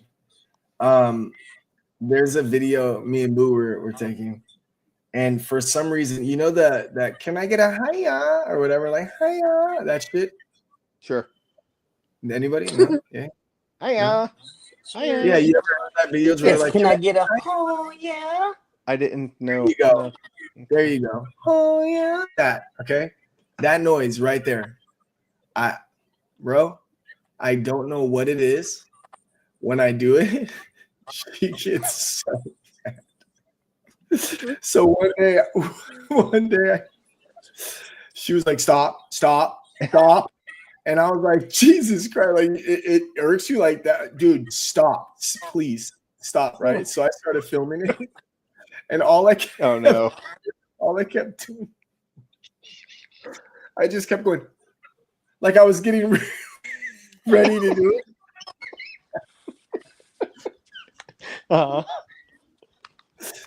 In the video I have, bro, she's like, stop. And when I was literally about to do it, she's like, get it together. Dude, can you send that to us? Who the fuck needs to get it together, bro? You're the one who's freaking out about this. But the way, dude, it was like the giving birth like squeal, dog, of like that get it together, like her voice. Dude, you had her overstimulated as fuck for her to say that to you. She was so not okay with it, bro. I got a couple, bro, of her, dude, that are like, dude, one of these days I'm going to like. She knows she got to be careful because I got some dirt on her, dog. I got one video, bro. It's so bad, man. So I think she's ate edibles. Pretty sure she was like faded off the edibles, dog. Like faded off the edibles. And she was like walking towards me with her bong, and she's fucking trash faded, bro. Like I'm talking like she's like like slosh, bro. And I like my office was on the other corner in the garage, and I like spun my chair around, and I'm like, Jesus Christ, look at you, dude. Like, are you all right? Yeah. And I have those puzzle piece tiles that you put together that are like spongy in the garage. You know what I'm talking about? They look like wood, but they're really like puzzle pieces that are like okay. Yeah. So she must have like their foot on it, and it made like a fart noise, you know. And I was like, what's up, dude? Like, just casual farting? And she's like, no, right? And I'm like, dude, I fucking heard you, dude. And I'm filming this. I'm like, I fucking heard you, dude. You just farted. And you act like you're just gonna deny it. And she's like, no. And I was like, dude, I swear to God, I have it on camera, dude. She's like, no. It's like, no. It's like Virgin Mary. And I was like, what? I was like, what the fuck does the Virgin Mary have anything to do with the fart, bro? What is the matter with this? She's like fucking crying, bro. And I'm like, are you trying to say like it was an immaculate fart? Like immaculate? Like what are we talking about here? You know? I'm like, what's the correlation, dude? And she's fucking dying, bro. I never seen her mouth so wide, bro. Like, oh my God. I was like, get over here right now, dude. This shit was like this big, bro. And she can't breathe, bro. She's like flapping her quad like a fucking T-Rex. She can't breathe. She's sucking and gasping for fucking air. And I swear to God, dog, if she didn't have a bong in her hand, I would have already posted it. But it's so bad looking, bro. It looks like, dude, it looks like borderline, like you might, I got you. You might look like you're on crack, guys. Like, we'll save that for the time where it's okay to post some shit because she's faded, bro. But what she told me when she finally like got it together, she fucking said it was like how, you know, Jesus was born and there was never sex involved. Well, that noise was born and it wasn't out of her ass. In other words, okay, that was her correlation. Oh my God. Amen. No. You can't make this shit up, bro. But Where does that even come from? I was dead sober, bro. I don't eat weed. I don't smoke weed, right? So I'm dead sober. And it was like the funniest thing to hear the mind state of, you know, because, you know, when you're both faded, it's different, bro. Like, you'll think you just thought of the most brilliant thing or you can't remember what it was, but it was so on point. It made so much sense. That was like one of those, it made so much sense for her moments. But like watching it back, it was like, no, dude. Don't ever do that again. Dude. You're not going to say Jesus was born and it was like they never had sex, bro, and compare this to a fart, bro, that was birthed not from your ass, okay? Like, just no, dude. Not okay, dog. But oh my God, bro. One of my favorite videos of all time. Like, that is a video, I swear to God, bro. It gets viral. There's no way around it, bro. I'm not even doing it justice, bro. You know who? There's one person that's seen it. Ash. She fucking showed Ash, bro. She Is it the video where with the whipped cream? No, that one I posted. That one, she's okay. No, the whipped cream is the one where I pranked her. She was dead ass to sleep, you guys. She was asleep, bro. I grabbed whipped cream, hit it in her mouth, bro. I don't know if you guys know this or not, but like my wife takes Ambien to go to bed, bro. More times than not. Like, she has to get her sleep, bro. And she's not to fuck with. Like, I'm being dead ass when I tell you. Don't fuck with her when she's asleep, bro, because you just don't know if she on demon time or what, bro. Like, don't wake her ass up. Okay?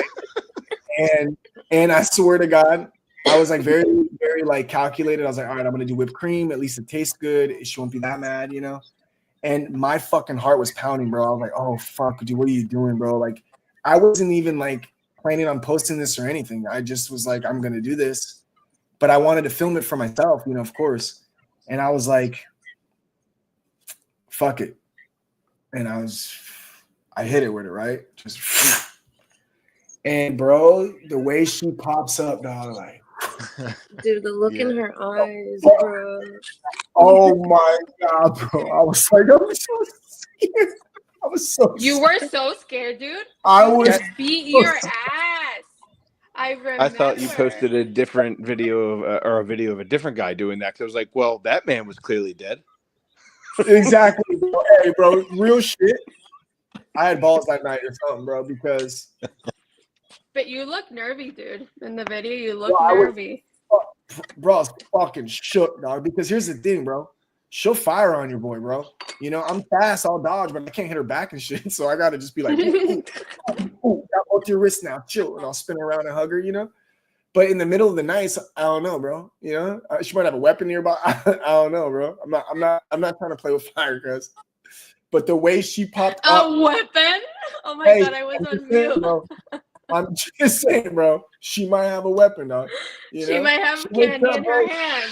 You don't know. Hey, let me tell you, she wakes up with a butter knife, bro. She starts like pasting cheese on crackers, bro, in the middle of the night, bro. I used to call them ambient nights, bro. And I'll just film her doing random shit, bro. And she won't even remember. Bro, one time, I swear to God, you guys, I eat gummy bears. That's my shit. Okay. I love gummy bears. I fucking eat 100 of them, dude. I fucking love them. So I'm sitting there, bro. And she hears the bag. And I'm always so careful, bro, because if she hears the bag, it's like instantly, you know? And I don't want to share sometimes. And so she's like, what is that? Like I'm talking about dead ass asleep, bro, snoring like, and to give me some. And I'm like, all right, I got you, you know? And I'm like, I like those. exactly. I give her some, a handful, right? I'm like watching my movie, I'm kicking it. I got my little meta frames on, I'm watching a movie, you know? And then like it dawns on me, like, usually she asks for more pretty quick. She didn't ask for any more. And like I look and I hear her like breathing funny, bro. So I like take the glasses off and I look at her and she's like, you know? I'm like, hey, did you chew it all already? She's like, she sips up like, huh? I'm like, did you chew them? And she was like, so the bitch never stopped chewing them, bro. She just had them in her mouth still. I was like, dude, you're gonna choke, bro, right? Couple minutes go by, she puts her fucking hand out again. I'm like, I'm not giving you any more candy. She's like, why are you so controlling? Why Oh are you my controlling?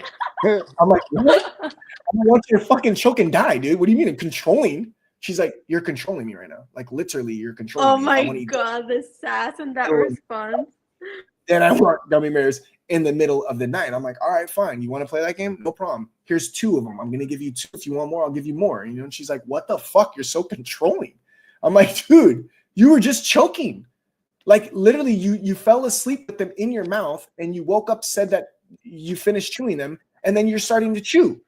Like, girl, you didn't finish chewing them yet, you know? She used to get mad, bro. And then the morning would come, bro. And I'm like, dude, you were so feisty last night. Like, what's up? And she's like, what? I'm like, the gummy bears? And she's like, the what? I'm like, oh, hell no. You don't remember eating gummy bears last night? She's like, no way. I ate gummy bears last night? I was like, what the fuck? You don't remember eating gummy bears last night? She's like, no. I was like, oh, hell no, bro. I got to watch her when she sleeps, bro. So I go to bed late, bro. I watch her. Probably like till like midnight. I'll keep an eye on her, bro, for real, because she'll fuck around and get up and sleepwalk, grab food, eat, fucking go back to bed. And it'll be the most random shit. She'll grab Pop-Tarts, Oreos, fucking Lunchables, fucking beef jerky. Like, I don't even know where she gets this shit. Every time I'm looking for this shit, it's nowhere to be found. So I know she got a stash somewhere, She bro. has a stash, dude. She has a 100%. stash. Dude, there's people that take Ambien, dude. There's tons of stories out there where they're like sleepwalking, they like murder people and have no idea, no recollection of it at all, or like get in cars and drive like 50 miles away and wake That's up and why have no idea where the fuck they are. That's why I'm telling you guys, just in case Ghost is ghosted, she got me, guys. And come here to this crib, okay? And make sure she ain't bury me also. I No used to bullshit. buy We'll shit look for an online. obituary that says ghost. Here's word. an even better question, dude. When something happens to you because Boo's gonna do it, who's gonna adopt her? Like, I will adopt her. If... Of course you would, you fucking asshole.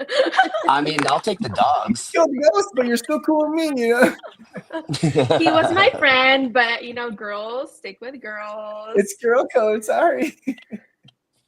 No, honestly, bro, it's one of those things where I'm like, fuck, bro, like that shit's real. That there's no recollection of it. Like, there's no remembering anything like at all, bro, at all. And she takes It's it. real. It's real with envy. It's for bro, real. it's absolutely real. I used to buy shit online after taking Ambien, and it would show up at the house. And I used to buy shit online after taking Ambien, and then it was a few weeks later it showed up at the house, and I'm like, what the fuck is this? Like, what the fuck? So fucked up. I apparently did a lot of crazy shit when I was on Ambien. I don't remember any of it. Yeah, I don't think I was on it for more than a month. I was like, yo, Doc, I can't remember shit. B, pretty much everything all y'all said. I'm driving places at random times in the night. I don't remember. And God forbid I ever have a dream. It is the craziest, weirdest stuff ever. Yep. Like flying on a motorcycle, but you have a dragon head. Like, just the, the oddest stuff. Bro, she's for sure, like, had nights where it's been like, bro, I've caught her, bro, with you know those caramel apple lollipops. Yeah, absolutely. They're the best. Bro, Those are my favorite. Yep. Bro, I caught her with fucking like 3 of them in her hands. Fucking one of the sticks was in her mouth, halfway hanging out. Bro, the worst ever. I swear to God, bro, on my life, bro. I went in after I came back to the office. I started working a little bit, got some paperwork done at night. I go back to go to bed. It's like fucking 12:30 at night, bro. I get inside and I look at her, bro. Her cheek is like so fucking big, bro. It looks fake, like sunflower seeds in a baseball player. Mm-hmm. And I'm like, what the like fuck? A chipmunk? Like a straight chipmunk on one side. It was just, I'm like, the fuck is that? I turned the light on. I thought it was swollen, dog. I thought like the dog jumped on her face. Like, she looked scary, bro. I was like, what the fuck? I turned the light on. I look at her, bro. I swear to God, bro. She has a big ass container like Costco or Sam's Club, basically, of bubble gum. The pink ones, like they come in like pink, orange, green, and they're like bubble, like the real bubble gums, bro. They get all hard afterwards. You know what I'm talking about? Like powdery a little bit, bro. Yeah. She had like fucking a wad of 10 of them that she chewed and must have been spitting in her hand, bro. She had fucking at least 10 of them in her cheek, bro. She's like, right? Must have done that shit. So she's holding one she chewed that got too tough with no flavor, spit it in her hand, had her hand in the container with the chipmunk of this side. What the fuck, bro? Like, you're gonna die, dog. That's not safe at all, bro. Like, you're holding chewed up gum. You got chewed up gum in your cheek, and your hands in the fucking cookie jar, dog. What the fuck? You can't. I swear to God, you can't make this shit up, bro. It's like, that's so deathly scary to me. Because if I'm asleep, bro, and she does that, bro, like, that's not good, bro. Like, I tell her, bro, like, don't fuck with, like, dude. She's gotten better now, bro, but still, like, I can't go to sleep comfortably from like 12 to 3 in the morning. She's on Wisconsin, so she wakes up at like 3:30 every morning. Dude, you should you should put like a little bell on your door. Smart. That's a good idea. No, she's sleeping. What you need to get is one of those dogs that will like detect when she's like choking and like give her CPR. Do you ever see those dogs? Yeah, like, jump up on top of you and stuff, or go alert you. I seen one give medicine. Literally, like, open the cabinet, grab the medicine jar, gave it to the person I was fainting. I was like, what the fuck? But yeah, I need that because I'm not even gonna lie to you guys, bro. That shit scares me sometimes, bro. I'm like, yo, dude. Like, I told the doc, like, yo, bro, X-nay on this shit, dude. No, dude. It's not. I don't give a fuck. I'd rather her be tired and grumpy, dog. There ain't no fucking way, bro. Dude, that's not safe, dog. Like, that's like, fuck, bro. It's so scary, bro. Like, imagine just choking. The fuck? No one can help you. We got that's scary shit, dude. I know, bro. I'm trying to tell people, bro. It's not even a joke, bro. It's just funny. I ain't gonna lie, but it's not a joke. Is this our entry? Kind of. I mean, it's bouncing. The 170 is its psych level that it kind of had a little bit of resistance. I'd like to see it come down a little bit more, but I mean, dude, we're so bullish right now. This might be the best pullback we get. So I'll do I'm a starter thinking the right same. Yeah, now. okay. I'm doing a starter. I'm just gonna do a half a soul here. I'm going below this May 24th resistance since this was the most cluster, so 165.50-ish. So that should be around 164.50-ish.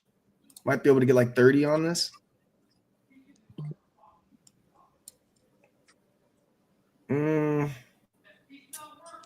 Fuck, I feel like my leverage is so bad right now. Why is it so bad? 165.50, 164.40. Why is that so bad?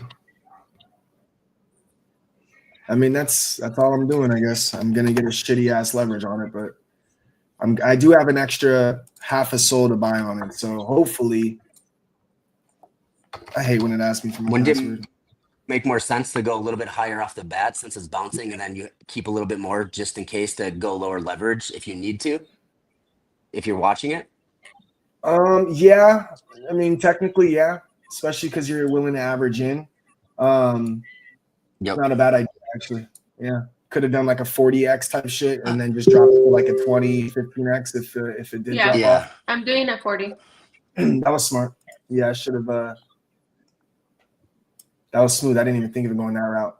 I'm always doing the same liquidation because sometimes I never get a pullback until maybe later on down the road, and I never get to add. But you're right; it would be beneficial if that's the case. Because if you don't get the pullback, then you benefit off the smaller position. Yep, and you're watching it for the the next few hours minimum. So screw it. Yeah, that's actually smart. So you could kind of see an idea of the liquidation just so you guys can see off strength. You see where my liquidation is, how it's below all of this clutter. So once you broke this level, you got a lot more consolidation for a longer time frame before its next leg up. And so that's where I like to put my liquidation at. I don't really necessarily pay too much mind to this. I want it to be the highest, the best, obviously. But I also want to make sure I'm putting myself in this position because I can't tell you how many times it'll come all the way down, test this bitch as support and hold.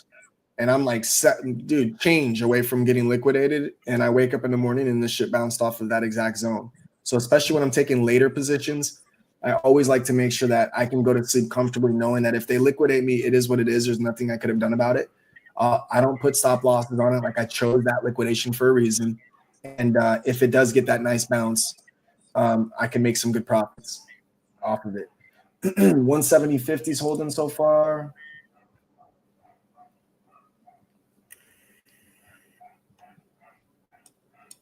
I wonder if I'm going to look at something here.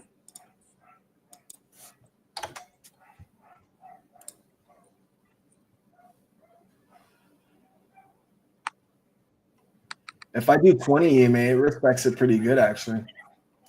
20 EMA was resistance until it wasn't. Then it was support. Only a deviation, otherwise support. I'm going to keep an eye on one of these EMAs and see which one it's responding to. It looks like the 20 EMA is actually pretty solid. As soon as it flips it, it rides it for quite some time every time.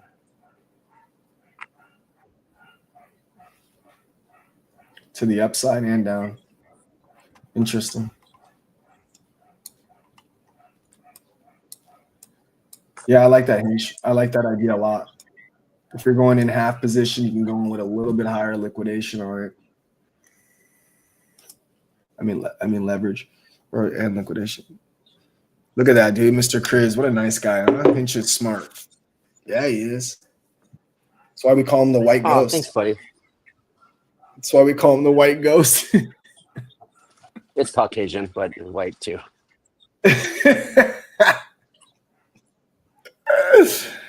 I mean, I guess it would have to be the full white ghost if that's the case. Do you feel me? I'm the half white ghost, apparently. I ordered plane tickets on AMD, not remembering. Am I the only one that's never taken one secretly? I've never taken it before. The closest thing I can say it felt like to me was Xanax. You guys, I fucked up so bad. I was 19 years old. Never heard of him before in my life. Xanax at the time, I never heard of him. And my friend came over and he's like, oh, dude, these are so bomb. It's like a body high. and he had a Zanny bar and he gave me half, dude. That's all it took, bro. I swear to you, dude. Okay, first off, I don't remember anything.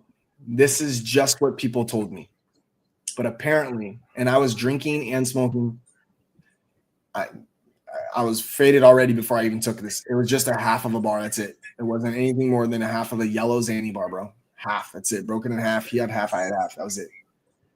Bro, my boy calls me. He's like, apparently he came to my crib. And instead of going in my car and pushing the button for the garage or for the gate remote, I decided to drive my car for the sensors of the gate to open. Okay. I told him to park in the spot next to me. He whipped around, parked in the spot because I was taking too long. I'm trying to just back right out. Like it's literally I pull out and hit the sensor, and all I got to do is pull straight back out, basically. Straight back in. I couldn't do it. I end up hitting his car, like into the whole side of his car, just like fucking the whole doors. Just both of his doors just peeled back. Then I'm obviously upset that happened. So I'm like, fuck, right? I go inside the house or the apartment, and he's like, it's all good, apparently. It is what it is. We'll work it out in the morning. Don't trip. You're faded. It's cool. I'm like, fuck, dude. So I go in my bedroom, and somehow I locked myself out of my bedroom. So when I went to open my bedroom and it wouldn't open, I just was so upset. I went to my living room to sit back on the couch. I sit on the couch. I look at my coffee table and I just rage out. I pick up the coffee table. I pick it all the way up over my head and I slam it all the way to the ground. And I break my coffee table in like 4 pieces. Okay. Then I'm like, fuck, right? I go in my bedroom and I go to open my door again. I forget it's locked. It's locked. So then I just tee off on my door, bro. I just tee off like bah, bah, bah, bah, bah, like 1,000 times. Right? You just tee off on it, right? I end up waking up in the morning, and I swear to God, I thought I got robbed. My dresser, nightstand, and TV stand. My TV stand's like a tall dresser. Then I have the 6-drawer wide dresser, and then I have the nightstand. All of the drawers are out, and shit's everywhere that's inside of them is out. So I thought I got ransacked.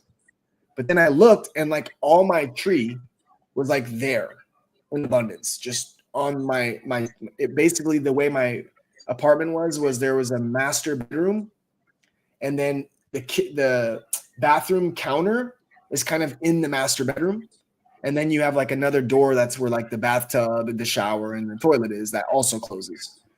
And so I used to put my shit on that basically bathroom countertop. So my bathroom countertop's there, and I have like this big ass Tupperware of tree on it, and it's still there. So I'm like, okay, I didn't get ransacked, dog. The fuck, my tree's right there. And I'm like, what the fuck? And in the reflection on the mirror above that same counter, I can see my door is just tore up, dog.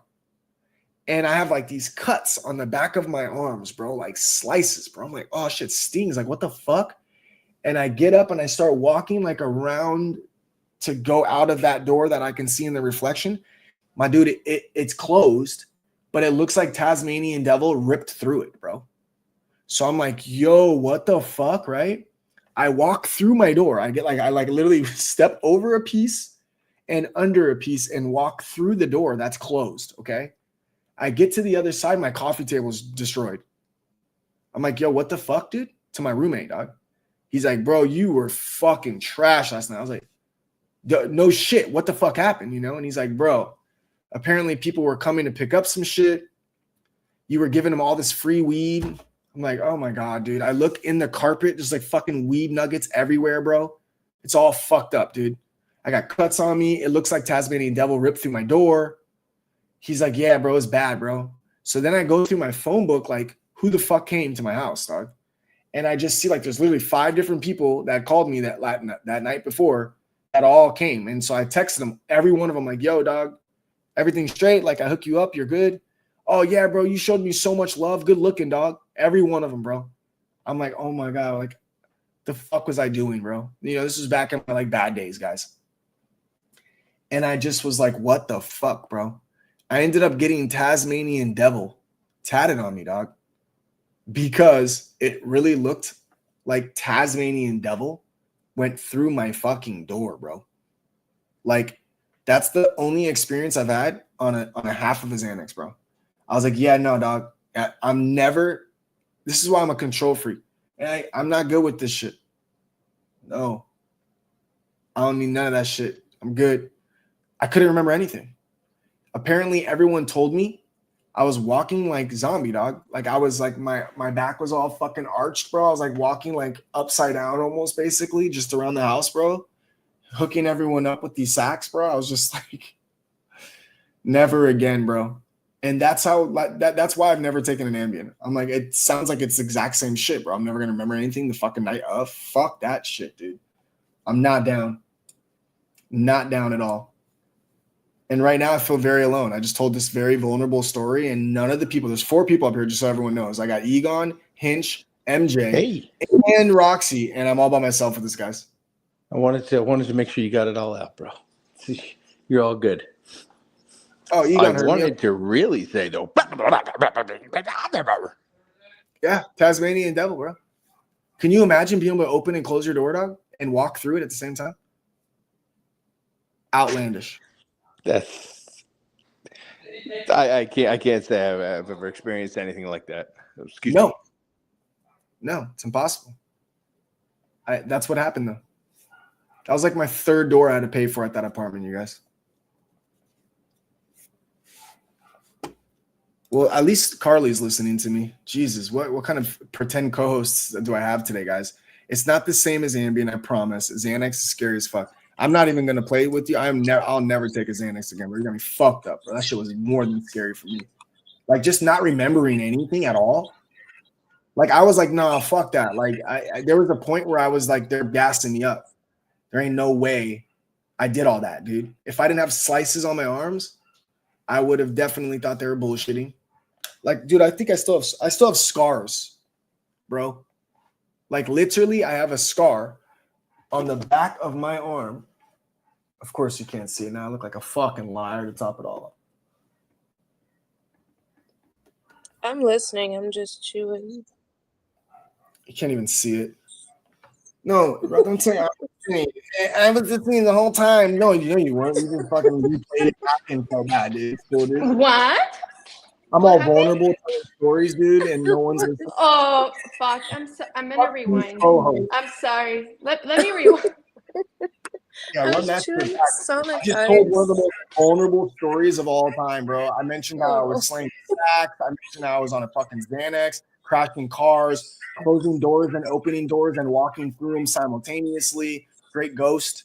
And this is the reaction I got. It was like fucking crazy up here, dog. Fucking embarrassing, dude. I just probably lost like fucking 20 holders on Lotto, dude. Fucking my God. 10,000 followers now. No, I feel bad. I'm sorry. No, I'm just busting chops, bro. It was bad, bro. It was really bad. I'll never take a Xanax ever again. That was only a half too, bro. What kind of shit is that? Yeah, I've only taken weak it sauce. once. Well, no, I've taken it twice. I took it once when I was in a bad acid trip. But the first time I took. Did anybody just hear Rooster up here just now? No, I think that was Hinch. Whoa, he said that's weak sauce. It sounded like he was on a mic. It sounded like Rooster. My bad. Go ahead, Roxy. That was fucking up. I looked out. I thought Rooster came up, look. I was excited as fuck. No, the first time I took Xanax, I think I was younger than Nova. I think I was like 14. My grandma took me to Arkansas Idol, which was like American Idol, but for Arkansas. And I was so nervous. I was so nervous. Earlier, by the way, Parody. Fuck, dude. Sorry, go ahead, Roxy. Unbelievable. I'm gonna call her Parody. I was so nervous. My grandma gave me half a Xanax, and then I got so fucking tired. Like, I didn't give a fuck about this contest. I was like, Granny, I have to go to home and sleep right now. And I think I slept for like an entire fucking day. Dude, those things put you out, especially the bars, dude. The bars are like, I heard of the potent ones, dude. I never had the other ones, but I did have something else that was it's like the weak ass version of it. What is it called? Ativan? Yeah, Ativan. I had an Ativan. Yeah. I had an Ativan for like real though. I was like, yo, I'm fucked up right now. I need something to calm me down, dog. And the doc's like, I got you, dog. Get some Ativan. But you had like serious injuries too, right? Like that burn you had. Oh yeah, no, yeah, I've been, bro, burn, broken bone, man. I fuck my body up, guys. I ain't gonna lie to you. I'm surprised I can still like work out like I do. Like I work out seriously every day. I think I've missed like 7 gym days this year, and we're in almost June, bro. That's the only way I can stay like somewhat Well, like. good for you. Otherwise, I'll fall apart, bro. Like I will fall apart if not. I'm getting ready to add here, guys. I'm waiting for the halfway point of that 169, that original place you wanted to kind of hop into, P-Dub. Yes, yes. But at the same time, this wick right here, this back wick that it's kind of holding on to for dear life as its somewhat support, is where I'm getting ready to gear it up. And I'm gonna do these. I'm gonna do a 0.25. I'm gonna add small just because I'm hoping I can get this full test. Yeah, I'm gonna add a little bit too. Is that Meredith? Oh, this is Meredith. Just Hello, Meredith. Hello, baby. My little karma. Oh my God, dude, I'm dead right now. Yeah, Arn, bad experience with Xanax, became dependent. Yeah, I'm telling you, bro. I don't think those should be out, bro. I think those are way too potent. Like, let's face it, man, maybe a quarter is probably would have been okay if you like need it. But like, dude, that whole bar, dude, who the fuck, dude? Who can take that, dog? You call them Pams? That's not a good sign, Carly, if you got a nickname for him, dog. I'm just saying, man. Yeah, you got some more of them Pams? Pam Bams? Oh, give me some of those Pam Olivers right there. I want a Pam Oliver. Is that what they call it? No, I have no idea. She just said Pam's. That's what I think of when I think of Pam, is Pam Oliver. Yeah, well, it sounded so real. I was like, oh shit. Is that like the broadcaster secretly though? Yeah, that's that. You could say it, the black. I understand. It's okay, dude. No, I was. What's the blondie chick's name? I was gonna say she does the same thing, right? Yeah, the broadcast sports broadcaster. Yeah, what the hell is that chick's name, dude? I don't know why I'm drawing a blank too. The one that got caught in the hotel, like with a spy cam, remember? And then like 5 years ago. I didn't hear about that. Yeah, dude. Somebody set up. What the hell is that chick's name, dude? The hot blonde one. Anyways, somebody put a freaking spy camera, dude, in her hotel room, and she was banging someone, like her husband or her boyfriend or whoever, and then like leaked it online, dude. She sued him for like $20 million and got like 8. Wait, wait, they leaked them online? Yeah, the person that set up the spy camera like recorded it, her naked, you can definitely tell it's her, and then fucking leaked it online like the same night, dude. That's so fucked Aaron up. Andrews. That's so fucked up. Dude, it's so weird. Like, what an invasion of your privacy, dude. That's so fucked up. You got to be such a fucking scumbag. A creepy fuck, dude. Like, right, that never gets attention from a woman to invade kind of fucking privacy and then like the most private, intimate moments of your life in a hotel room, just like fucking leaking it for anyone and everyone to see and record and like save for the rest of your life. Yeah. $8 million does not do that justice, dude. She's a public figure. Like, it's weird. Yeah, no, there's absolutely no way around it. Like, you literally have no respect for women because they've never said hi to you because you're a fucking goombop, dude. Exactly, dude. That's the only way that I can ever see that could be something that you could do. You have to like get no attention from women to spy on them and then leak it. Like it wasn't even for your enjoyment, bro. You just did it for a come up. Like, that's so grimy, bro. Oh my God, bro. Like, I got daughters, bro. Yeah, he probably got. Yeah, dude. I've heard some fucked up shit before, like from some of my friends that are detectives and police officers and shit. Like, it's fucked up crap, man. But yeah, there's creepy fucks out there. That's for sure. I'm adding a little bit on this. That that little bit of a pullback just in case it stops at this wick. It's not one of my levels, but it is at that 169. 169. It did hit the wick. Okay, I could live with that. Yeah, 169.50. Yeah. Oh, looking good. Especially if it's just a deviation of that. Real nice. We got to see this reclaimed quick though, guys, because these psych levels, if they're not reclaimed like super quick, they usually lose them. If you go to the 1 hours, like if you can't hold it and that's it, you know, try to hold it, it's fucking gone. So I want to see it reclaim with quickness, especially after that long of a wick off this exact to the penny, bro. Look at that shit, dude. How's that a possibility though? I just want to know. Look at that. Tell me how that's real. The fuck, dude? Like, how is that a real thing? Dude, it's good fucking charting is what it is. Nice levels. You know, dog. What does it say the high is? 173.13 to the penny. I appreciate you saying that, but like there's something deeper like that. Like this is a weekly close. Who would ever have this level? September 27th weekly candle of 2024. It came up and tapped to the penny. How? No one had that level.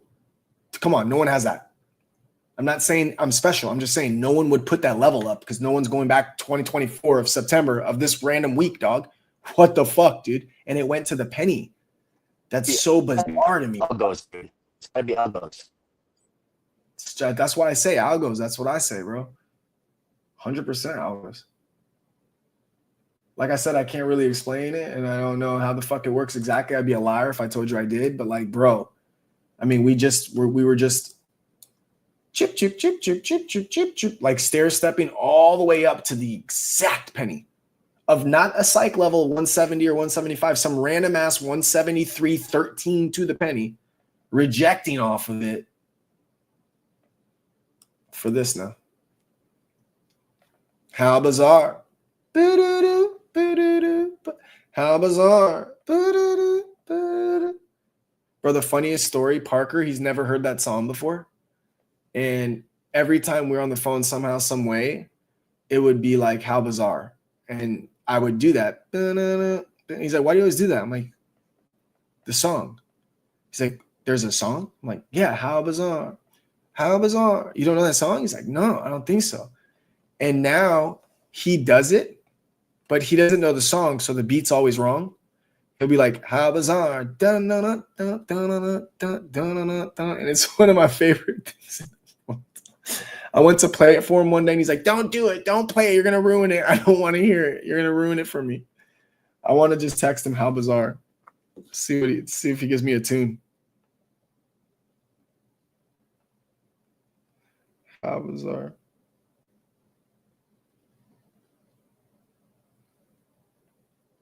See what he comes back with.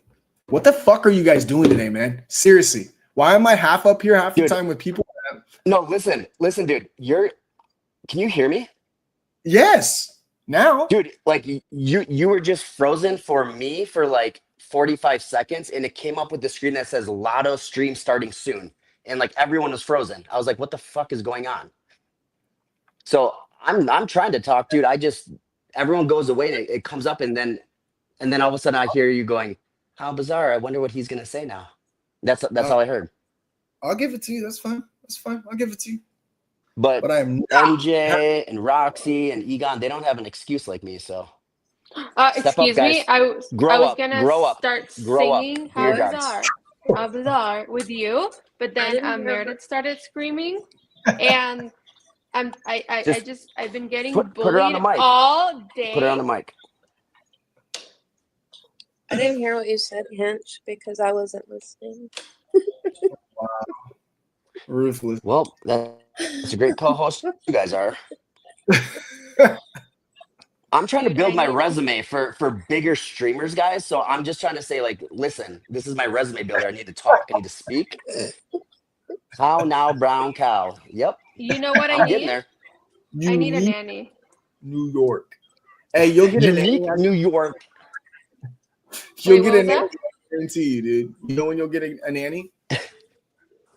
When you fucking focus and make money, okay? Hanging out with me, dude. Okay?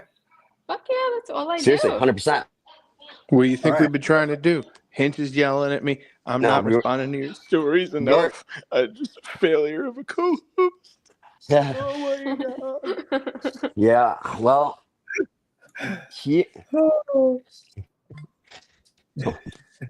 But P-Dot's back. if you're Co-host trying of to the you century. got Dude, Hinch, your fucking phone sucks, asshole, dog.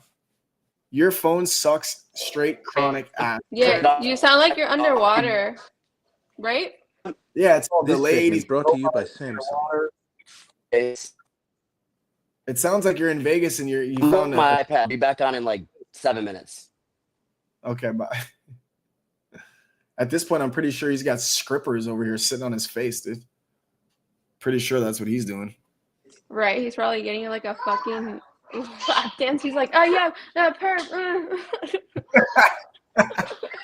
And the perp. Oh yeah, perp, yeah. I just saw you as a kid, cuz I just literally seen you as a kid. Like as a kid being fucking so bad when the mom steps out of the room and you just go, motherfuckers.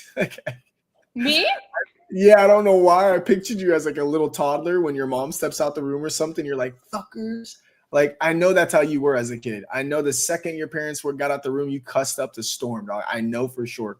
Tell me I'm wrong. Dude. No, dude, it's true. Like and to this day, like I have such a bad mouth, but like my dad would say like, and I didn't understand at all, but he would get pissed off at something, right? He'd be like, oh, you fucking cocksucker. And I'd be like, oh, fucking cocksucker. And my dad, dude, would like just want to roll. Yeah, he would laugh. There's no way around it. I was the worst, bro. And my kids are the worst. Like my kids, I mean, my Peter. We're so immature, we laugh. It's impossible. Yeah. Oh, it's funny because he's like, you fucking mommy. And I just, it's funny. Like, it's super funny. I should be better about it. But I also, like, you know, that scene from, like, The Hangover, like, oh, toodaloo, motherfuckers. Yes, like yes. It's like my favorite phrase ever. And I say it to my kids all the time. And they get picked up by their dad. I'm like, toodaloo, fuckers. And my ex gets so mad, dude. Like, oh my God, you're complaining and then you're teaching them all this shit. I'm like, well, it's funny, you know? It's too much, bro. It's funny as hell, bro. We found a book that said go to sleep. Go the fuck to sleep. Are you serious? It's literally a fucking nursery that you fucking read to your kids. And it's literally fucking go to bed. Go the fuck to sleep. And it's like, dear God, I'm so tired. She just wants 4 hours of sleep. So please go the fuck to sleep. Daddy's so tired. And you sing it like all lullaby and sweet and shit. And they're like, you know, they don't yet. They don't understand yet. And then I swear to you, bro, that the first time I ever experienced anything like it, and it was so unexpected, bro. My oldest daughter, which I think was my only one at the time. No. I guess I would have had my middle as well at the time. So I don't know. Okay, so she would have been, she's for sure 4 or 5. She might even be 5. 4 or 5 years old, okay? And when we took her to the doctor, she was 95 percentile in height, but like 25 percentile in weight. Always. It's just string beans, okay? Just very tall and lanky kid. And the doctor, her primary care, or her pediatrician was like, look, let's bulk her up. Give her some Pediasure. And I was like, okay. So we got her this chocolate milk Pediasure. And oh my God, dude, she'd drink like fucking 2 of these things a day. Fucking loved it. I'd give her one right before bed. She'd drink that shit, you know. And I took her to the dentist, you know, like every 6 months, whatever. And the dentist is like, yo, dude, she's got cavities. And I'm like, for real? She's like, yeah, like out of nowhere. And I was like, no way. What the fuck? Like, how bad? And she's like, I mean, I don't, it's not bad, but she got like 3-4 cavities. And this was not here just 6 months ago, you know? And I was like, fuck, dude. She's like, what is she eating candy or something? I'm like, no, dude, this kid doesn't even like sweets. even to this day. And they're like, what the fuck? She's got to be getting sugar somehow. And I'm like, nah, dude.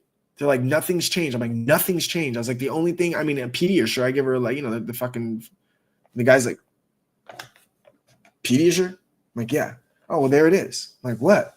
Pediasure's got so much sugar in it. And I'm like, well, that's fucked up, dude. My doctor's telling me I got to bulk her up, dude. I'm giving her fucking Pediasure thing. But, dude, is she not brushing her teeth afterwards? I'm like, I mean, secretly, you know, I've given her to her at night before, you know, a couple times, you know. And then she's like, oh, yeah, no, dude, this is like one a day. She better rinse her mouth with water and then brush them shits afterwards because this shit has sugar. And I was like, well, that sucks. So they ended up putting a silver filling on both of these teeth. And instead of it being a filling, because it's a baby tooth, they're like, let's just crown it. We'll clean it up. We'll crown it. And that way it'll pop off when it's done. I was like, okay, you know, no worries. It is what it is. Well, I see them bring out the fucking crowns, bro. And they're fucking silver. And I'm like, oh my God, dude, she's going to fucking lose it. She's going to fucking lose it, dude. This is like, my oldest is like my grandma. She wears her little clutch and she like fucking prances around the house. She's all fucking glamorous with her big ass dresses and crowns and tiaras and jewelry and shit, you know, and always smiling in the mirror. I'm like, oh, dude. She's not gonna wear those shits, dude. She's gonna be mad, bro, when she sees these fucking crowns, dude. They're silver. I'm like, you guys don't have any white ones, you know? Like, oh no, for kids, we don't really have any of the white ones. Remember, this is a baby tooth, it's gonna fall out. I'm like, how long do I got until it falls out? You know? And she's like, oh, maybe like, you know, a year, maybe 15 months. It's like, oh my God, this is so bad. So I'm like, fuck, dude. We get them in, we get in the car. And we're driving home. She falls asleep. Her mouth's all fucking numb. She wakes up in the car, dog. And she's like, it's so slippery. It's so slippery in there. I'm like, what? She's like, yeah. My teeth are so slippery. And I'm like, oh, yeah, they put a cap on it, hun. She's like, huh? I was like, yeah, it's just, you know, just a little boop, boop. Nothing crazy. Just boop, boop. I want to see it. And I was like, yeah, no worries. I'll show you when we go home, you know. We pull up to the house and she just can't stop fucking with it. Like, oh, like wiggling her mouth all around. And I pick her up and I'm like, I got to avoid mirrors. Okay. I get in the house. I'm like, avoid that one. Boom. Change the subject. Yeah, I'm like fucking weaseling. I'm just wheeling and dealing here, bro. I'm trying to keep her away. She keeps turning her head. I keep swiveling this way, you know. So she's like, I want to take a bath. I pop the bath in. I put her in the bath. Bro. Tell me why she stands up to look in the mirror. She can't reach because she's not tall enough. So she stands on the rim of the fucking bath as I come back in with the towel. She's standing on the rim and she's like, what the fuck? I was like, what? She goes, she said, what the fuck? Are you kidding? I've never heard her say a bad word. I was like, what? She's like, it looks like a fucking screwdriver.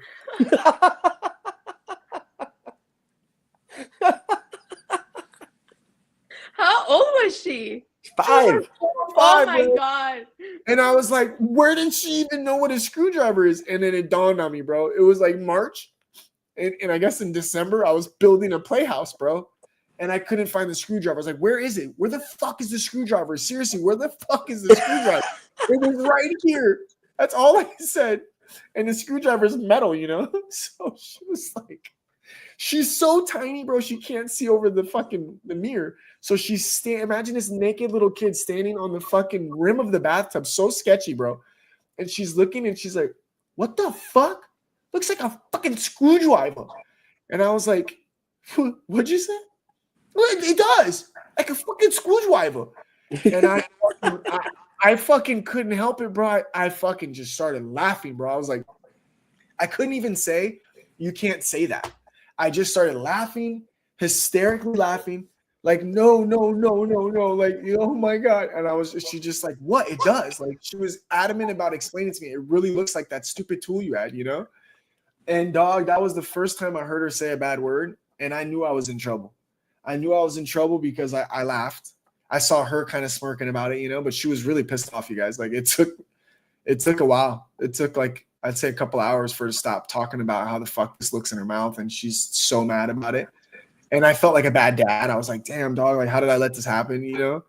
But I didn't know, bro. I didn't know that shit had sugar in it. I thought I was doing right by the pediatrician, you know, it is what it is. And yeah, bro. Dude, that's It hilarious. looks My mom fucking said screwed. my mom used to put us to bed with sippy cups of Mountain Dew, dude, when we were like Oh 1.5 my You're lying. You're lying. for naps. I swear to God. No. I swear to God. Why? I don't know. That's so bad. Oh, Probably I'm the not same- judging. I promise. It sounds like it, but I'm not. But why would she do that? Dude, it was like naps, not like overnight. But she'd be like, "Yeah, you guys just wanted it." And back then, you didn't wear seatbelts. Like fucking, we're bouncing Yeah. off the walls. And I was like, Yeah. "Yeah, mom, it's weird that I had to get like heart surgery when I was 28 and all this shit." It's like You probably did? from the Mountain Dew. You had heart surgery, guys? Yeah, dude, I had open heart surgery when I was 28. Shut the fuck up. Yeah, dude, full blown, man. I had 2 kids under the age of 2. Had to get emergency open heart surgery, dude. What the Well, not fuck? emergency.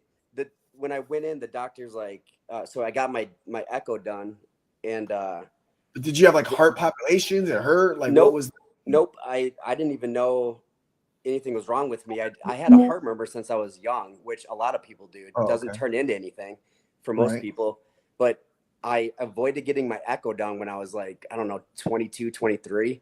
And I was switching doctors, and she's like, I'm not going to see you unless you go get your echo done because I know you've been skipping them. So I was like, all right, you know what? I need to go get it done. I have 2 small children. Like, I should probably just make sure everything's good. They give me my echo. I get back to work, and within 2 hours of me being back, I get a call from the nurse, and she's like, hey, we have your results. We need you to come in. And I'm like, okay, just tell me, dude. I just drove all the way back to work. Like, I'm here. Like, just tell me over the phone. She goes, we can't. And I go, what, am I dying or something? Like, joking? And she goes, yeah, we need you to come in. So I was like, okay, great. So I went in there, and the doctor goes, my position yeah. real quick. My last ad, FYI, everybody. Go ahead. The doctor's like, yeah, Ben, so this is tough. He's like, do you have anyone with you right now? And I was like, no. The fuck are you talking about? Just tell me, Jesus. And he's like, yeah, you need no easy way to say it, man. He's like, you have you have a bad valve, dude, and it's regurgitating blood back into your valve. Your valve is regurgitating back severely. And he goes, you need open heart surgery. And I was like, okay, like, wait, within the next 10, 15 years? And he goes, like, within the next 3 to 4 weeks. And I was like, what are you talking about?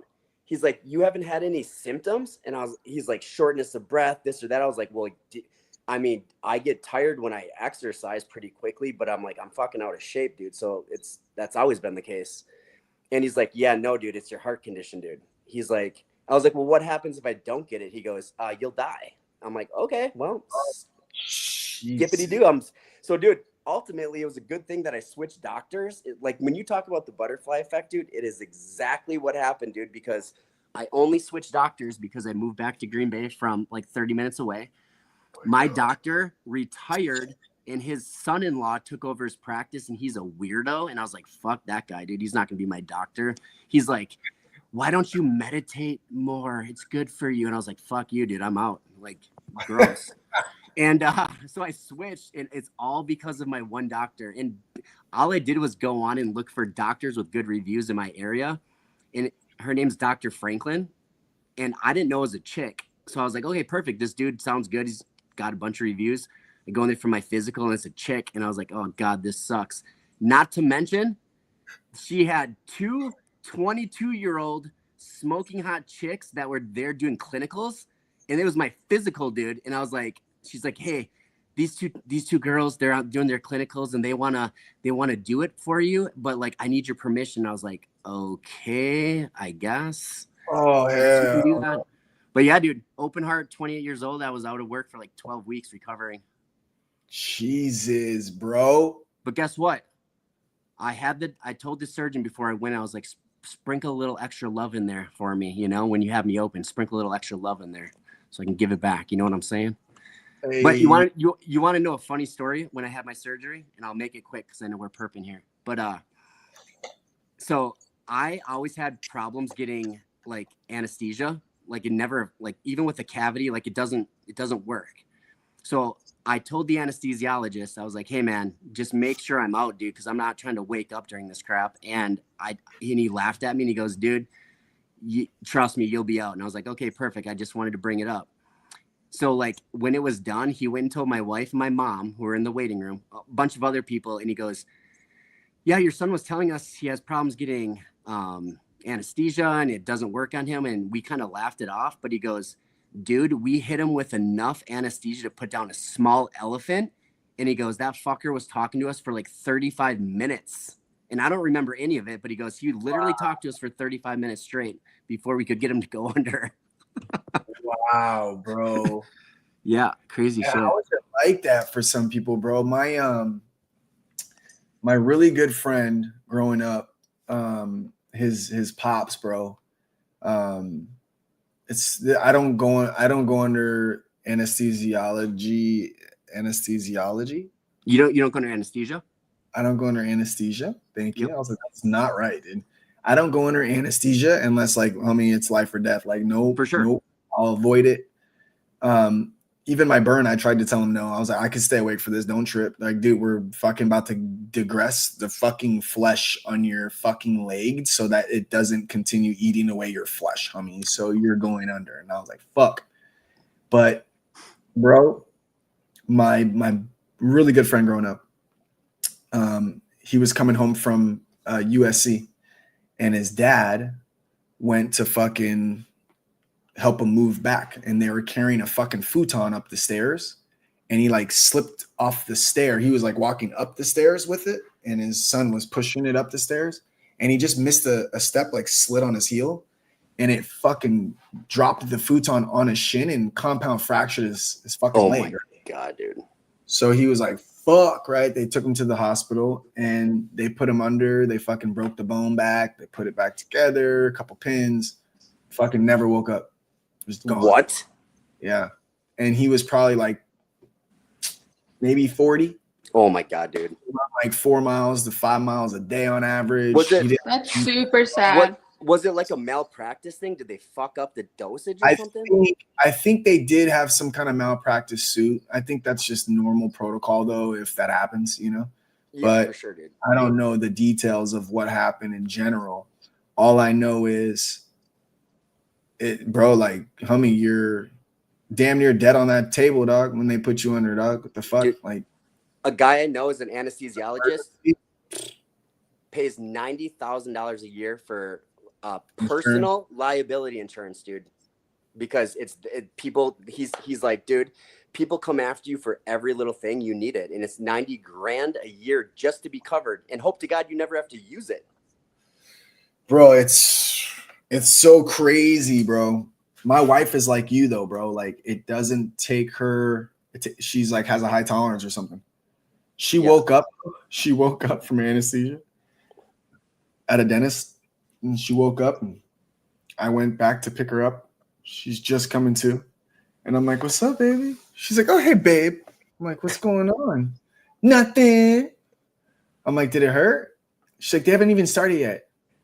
I was like, it's over. Yeah, it's over, baby. Like they took it out. They were your wisdom teeth. They're gone. They're gone. I'm like, yeah. She's like, nuh-uh. I'm like, yeah, dude, check it out. She's like, oh my God. Oh, you're fucking with me. You're fucking with me. I'm like, look how numb your mouth is, bro. I know, but they haven't put me out yet. I'm like, dude, you've been out. They've extracted 4 wisdom teeth, and you are now awake, dude.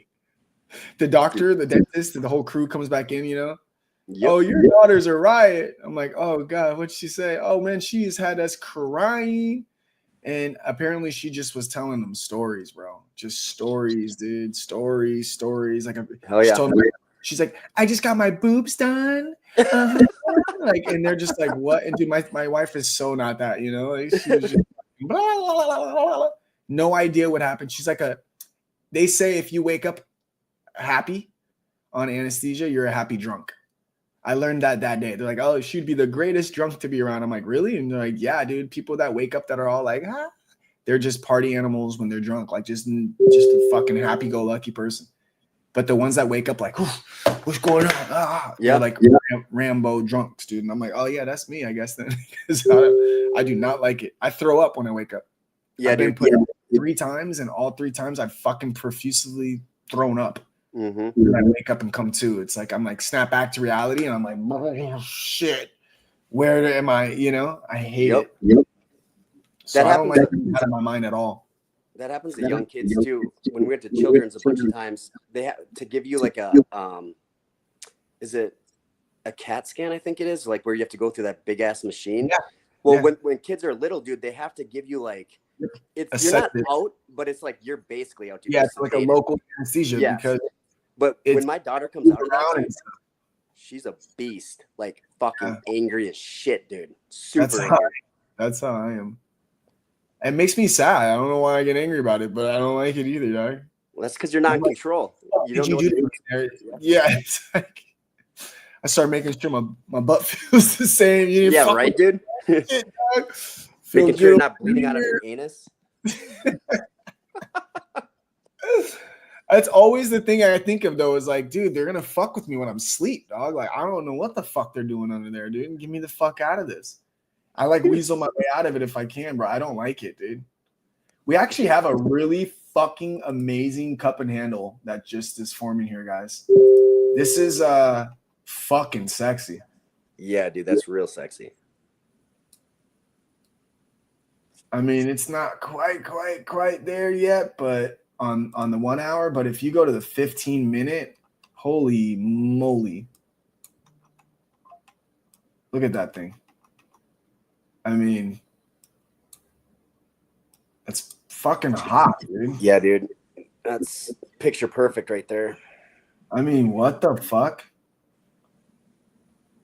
I mean, we still got a little bit of room to come down to, probably the 167.37-ish, if that's the case. But I don't want to lose this. Now this is what I hate about adding shit to my shit. This little 20 EMA is going to fuck with my brain now. We have to now hold this in my brain to make it valid. Because every time we've lost it and it's flipped to the downside, yep, it then became its resistance. I don't think we lose that. I don't think so either. There's no way. No, there's too much momentum, dude. Too much good news out there. Too much shit going on. But I know, but it's a big move, bro. Yeah, it is a huge move. 160 to 173 is a pretty big move. Even 160 to 168 is fair. Well, it was really 158, wasn't it? Look at Bitcoin right now. Another cup and handle? No, not only that, but May of this year. W. Resistance. Yeah. And you got your May 25th resistance. May of 2025 is resistance. So this was its resistance, and now it's its fucking support. So we have to hold this on Bitcoin bad, bro, guys. Was it 105.7? It's losing its 105.7. It's losing its 20 EMA too. Again, though, big moves in a short period of time. You know what kind of bothers me a little bit, Can't Flex, on the daily?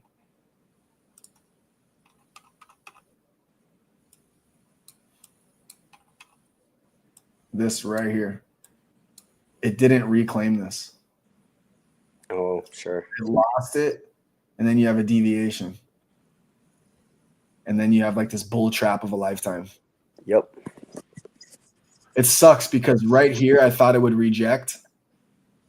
And remember, our liquidation was above 175. We could have held through all of that. Our little 0.25 would have been a banger right now.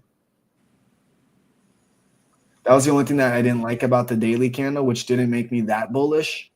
It was bullish to see this, you know? Yep. But I didn't like that it didn't reclaim it all the way. I would have liked to have reclaimed this, and then it would have been like, okay, we lost it. We pulled back above it. We held it as support. We moved. Instead, we didn't hold it, but we still moved like crazy. This is a crazy rejection. Look at this green rejection, bro. You guys, look at this. Reject. It was holding it. That was strong, but this one, reject. And now it's rejecting. I think we're all right, though. Yeah.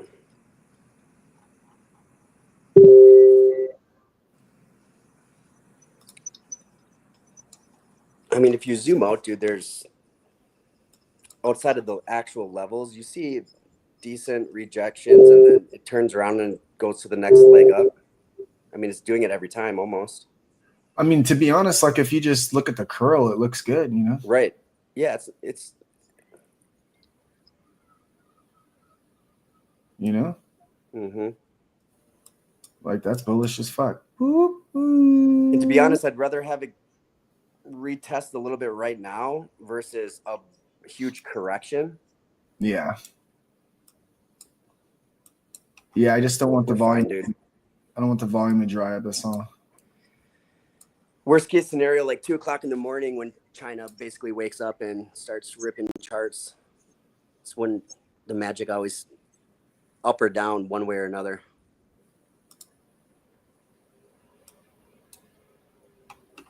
Yeah, see, that looks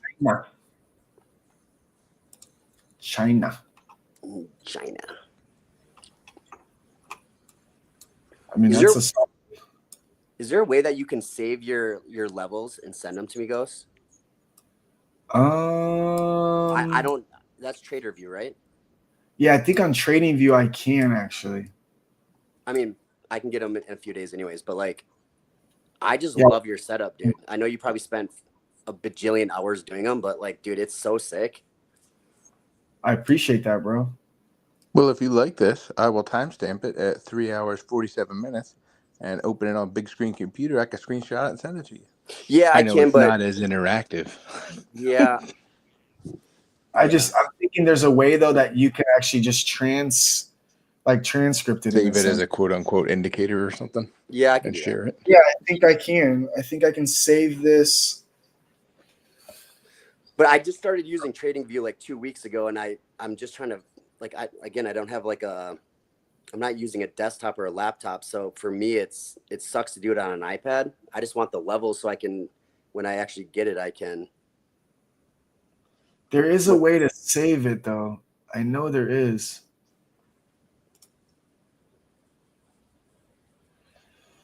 I've done it before. I don't need like the trend lines. I just want the levels. I can do the trend lines. You don't have to worry about it now though, Ghost. I just wanted to, I didn't know if you knew if you could or not. Oh, what about that little pencil in the box, like up? I know that's just for notes and stuff though. Oh, okay, notes. Okay. You know what? This is what I'll do. I'll look it up on YouTube. Someone will have it on there if you can. Like how to actually do it if you're able to. Yeah, there is, bro. Ghost. Check out save layout on the header bar of the computer or of the Trading View. Where do you see it in the header bar? Yeah. Where? I can't see anything on this screen. It's so tiny. Yeah. But No, I've seen seen something that says save. I don't see it. No, that's layout setup. Unnamed. Save all charts for all symbols. Control S. Don't accidentally delete it or something though. I don't want to cause you more. No, it's save layout is the command. Here it is. Export chart data. Oh, sweet. And I could create it as a layout. Export chart data. There it is. Layout. Boom. Oh, cool, dude. You can do it later though. I just wanted to know if you could actually do it. That's sweet. Oh, they want me to upgrade these little pansies? What does premium actually get you though? I don't know. I have premium on one of these, dude. I just don't know what fucking email it's on. And I pay for that shit. I see it every time it comes in too, and it's annoying. MJ, do you do Trading View? I'm pretty sure you do. I do, and if you pay for more, you can add new indicators. And like that's why I had to do it, because it wouldn't let me do the fucking 9 EMA, 20 EMA, 50 SMA. You only get 3 indicators, I think it was at the time. So I was like, fuck that, dude. And I ended up paying more. Right, that's what it does. How much is it? It's cheap, dude. It's like fucking pennies, but it's I just have it on. No, I don't even think it's that much. Oh. Okay, let's see. It's probably like 15. Like one time? No, on a monthly. Let me check. $25 for the year is what I think I paid. Okay, yeah. So that's $2 a month essentially. It's nothing. It's worth it. Oh no, it's still premium. Oh, I have a plan. I'm paying for the basic plan. They're saying I should do the premium. So I do have this is because the you can only save one chart layout. That's fine. This is my one I want to save then, motherfuckers. I think you already have one saved, it said.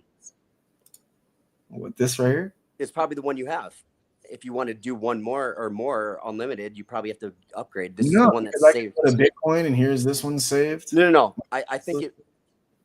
Oh, you're right. I'm telling you, I think I paid for the premium. It probably just expired. Yeah, Now, that one's $20 a month. I just checked. Premium? Yes. It's still not that bad, to be honest.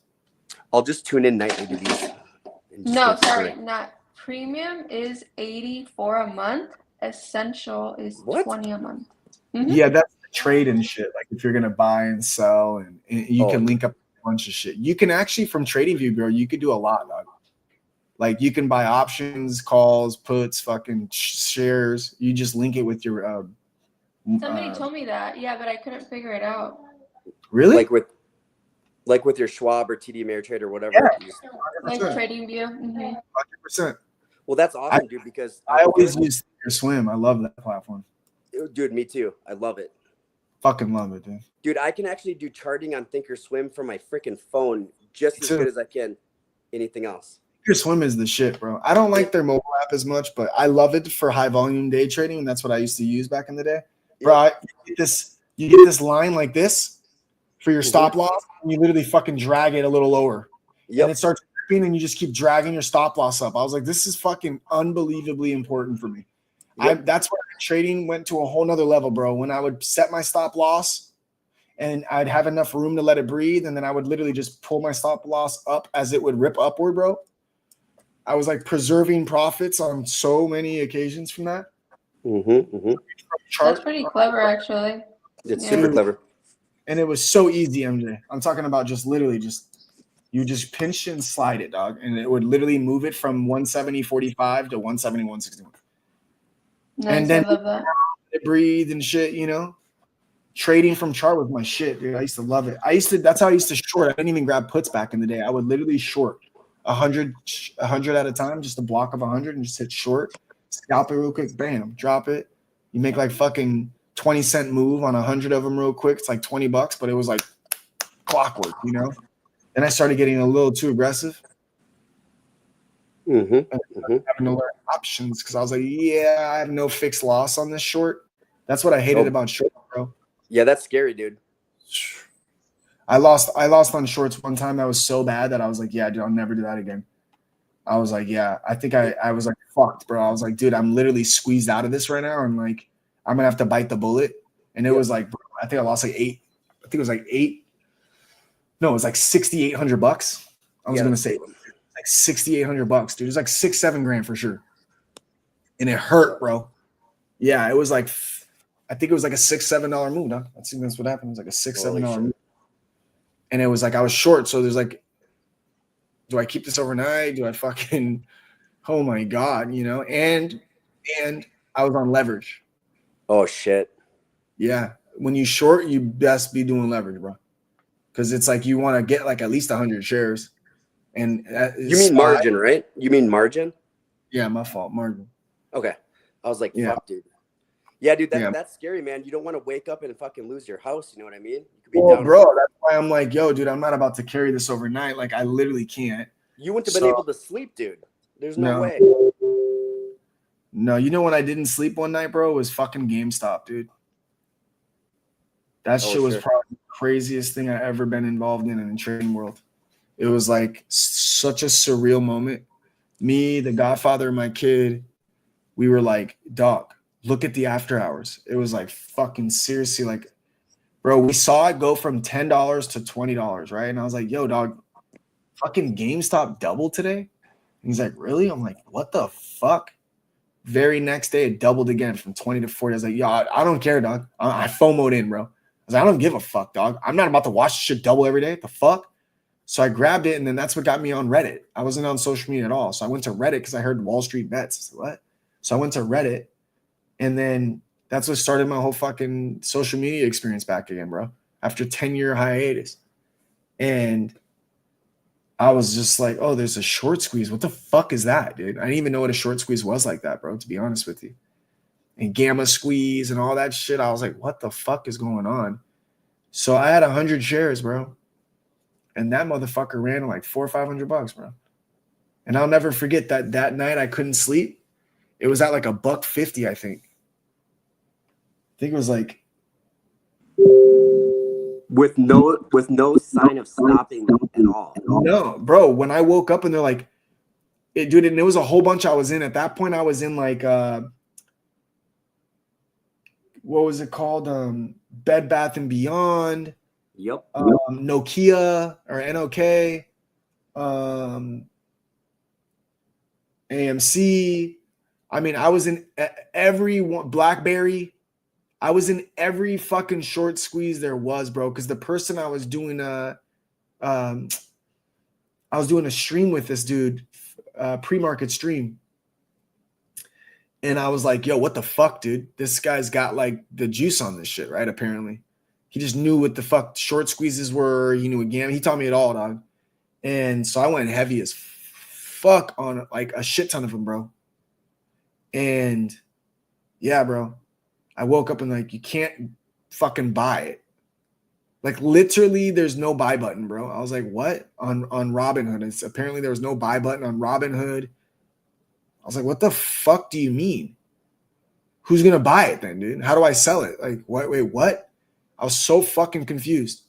And sure enough, bro, that shit market opened and it was just like, bro, you can't buy it. Like, there's not enough shares to sell. Like, you can't buy it. Like, they broke the stock market. And I just watched my profits just fucking disintegrate in front of my face, bro.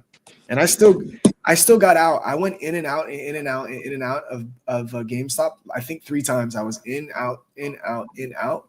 The third time I lost more money than I made the second time. And luckily for me, the first time I made enough money to cover it all. But I was up like 80 bands, bro. And just fucking ended up losing on that trade because I couldn't sell. It wouldn't sell. Limit order, bro. Nothing, bro. That's when like all these major platforms do definitely fuck the average investor by not allowing them to buy or sell. Shit was the biggest fraud I've ever been a part of in my life. Dude, like, if they can do that, I want no part of that game, dog. You got me in. Fuck you. I'm out. That's why crypto is a lot, in my opinion, safer because, dude, all it takes is when these hedge fund, like the one hedge fund lost like $4 billion and it created like panic mode because some of these, like, you start taking out all these brokerages, dude, you're fucking screwing with like the economy big time. 100%. And they're not letting that happen. So that's why I don't trade on Robinhood anymore because fuck them, dude. I never got into Robinhood. You want to know what's funny? I opened up a Robinhood account, dog. Yeah. Guess what share they gave me? What? AMC. Tesla. Oh, really? I had a free AMC share. That's what they gave me. Like that's almost like it's a laughing matter, dude, because they didn't even all I can say is they saved, first of all, people like you, and you're not the only one, dude. Like, think about being up 80 bands. Now think about being up 80 bands when you started with like $1,000 and you're like, this is so fucking life-changing. And every single person couldn't get out. You're just watching your shit go down. And the phones are ringing off the hook. They're not answering, or they're just saying, hey, listen, it's out of our control. Yeah. I had that happen to me and I lost like 13 grand of profit and I wanted to like murder people, dude. I was like, bro, I had shit. 100 shares at $40. I think I put 4 grand in. I bought 100 shares at $40. Shit ran at like 65 and I sold. And then it came back down, I think, and I bought in again at 100 shares for like 5 grand. And that motherfucker ripped to like $1.50, dude. It was something stupid. Like, it was dumb. I was like, oh my God, bro. So I made like probably like 15 grand.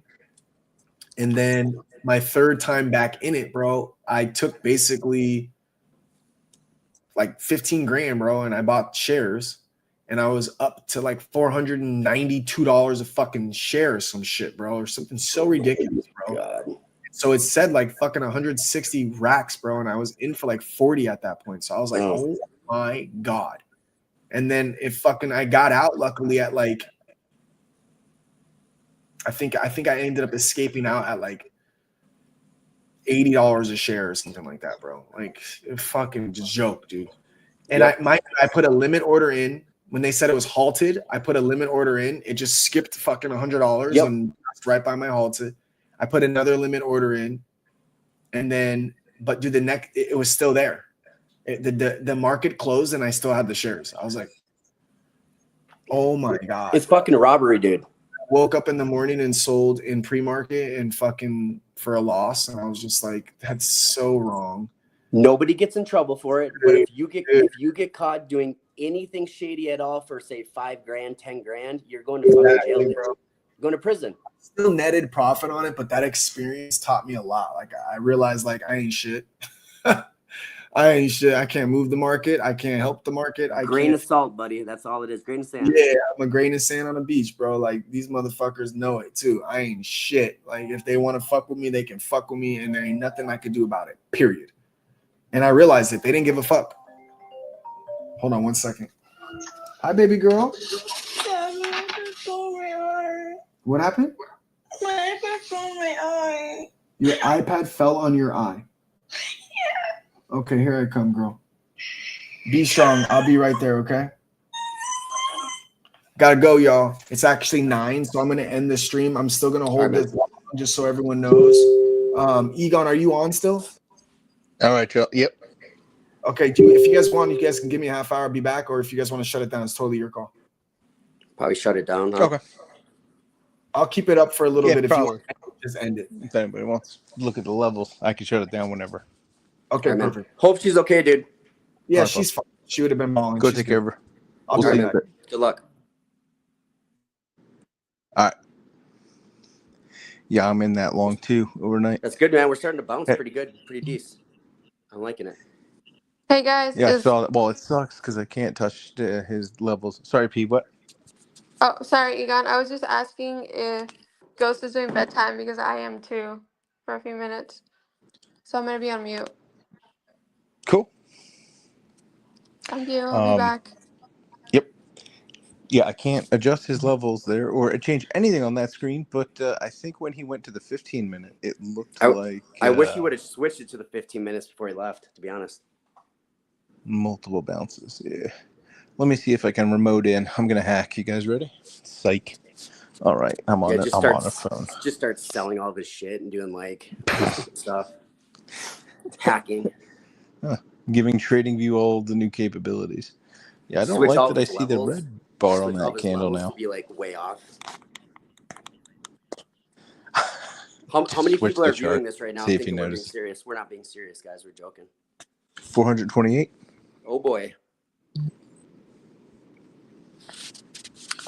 At least from when I had to relaunch. Mr. Chris says they've been waiting their whole life to hear about their purpose in life. This is the greatest. Yeah. This is what we've been waiting for, Egon. Let's go. It's like gone in 60 seconds. We have 4.5 minutes till he comes back on. But really, in ghost time, that's an hour and a half. So take your time. Whoa.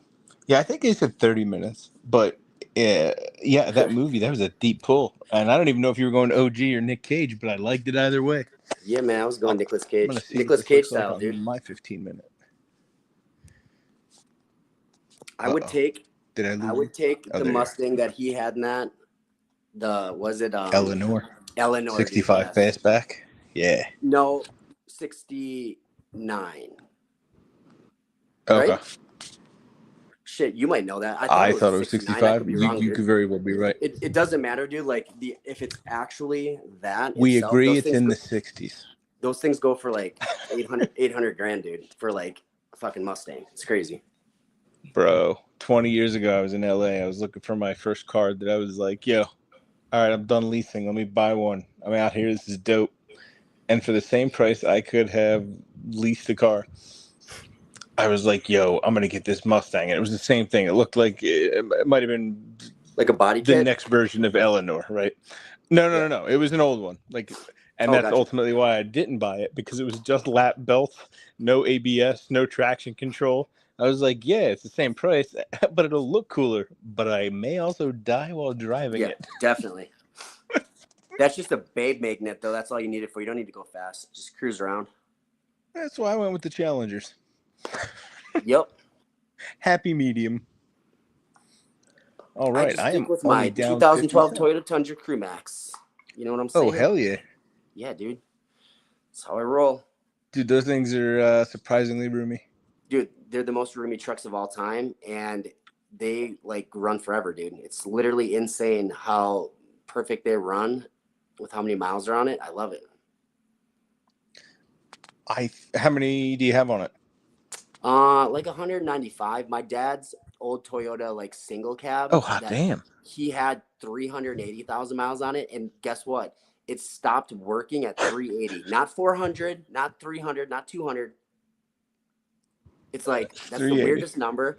And then my dad had a Toyota Corolla that it stopped going at 250,000, like the odometer stopped, but he still ran it for like another 5 years. I was like, dude. Oh, heck yeah.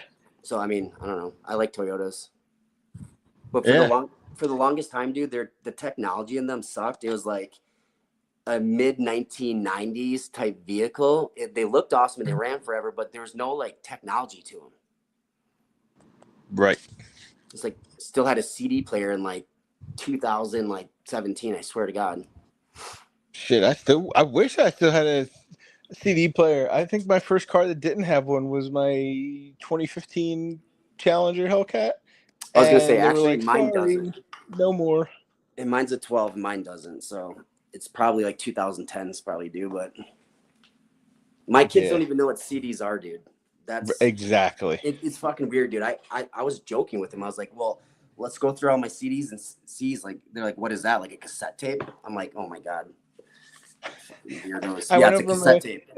When I was seeing my nephews this weekend, I went to my brother-in-law was literally, he had a binder on the table and I knew exactly what it was. And I just see him take something out, put it in the computer. I said, what are you doing? He goes, I'm ripping my old music collection. And I said, hold up. That has a CD drive or a disc drive? Yep. And he goes, nah, I had to get an external one. Yeah, he had to get it like put in by like Best Buy. Installed. No. Legit, just USB into the side. Oh, shit. Yeah, external, legit. But yeah, he was ripping his music, and I could tell some of them were from when he was in grade school because they had like all these multicolored like Sharpie drawings on the top. I was like, I remember doing that too. Making your own CD art. Hell yeah. Your own labels, baby. Dude, I would burn CDs. We would sell them for, I think it was like, I can't remember if it was $5 or $10. $10, baby. In the very beginning, it would take us like 40 minutes to burn a CD. You go from like LimeWire. If you had a good rig. Yeah, my dad spent like $300 on it, and then he bought us like this huge thing of CDs, and all we did, like, my brother was the brains behind it. I just was like, I was the one slanging them like drugs almost. Like, hey, you want this? Like, what do you want? Give me 10 songs. Give me 10 songs. Man, what tracks you want?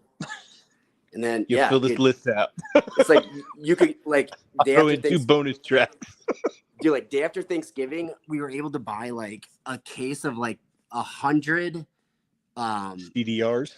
Yeah, dude. And then like for like $40 or $30. So basically we had to sell 3 of them and the rest were profit.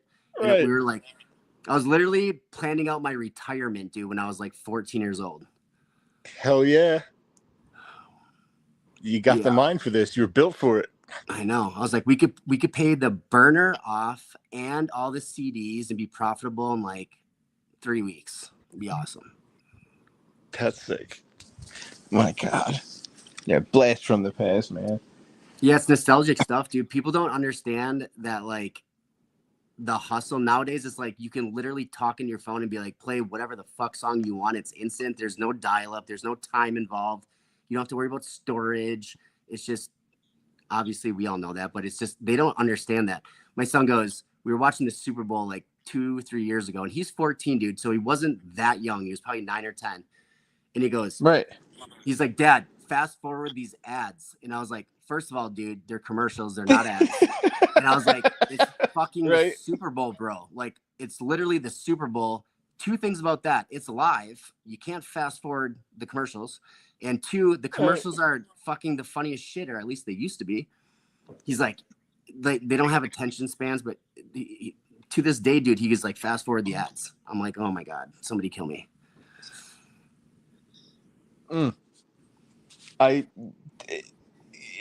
It's beyond me. Like, it's unfathomable to think 19 years ago, it might even be less than that, iPhones did not exist. Dude, 2009 is when they came out. Can you believe that? 5 years after See, I I thought graduated high school. it was 2006. Yeah. Oh, So what? I That's thought it was 16 9, years, but 15? it might have been 2006. I thought it was 2009, but either way, dude, it's still like not that. Yeah. Yeah.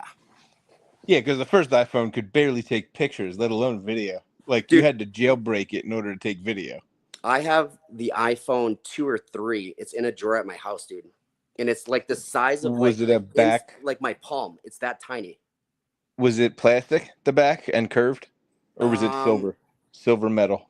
I can't even remember, dude. To be honest with you, I have a box. So I have like 5 of my old flip phones. I have like 5 old iPhones that are probably worth money, dude, just because it's like people like now it's bigger the better. Before we thought we were so cool with that, the initial iPhones, and they're literally tiny. Oh yeah, my God, there would be iPod touches that Yep. had bigger screens. For real, dude. 100%. It was literally an iPhone that couldn't make a phone call. That's all it was. It had an app store and everything. Dude, I worked at production of those real fast.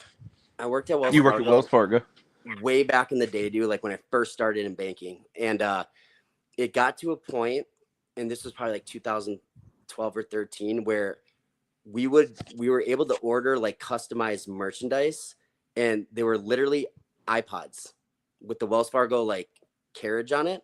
And we could just give those out to people randomly. And so like it didn't take long for those not to really be, and I still have a shit ton of them at my house, dude. They're not like, they're the equivalent to iPods. I don't know if they're actually iPods, but they're like exactly the same thing. You basically hook them up to your computer, transfer the music on, and they work the same. But it's just crazy how I remember those were like the coolest things of all time. They had like the iPod minis that were like little tiny squares. Remember those? Like tiny. They didn't even have a display on them. It was just like just the that was the Shuffle. Was that through Apple though? Yeah, actually no. There was the Shuffle and a Nano. One of them was like the Nano. Stick of gum. Yeah, dude, the Nano.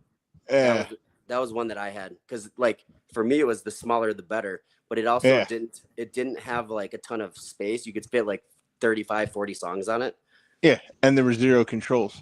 And I just remember there was a girl at my school. This must have been like freshman or sophomore year of high school. She had like the premier holy shit package iPod, and she could fit like 1,000 songs on it. And she was like the coolest person on earth, dude. I was like, I don't even know 1,000 songs. What the fuck? And it was like thick as shit and huge. Right. It was probably like, at the time, it was probably like 16 gigs or something, you know? That was I think that's like the first one I had. It was it had a color screen and a touch scroll wheel. I guess I had missed the iPod generation forever. But then in college, one of the professors was like, I got this thing called a podcast you're going to need to download. And I'm like, what the fuck is a podcast? And oh my God, dude. I had no idea. And that's when I got my first anything. This is my first Apple product. I still remember when I was really young watching Al Gore on TV say that he invented the internet, and then there was a congressman that they flipped to that said the internet will just be a fad. It's not going to last. It'll last 3 to 6 months, maybe a year tops. But he goes, I'll mark it on my life. It's going to be a fad.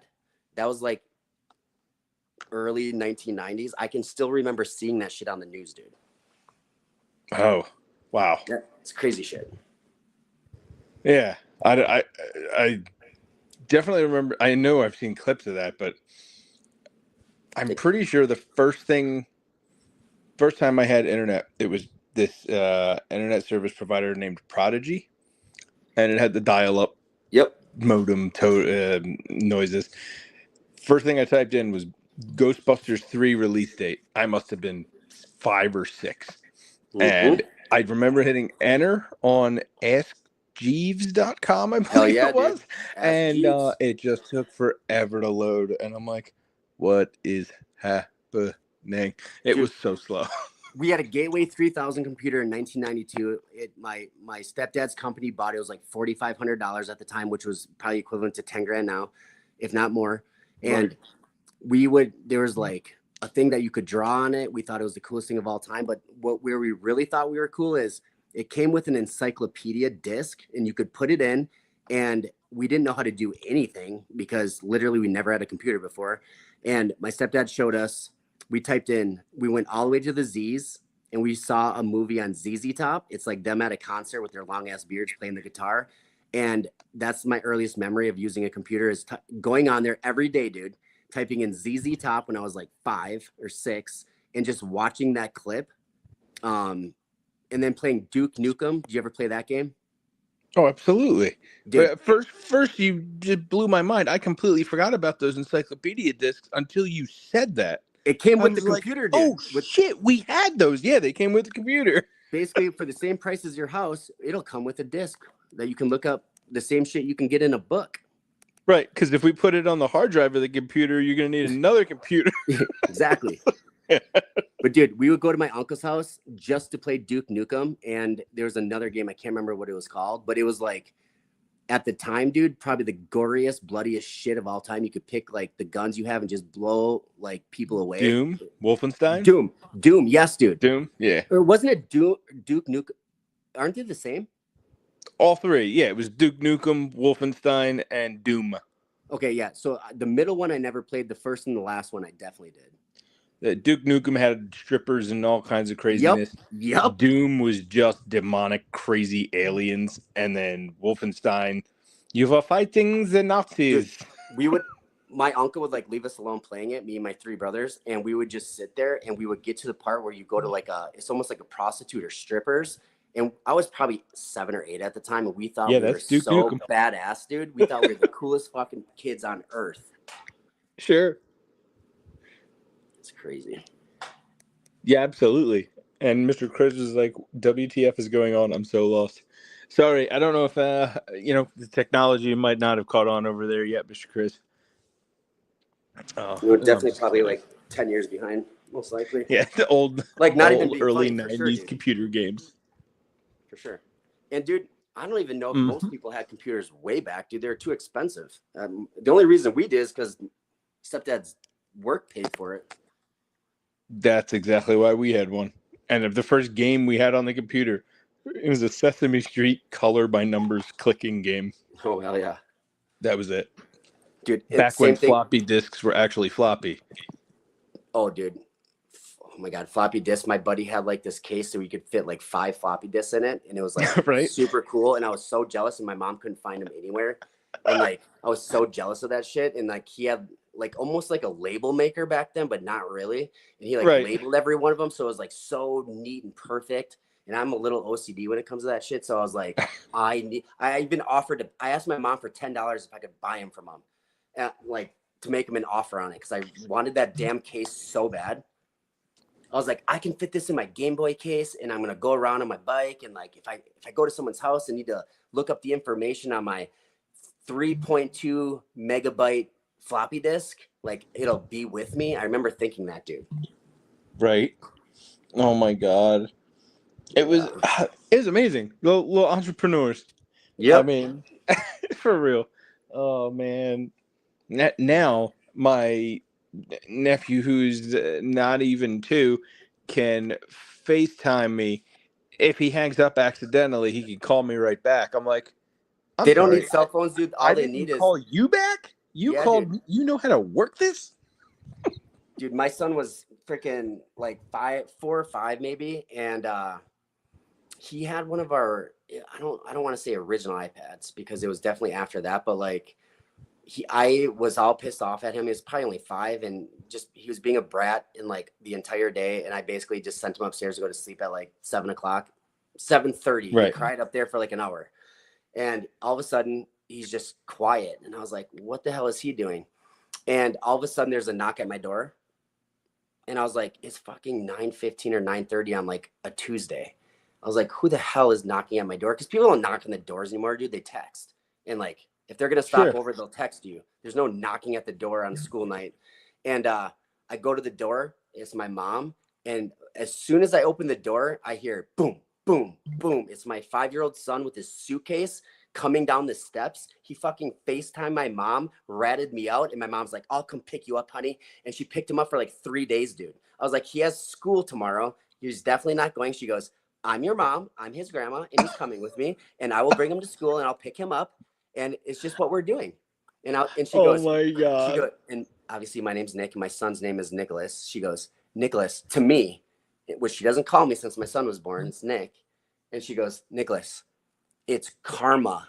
You used to do that to your grandma, and we lived 4 hours away. I'd fight with my mom, and I would call my grandma up on her landline and complain about my mom. And then she'd be like, put your mother on the phone right now. And I'd be like, here, mom, your mom wants to talk to you, like a cocky little asshole. And then my mom on the phone would be talking to my grandma and looking at me like, you're going to fucking die when I get off this phone. Like, you better run, bitch. So she goes, it's karma. And I'm like, I'm just secretively, it's hilarious to me that he's 5. FaceTime, you ratted me out and you came in like 15 minutes. Like, right. That's cool to me, man. You have a bond with your grandma like that. She'd fucking whoop my ass for him any day of the week. That's right. Hilarious. Yeah. And grandma's like, sweet, I got my grandbaby time. She goes to my son. She goes, Nicholas, I'm your dad's mom, and he will still be listening to me, even if it involves you. Trust me on that. And I was like, nope, definitely not. And she goes, watch me. And I was like, okay, fine. Just have him back tomorrow. She goes, I'll have him back in 3 days. And I was like, no. Okay, sounds great, mom. At least bring me some dinner when you come then, please. Like, yes, mother. Yes, mother. Absolutely. Oh, that's awesome. Oh, yeah. Good times. Indeed. How's Vegas? I don't know, dude. I'm fucking by myself. It's not as good when you're working, dude, because I only went to the strip once, which I didn't even tell anyone this. And I won it playing online. So, dude, I'm like 10 to 15 minutes from the strip, not even, in this average ass hotel right down by the airport. And I went to this strip, played poker at Aria, won like $275 in 2 hours, which was great. Oh, that's right. I should have continued to play, dude, because I was on a roll and the table was easy, but it was weird playing by myself. And then I went back home and I fucking got on Bovada and I was like, oh shit, there's a tournament. There's a late registration. It's only $4 to get in. And I'm kind of tired. So I'm just going to get in. There's only like 150 people left in it. And it paid out to like 54 spots. So I'm like, well, screw it, dude, $4. Like I'm just going to go on there, wait for my hand to go all in and see if I can double up quick. And I fucking took it down, dude. I paid $4 and won $286. Yeah. And it took me, so the tournament when I got in was 5 hours deep already. And I played for 3.5 hours, dude. And I took first place in it. Whoa. Like I wanted to take first, don't get me wrong, but I was just going all in the beginning and I like tripled up, then took a little hit. Then I tripled up again. I was chip leader in like an hour. It was crazy, dude. After 5 hours, these people were watching me come in. It's like only 150 people left when I got in and I was number like 480 to register. Like, whoa. Think of all those people that played for 5 hours that are like, screw this guy. But dude, that's the only downside is it was only $4 buy-in. So it wasn't an extreme amount of money, which kind of sucked. But also that's why you did double up right away, right? You had to, did the blinds catch up to you? So it's crazy, dude, because I think the average chip stack at the time was like 52,000 and you start with 15,000 in chips, but the blinds are what killed you. I mean, the blinds weren't that high yet, but it was like 750, 1,500, dude. So like you only had 10 big blinds to start. And correct. I didn't even go all in right off the bat, dude. I just won 1,000 here, 1,000 there, and I got up to like 22,000 and then I doubled up. And then I was right at average. And then I played normal, but it was one of those things where I was like, I'm not going to go to try to take top 10, dude. Like, I'm going to try to win this beast. So if I get a good hand and I can be aggressive, I'm just going to do it. And if people call, great. If not, who cares? It's $4. Exactly. But your winnings after the fact. Well, dude, I mean, it averages out to like $100 an hour. Yeah, a little less, but yeah, dude. And I was like, I'd say it's worth it. And on Bovada, it's awesome, dude, because I can transfer it immediately into my Coinbase account, and then, to Coinbase or right to my Phantom, like straight. There's no anything. So like I was trading perps before I went to bed with pure profit. Is it a Web3 platform, Bovada? It's just a website, dude. I don't know. It used to be Bodog, and now it's Bovada. It's the same company. Bodog was like way back in the day. I used to play in college. It was just poker. Now it's like an online casino. There's poker. There's sports betting. I love it for sports betting. I was gonna say, I thought because you can. So most sports bets, like they'll cap you at like 8-person parlays. This one allows up to 16, which is stupid, but like you can. And the minimum bet is only 50 cents. So like, let's say you have a couple bucks and you're like bored, you can go on there and find a bunch of shit, put it together and be like, okay, I'm going to bet $3 to win $7,000. Like, not that you're going to hit it, but I do it with UFC all the time, dude. I mean, the last one I just won was $40, cashed out was $680. And that was, I went 6 for 6 and I bet on the wrong person that made, that's the one we were talking about. And, I didn't want Bilal anymore, and I didn't ever want to bet on him in the first place. So I cashed. They gave me, and they give you offers too. So like as you creep towards the probability of you winning, they make you like cash offers, dude. And like so, my $40 turned into $680, and I took the cash, turned around, and put $80 on Jack Della Maddalena, which was like plus 167, and basically doubled that up.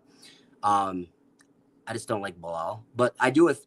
The cool thing with Bovada is if you go to the casino by my house, it's that weekend and that weekend only you can bet on. So like you can try to bet on all the fights, but I don't even do that, dude. I'll pick like 4 or 5 out of the 13 that fight every weekend that I'm confident in. Right. And then I go to the next week and pick a couple, and the following week and pick a couple. That's how I end up hitting all my big parlays, because I'm not just taking them to try to make money, dude. I'm trying to like pick locks and do like 8 to 10 person parlays. Like it's not that hard to do if you have a month and a half out.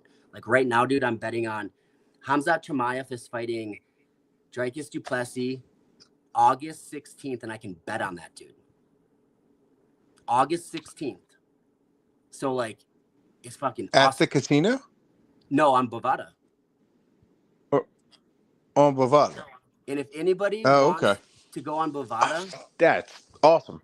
Put it this way, dude. If you get a Bovada account, let me know. I'll give you my link. If you transfer $25 in crypto onto it, so like if you transfer $25 in Ethereum onto it, you get I think it's a 300% bonus, and I get a 300% bonus of whatever you put on. So like you put $50 on, I think you get 100. Oh, sick. Yes, send me the link. You get 150, and I would get 75. I think you get 3x, or at least the promo percentage or whatever. Yeah, it's a lot though, dude. Like I wasn't planning on it. I gave my link out to somebody. They're like, yeah, I just put like $60 on. My fucking account had $125 now. So mine was 125% of what their deposit was. And they got, it's weird though, dude. They'll give you like an immediate bonus up front that you can use right away. But then as you bet, that's where the other 200% comes in. So like as you're placing bets and cycle through money, they continuously give you money like as part of the other 200%. Oh, nice. Yeah, dude, I'll send you the link. It's awesome. Yeah, I just like it because they got Formula One. Oh, dude, I'm down. Exactly, dude. You got to tell me those, because right now there's no football. There's only UFC. There's basketball, but I hate betting on basketball, especially NBA. So I don't. Yeah. And I only bet on UFC, dude. So like, if there's one where you're like, hey, I think this guy's a lock, like I don't need to put a bunch of them in there. I'll just add it to my mix. Like it's cool to be able to do that, and it'll make me watch it, dude. Like I don't ever catch Formula One, but I do enjoy watching it when I do catch it. I just don't. That's the problem. The friggin' time zone differences. Like the one in Italy's, the ones in Italy were killing me. I went 100% in my practice session bets, and then I think I hit 17 out of 21, or maybe it was 13 out of 14, or 14 out of 17. Excuse me, for qualifying. Fucking annihilated that shit. When you picked every single person that 1 week, dude. I feel like. Well, it was 2. Yeah, it was 2. when I do, like, I'll pick. There's been a bunch of UFC weekends where I've gone 13 for 13. I shit you not. Like, it's unheard of, but I've done it multiple times. When you do it, dude, it's a completely different thing because it's racing, dude. Anything can happen, and it can in UFC too. But racing is it's not just the person, dude. It's like the pit crew, the elements. Are you feeling good? Like, dude, there's so much. The wind, like, is your car performing? Like, there's so much shit involved. It's insane. For real, it is.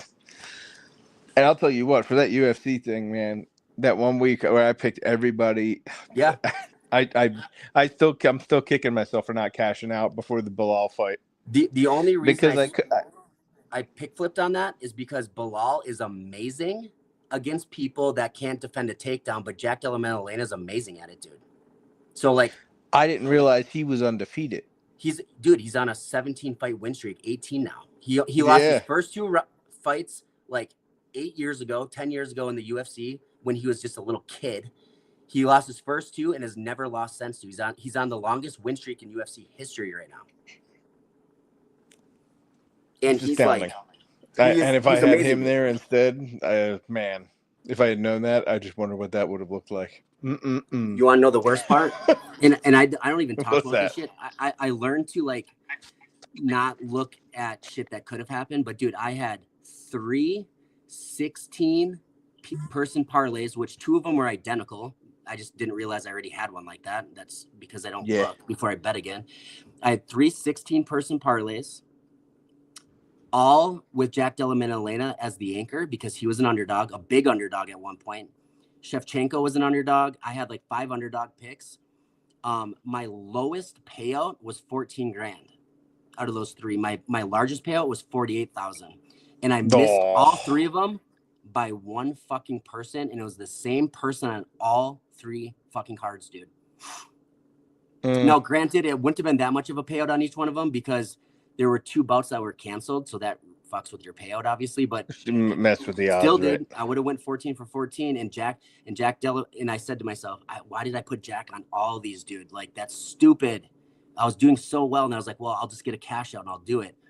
But honestly, if it would have came down to it, dude, and they gave me a good cash offer, I probably would have took it for those amounts, dude. Even if it was like a third of the amount, I would have been balling out of control. Yeah, I'll say, my God, I was gonna be happy with my $160 cash out versus like 3 something. But you also got to remember, dude, the like 16-person parlays with 5 decent sized underdogs, dude. Like, my bets were like my largest bet was $20. The other 2 were 10. So $40 in total bets to win like 60 grand total. But it's 16 people. I was talking $5. Yeah, and how many were mine? Dude, it's probably half that. It was probably half that. If you can turn right, the odds go up 160, I will. That's the most massive fucking. I mean, what is that? That's like a 35x, 30x. Yeah, something stupid. I started thinking things in the form of perps, dude. So I think to myself, I hate doing, and I'm not shitting you, dude. Every single weekend on UFC, if I just stuck to doing 3-person parlays, I'd be 95%. But I don't, because it's like, okay, you pick the 3 people you're confident in. You bet $100 to win like 40 in profit. So 140 back if you win, but only 40 profit. I could do that all day long, but I don't. And I started saying to myself, I'm going to start doing that as my main gig because $40 on a $100 bet, that's 40%, right? If I make 40% in a perp, I'm happy as fuck. So why would I not be that in sports betting when I can do it at 95% clip? And I'm not 95% in perps. So like, it's a psychological thing, dude, because I'm so used to, okay, you lose 3 and you win 1 and you're up 10x on your money. It's just, you're not going to win all your huge parlays. Matter of fact, most people will lose the majority of them. But with UFC, dude, for me, it's just, I'm super I've been watching that shit since I was like 12 years old, every single weekend, and boxing. So it's just one of those things that I have a natural like love for. That's how I was with Formula One. And I never even thought, like, I would always like mock racing whenever I saw it on TV. I was like, who sits there and watches this? And now I'm like, let's go. So, dude, if you want, if you want a 6x play, it's actually 5.74. I screenshotted it. It's only an 8-person parlay, but it stretches over 2 months, just FYI. So it's a little longer term play. But I'm telling you, I don't know if I've ever seen a bigger lock in my entire life, dude. Literally, send it to me. 6x. I just sent you one on X that I hit. When was this? I placed it on March 8th, yesterday, March 18th. I don't know who I tailed, but I tailed for $1, and my payout was 85. Holy shit. Like, and one of those was Christopher Bell. It says NASCAR All-Star Race Sprint winner. I'm like, where did I even see this? I never would have tailed this. This has a NASCAR race on it. That's way more. You want to talk about unpredictable? Like, I Yep. don't understand how people could bet on that. Look, that was him to win the race at plus 275. I'm like, really, realistically, what are your odds in that? Like, how? No, that's just a mess of. Dude, I've done some It's beyond me. So like while I was before, when nobody, like an hour ago, I played 3, not at the same time, but like on Bovada, it's awesome. If you can play poker right from your iPad, so it's nice. I can walk around. It's super easy platform. It's 10 times better than Club GG. Like, what I do is I used to just play just to pass the time, $10. It's a 6-person sit and go. So there's 6 people. It's $10 to buy in. And it's just a double up, and it's a turbo. So it doesn't last forever. It takes like maybe 30, 40 minutes. And I just do it to pass the time. Like I said, plus I obviously want to win. But what I do is I'll start with 10, and then you just have to take the top 3. So top 50%, and then it just ends. You don't have to play it out. It's just once there's 3 left, it just ends. And then now I have 20, and then I'll take that 20, so I just did that tonight. I won but because I did it last night as well, after my other poker tournament I won, I just started doing $20 ones, and I'm 4 for 4 so far. So I'm up $80.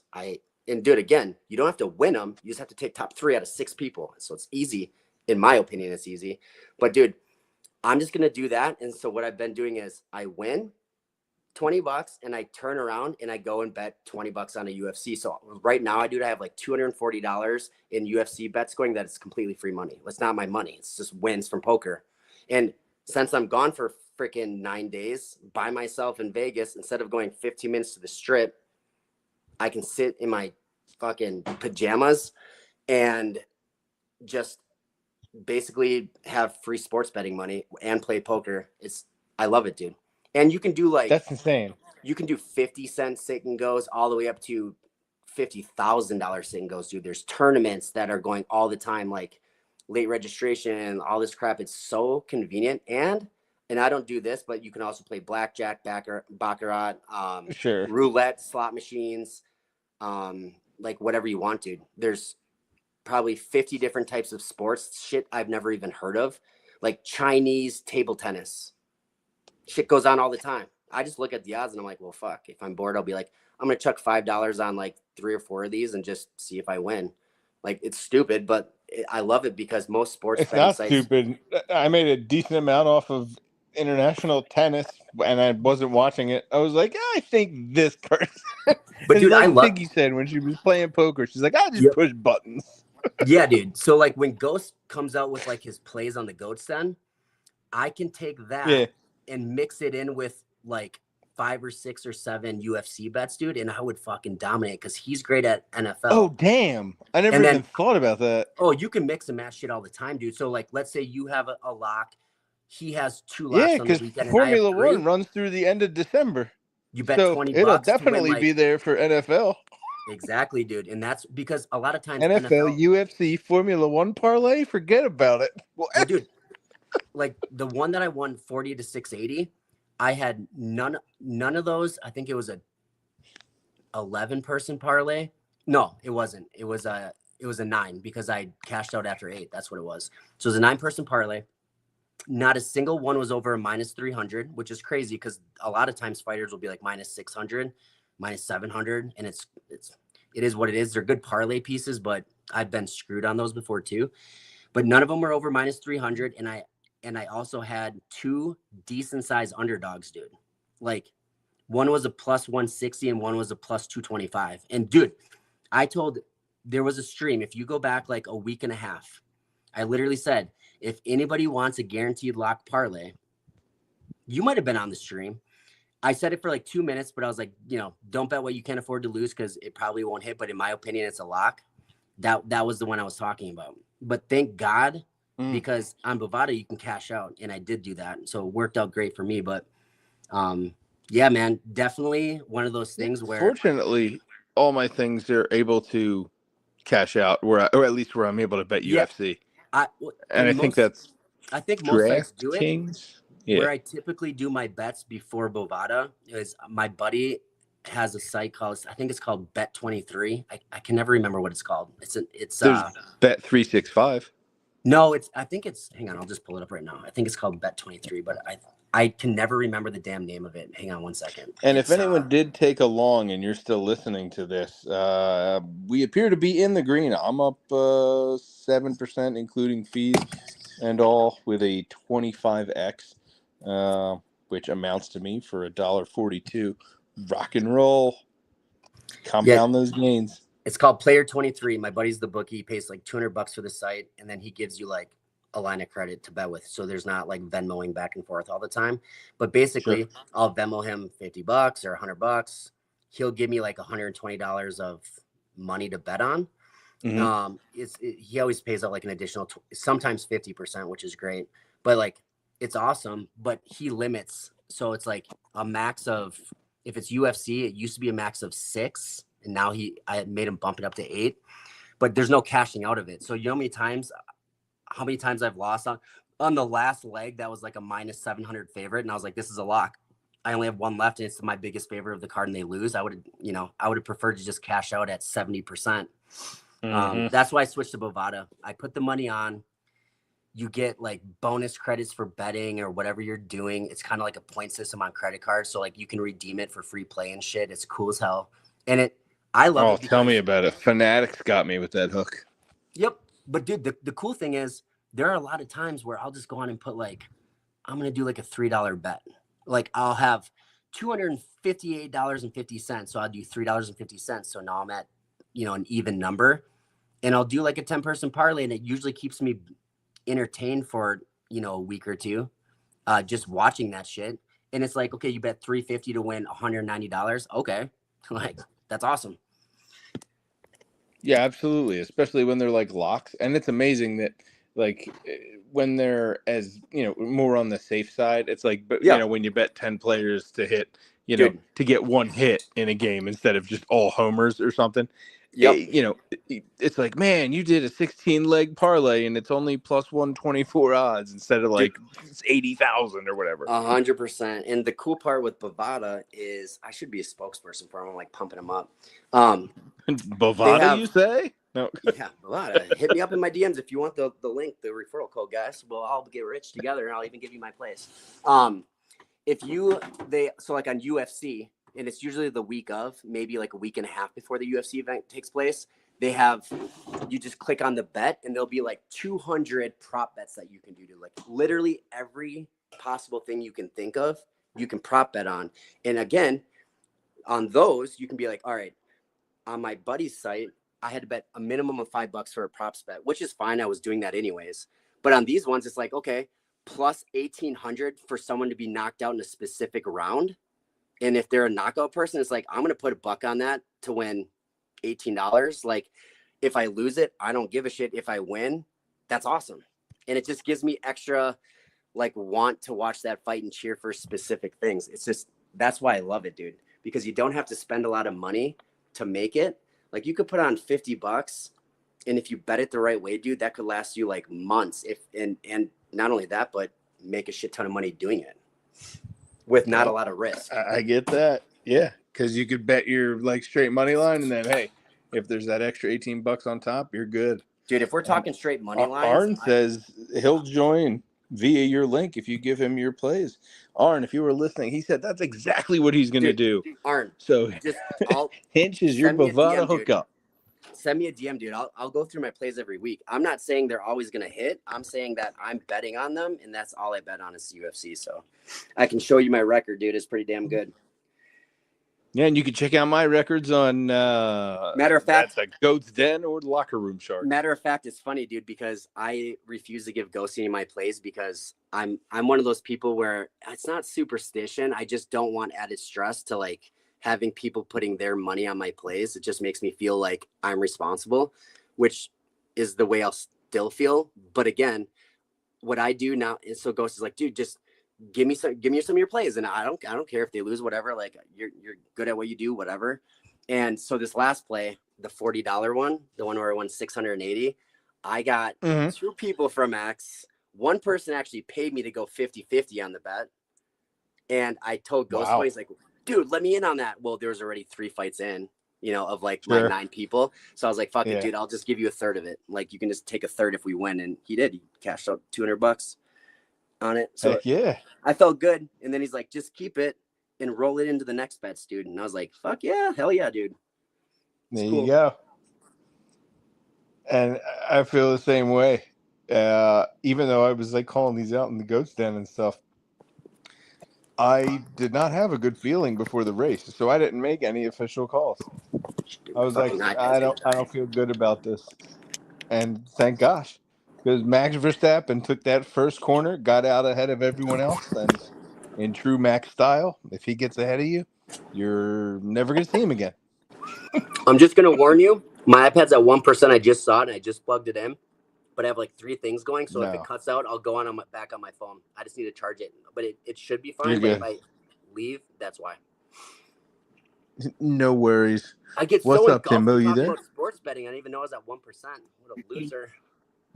What's up, gang? What y'all doing? What's up, man? We're What up? currently in a long perp, and Ghost is helping the kiddos, putting them to bed, etc. Yeah, dude, we're just wheeling this thing back up. It's great. And That's we're talking sick, bro. about sports betting on Bovada. Y'all are in a long-term position, and Ghost is on a long-term break. He goes hand in hand. Let's go. I'm just kidding. Oh, yeah. Yeah, he's when in he the left, it started position. going up, so it's good. That's right. Amen, dude. Gonna come back Roxy to must some be profit. driving too. I don't see her up here, so I like this. I might move my leverage up. Mr. Chris says, "Hey, Timbo." What's up? Hey, everybody that pulled up to the spaces earlier with Lotto. I really appreciate the support, man. It's a daily thing I'm gonna start doing 4 days a week. So I appreciate the support from the Dude. Lotto. Sorry, I wasn't able to make today. I was working, and I'm in Vegas working, so I wasn't able to catch it. But I'll definitely be on in the future, man, for sure, 100%. Hey, Hinch, I appreciate it, bro. I plan on anytime I have like an episode, I do it with a schedule, but I'm planning out like long-term projects only to get them up there to talk. I really like I don't want to really spotlight any gambles. There's too many pump and dumps and things of that nature. So any day we don't have like a project, we're just gonna pick a topic and just get up there and have a good time, man. And it's just gonna be all good and all vibes. So That's what it's all my about, mom man. just started a Twitter tonight, and she she wants to be on Twitter just to be able to listen to my spaces because she doesn't really know what I'm doing for work. So she wants to learn the space. Yeah, bro, it's pretty dope. She's got a PFP and everything. It's sick. Nice. Heck yeah. But yeah, bro, Mama I'm Timbo. screenshotting this chart right now in all ghost levels again for my group because a lot of people don't have this or why these lines are on there. Yeah, he's got a great setup, dude. He like labels everything perfectly. I love it. I just asked him if he was able to actually send it. I don't know if you're able to, but maybe. These are the 1 hour charts, 1 hour intervals rather, each candle that you're looking at here on this specific one. There is a way to export these, and I did DM him, or I texted him the link to the instructions. Hope he got it. What's he using? Trading View. Yeah, I just got my laptop this last weekend, and I'm just figuring out Axiom, bro, and it's a game changer. The only thing that messes me up is I'm old and I'm not used to having like a touchscreen laptop, and I'll go to point something out to my wife and it messes the screen. I'm like, damn it. But I'm getting used to it, and I I'm still love it, not bro. used to that stuff. My dad is my dad's retired and he's got one. He's like, what's the matter with you? Why don't you get hip with the technology? And I'm like, all right, whatever. Right. Bro, I go to point something out to her all the time, or I'll touch the mouse pad and it'll like zoom in on the screen, and I dead ass feel like an old man. I'm like, babe, help. I don't know what to do. It's broke. I used to make fun of my grandpa all the time, and this is him coming back to get my ass right now. So appreciate you, pops. Thanks. But Hinge's kids all were love, doing the man. same thing to him. Full circle Right. tonight. You weren't even here for that story. That's amazing. What happened? Generations paying generations. Man. Nah, but it was awesome. I seen you weren't you were in the space too, Egon, weren't you? I seen you in there, I I thought. was. I caught the last Yeah. couple minutes, and then you threw me a mic as you were signing off. But I got up Yeah, there. bro. I'm sorry. I'm a freaking idiot. I had to go, dude. Ghost had to go No, it's all too. good. Ghost literally made me cry, dude. If anybody wants to go back and listen to that, I actually like the first 30 minutes, I was muted and Heidi was just holding me and I was crying, bro. That was like some of the best words I've ever heard, and to hear them from somebody you look up to, it like means a lot to me. So, I don't know. I felt accomplished today, and it felt really good to do that with the Lotto fam. Amen. That's what we're here for, man. And you should feel like that every day, in my opinion, at least from my interactions with you. I mean, there's nothing you do on a daily basis I don't think you shouldn't be proud of. And yeah, Ghost is obviously the man. And it's, I mean, wasn't there for the beginning of the space, but I will go back and listen to it. I'm glad you got those words of encouragement, man. Bro, it was just dope. It's just and it's something you don't see too often in the space, just good people giving flowers to good people. And I want to make that Mm-hmm. like deep culture at DTN, bro. Like that's what it's all about. If we all just show each other love, there's no way that real people can't win in the space consistently. So I just think that'll work. Exactly. And a lot of times, especially like if you're in one place doing all the stuff all day, it's kind of hard to remove yourself from that situation and like actually get an objective point of view like that. So, Right. when people give you those flowers, like definitely receive them, water them, flourish. It's Sure, gonna bro. happen, man. Because I mean, I so many literally people in these trenches are on the computer, almost quite literally 24/7. I know, bro. Like I muted and Ghost was just giving props and I literally just looked at Heidi and I was like, this is it. This is fucking all the hard work, all the sleepless nights, all the answered DMs, all the time you've been pissed at me. Like everybody sees the hard work, dude. Like, fuck, man. Thank God, dude. And I appreciate the words you say, Egon, too. And you helped me out fucking so much, bro. You and Paul are like the backbone of my shit most of the time, at least media wise. But Yeah, man. I definitely want to, and Sherry too, dude. Sherry is a G, bro. I definitely want to start giving my time to this perp stuff because it's like, dude, if I would have been seeing this, I literally just told Heidi, if I would have seen Soul at 160, I definitely would have longed the shit out of it. I was like, damn it, why didn't I get to see that?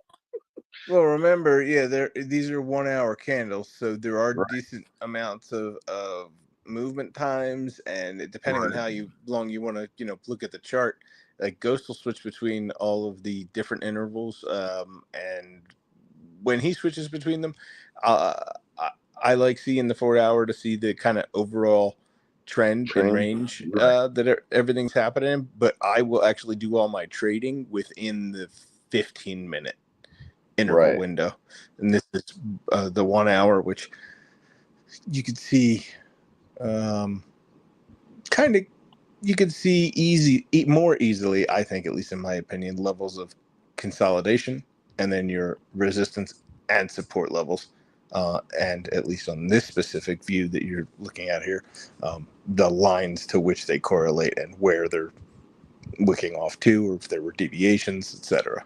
So yeah, it's good. right. Um, yeah, bro. Mr. Chris, I Like don't some. your friend. Oh, my bad. No, you're good. God. Yeah, like some of that, I use some of the bro, the funny story. Timbo used to only trade with Dex Screener and Phantom, and literally, I did not know you could change the intervals of the candles, and I also had no idea what candles even like the wicks even meant back then. But Right. I learned very quickly to change like between the minutes for like perception view. Like you have to change the perception sometimes depending on how old the token is or blah blah blah. So I definitely know how that can translate into perps and like trying to see trends and shit like that. So yeah, I when I trade, bro, like if I go to make a purchase on something, just depend on how fast it's moving. I'll use a different set of candles to buy than I will to actually watch the chart. So that makes sense to me what you said. Good.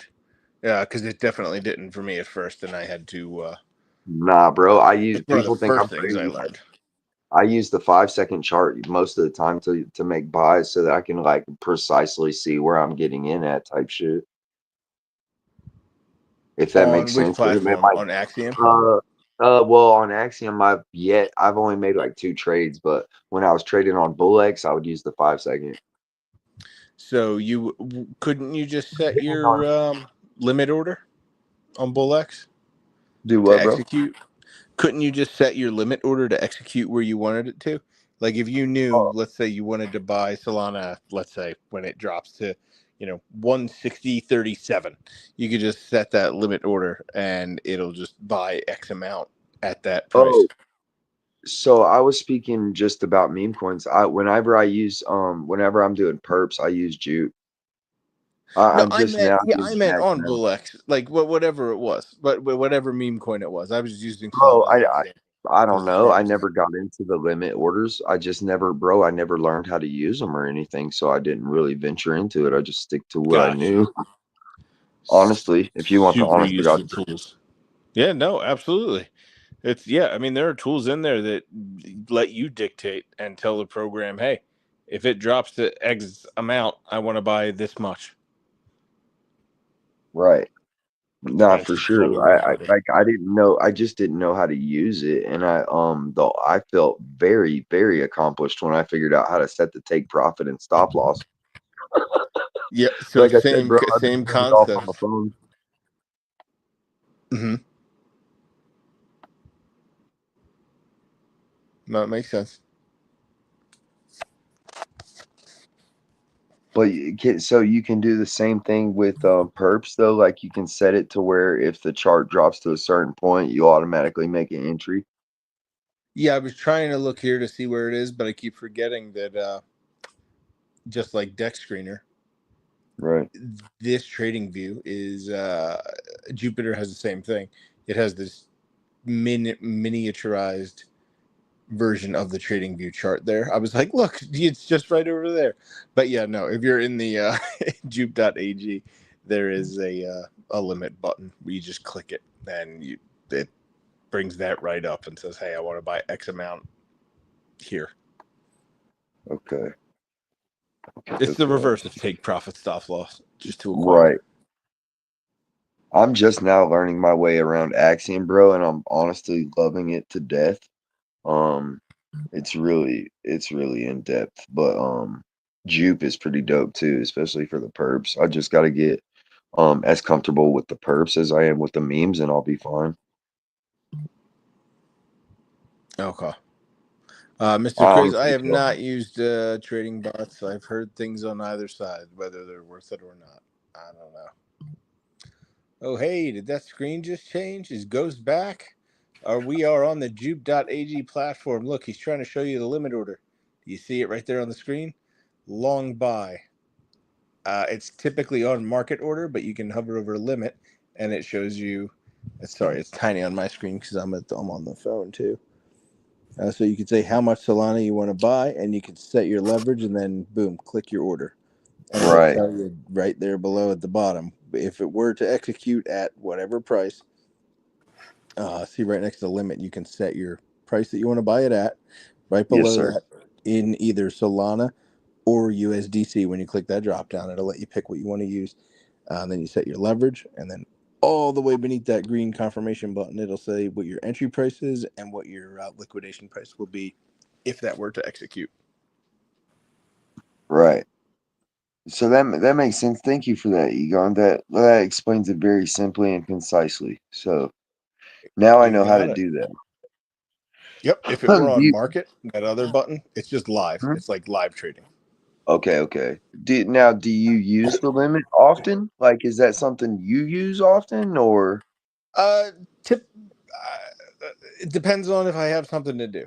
right, That right, I personally use more the take profit and stop loss, um, because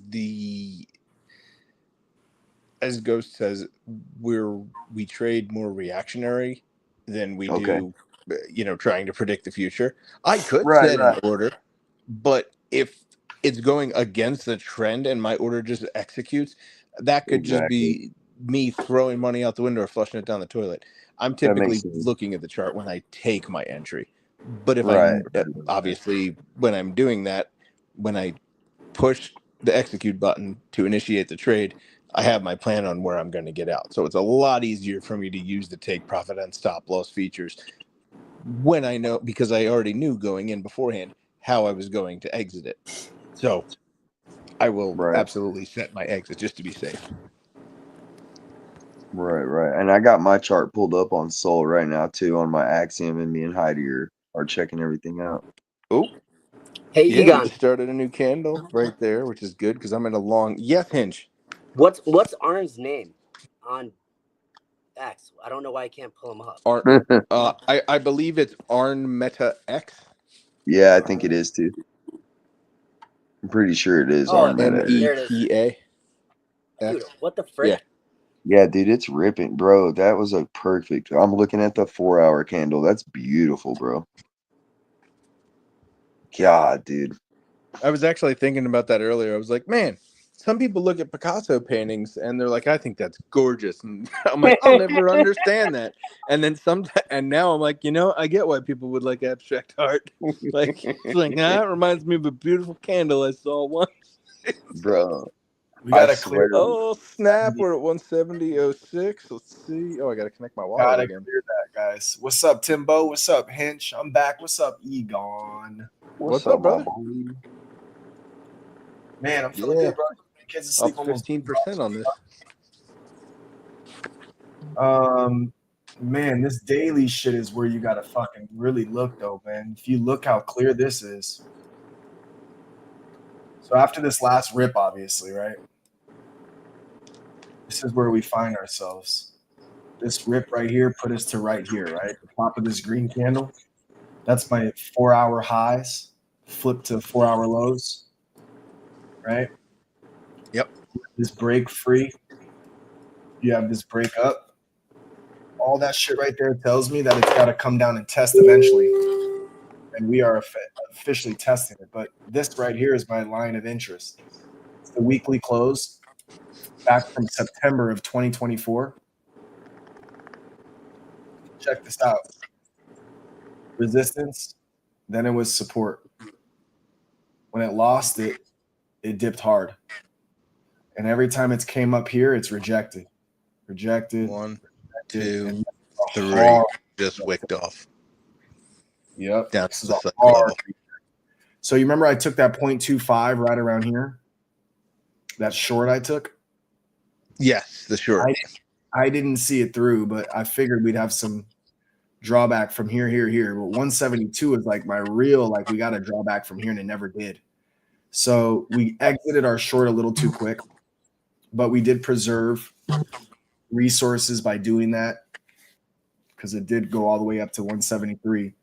But again, it went up to this exact 173.13. You can look up here at H, which is the high, 173.13. That's literally my weekly close. And ironically, that is the number that we want to reclaim as support so that we can hit higher highs of this 185. So although I like seeing this early push from 5 p.m. Pacific Standard Time, I don't like the drawback being so heavy. I think it's normal to consolidate, especially when you look at this kind of chart here. But what I've noticed recently is for everything we rip up for, it takes 1, 2, 3, 4, 5 hours to rip. That 6th hour just gone. Then even with this bounce back, which was awesome, engulfing red candle right afterwards. Again, that lost that support, if you will, popped us down. And once again, we got 1, 2, 3, 4, 5, 6 fucking hours straight. If it's taken us 5, 6 hours to make these moves and only taken us 1 hour to lose that entire fucking move, I need to see not only a bust through this 170 and clear, but this right here is the only area I tell you, these intersections, man.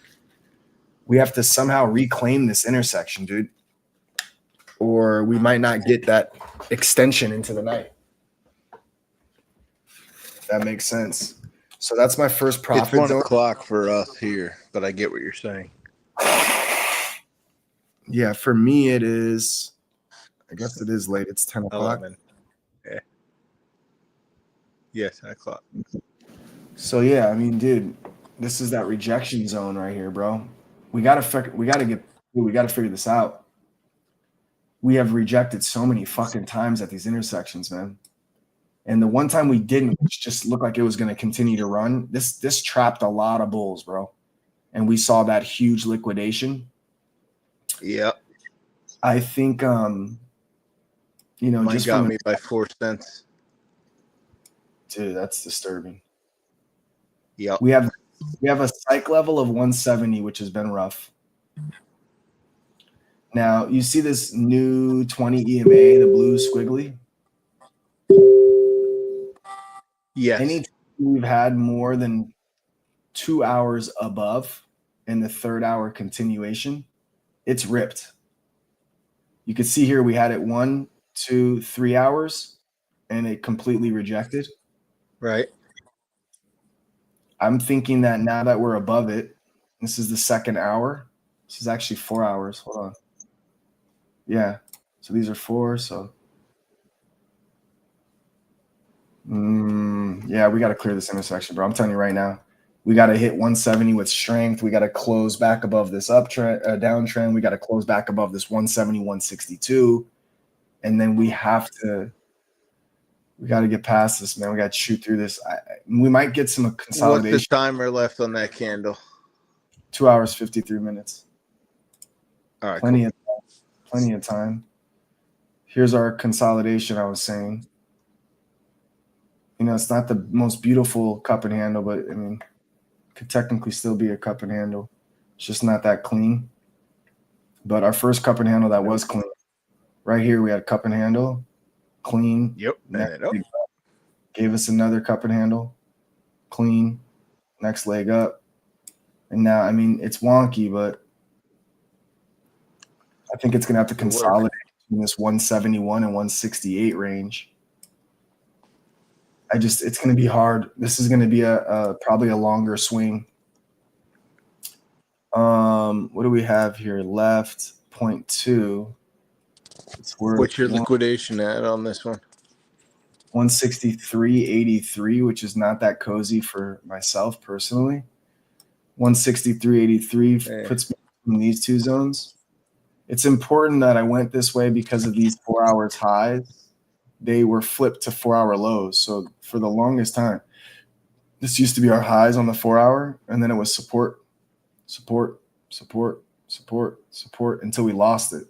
Then it was resistance again, temporarily, right?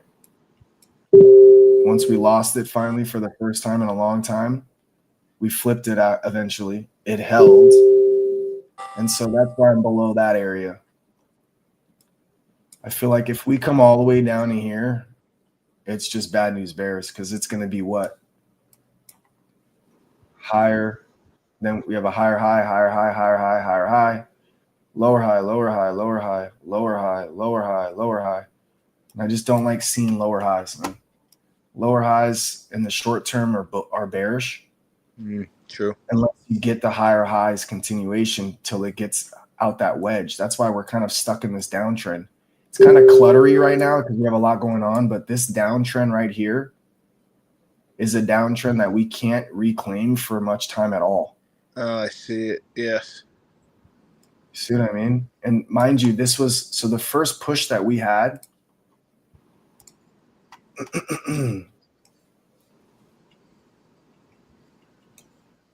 Zoom. So the first push that we had from that 150 psych level, that was such a punishing situation. That 150 was just fucking nightmare, dude. But when we finally cracked above it, we didn't really test much. We just shot up, right? And then we started finally getting lower highs finally. So this is the first downtrend of our higher highs that switched over to lower highs. So we had 4 hours, 8 hours, 12 hours, 16, 20, 24, 28, 32 hours of testing until we finally broke it. And when we broke it, we got our next leg up, which got us to the 185. And then we hit lower highs, lower highs, lower highs. lower highs, lower highs, lower highs. Until what? We finally broke above lower highs or out the trend.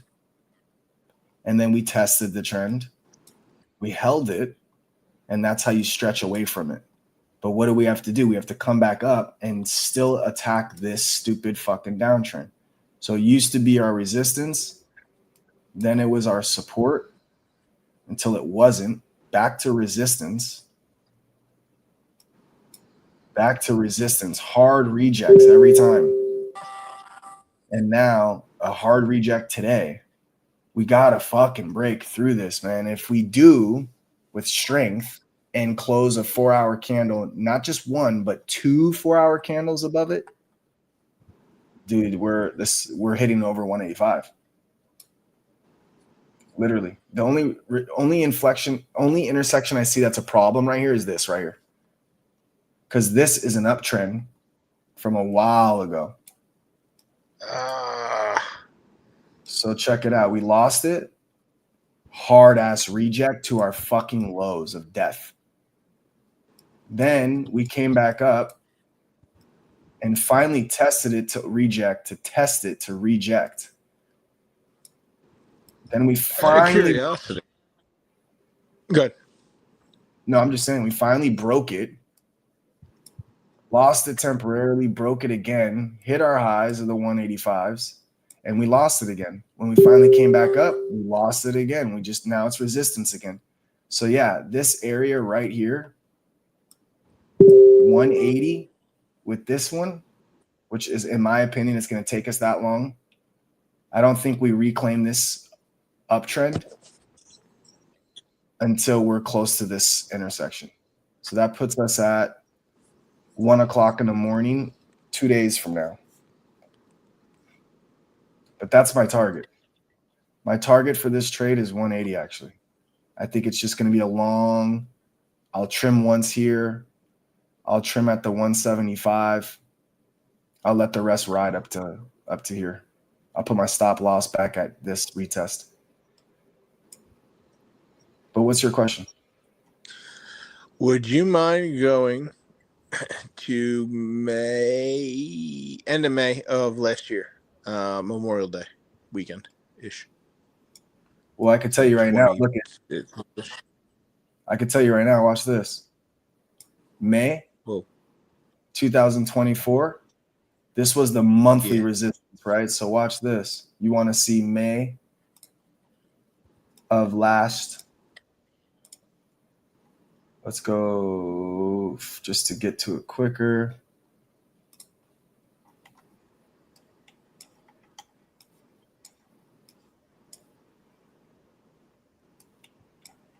Where are you, homie? Oh, it's all the way down. No, right there. You just had them right there. You get there's all the bars. Yeah, no, I just have to zoom in. You did. Oh, okay. So May of 2024. Yeah. Okay, that's 2021. Well, that you can keep them up, yeah, because that's what I wanted to see, the YOY of. So it's been my theory that every time I'm driving down the shore on Memorial Day weekend, crypto is flying and everything is super green, which that's this weekend. So that would tell me everything. All right, so here's to know. Here's your month of May.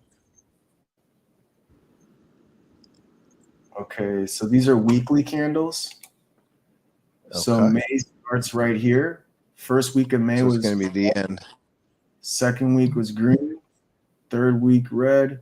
Fourth week red. And then starting end of May and June red. But we can go to daily. If you're talking about Memorial Day itself, we're talking about right around. It'd be closer to June if that's May. Yeah, there you go. End of the month. So we have end of the month would be. Got all those candles up there. So this is May 18th of 2025, like a jackass. That's now. Here's your May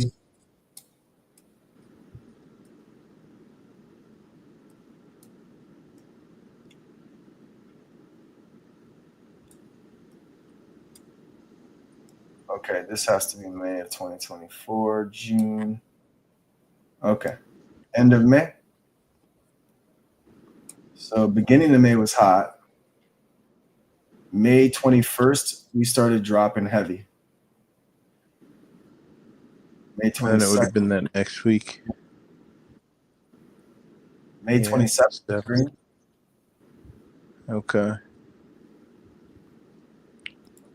Here's the thing that I have for May. May 24th, May of 2024 is resistance. Right here, you see May 24 resistance. Yeah. The reason why I call this May of 2024 resistance, because when I go to the monthly candles, look at the wick off of this shit. This is October 2021.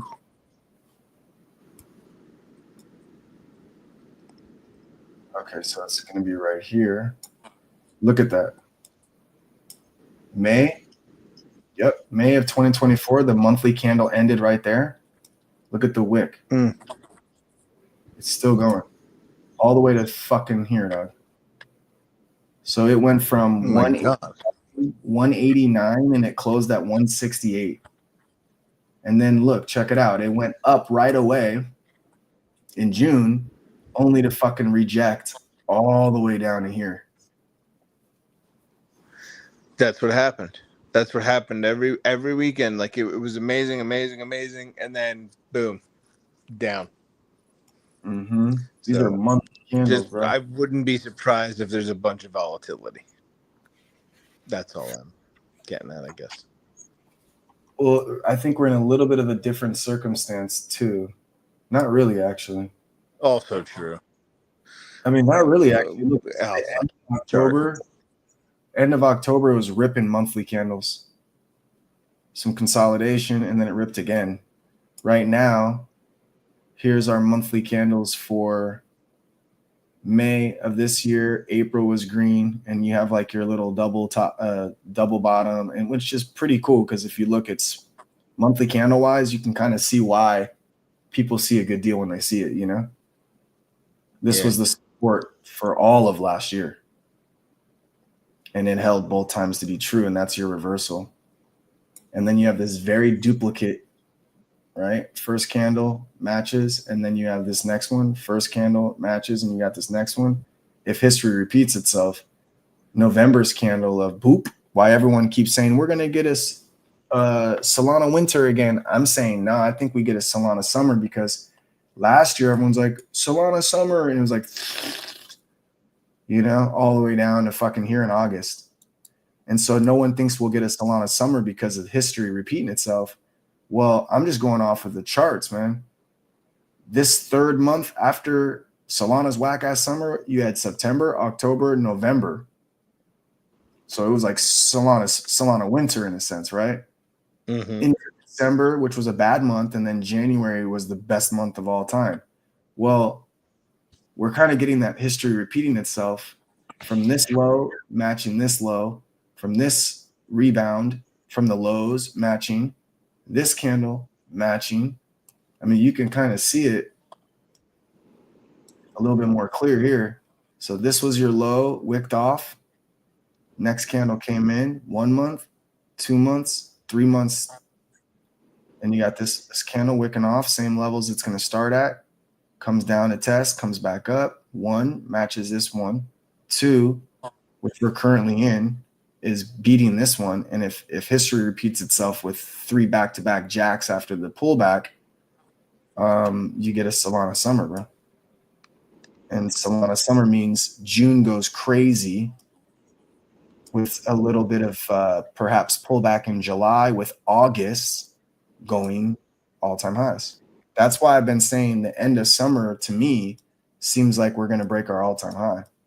I could be off. I don't predict, but that's just based on candle formations. That's what this would be to me.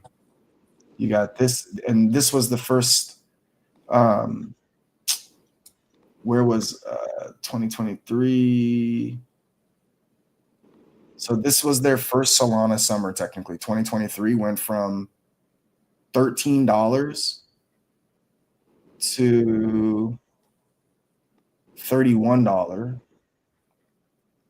back down to end August around 20, and then it was October. Once again, you have a Solana winter, if anything, October, November, December. In October, the candle started at $21. By the end of December, the high was 125. So I don't know where this Solana summer even came from. Then the very next year, Solana summer, it peels back. It starts in September again. You get your launch. The open up on September was 135. December high, 264. Or sorry, November high, 264.63. So it's always been technically Solana winter. This is why I feel like that's too predictable. There's no fucking way they just give us a fire ass fucking winter again. Backdrop's about to leave. Sure. It's too Look how predictable. fucking orange this thing's gone. It's too predictable. It really is. For me, it's way too predictable. What's not predictable is Solana summer. No one expects it. We'd actually have technically our first Solana summer, guys. I really like that, especially because everything is different now than when hell, even Solana came out. Like, straight up, yeah. Bro, don't forget, Solana had a high of 260 before going down to a low of $8 fucking, bro. Right. Like Solana rugged. Like this is a meme coin. Comes out the gates. Solana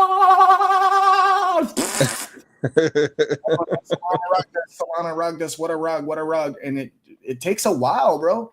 Bro, look at this time right here.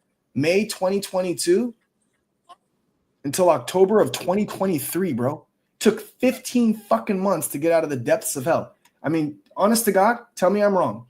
That's not our chart? Up to this point right here? You are not wrong. You're not wrong.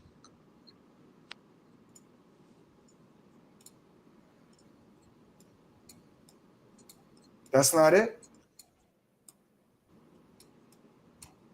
That's not where we are if we were Solana. A little wick, a little tree, the peaks, a little wick, a little tree, the peaks, collapses, and then boom, consolidates, trades in that range.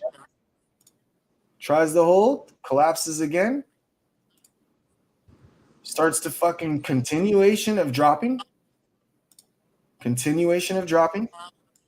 But only ever so slightly. Yep. And now we're right here with the flip to the rip. There's only one way to go from here. If this was Solana, we'd be right here. Yep. And it's imminent, and I am ready. At 200, I guess it was.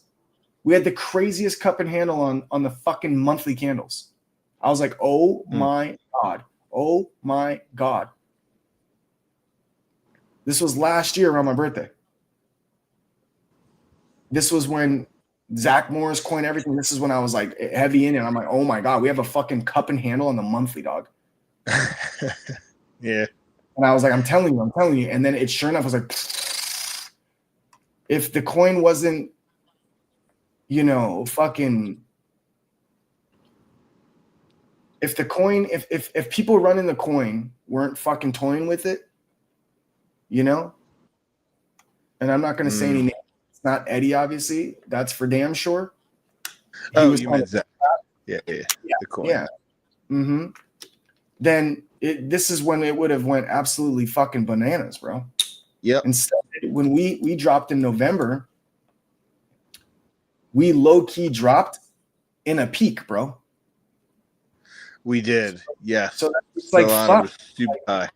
Yeah, our market cap, it's all fucked up because our market cap, our liquidity pool, if we dropped a coin now when we were at like the 95 range, dude, the liquidity pool, it would have so many fucking Solana in here. It'd have like 500 Solana, bro.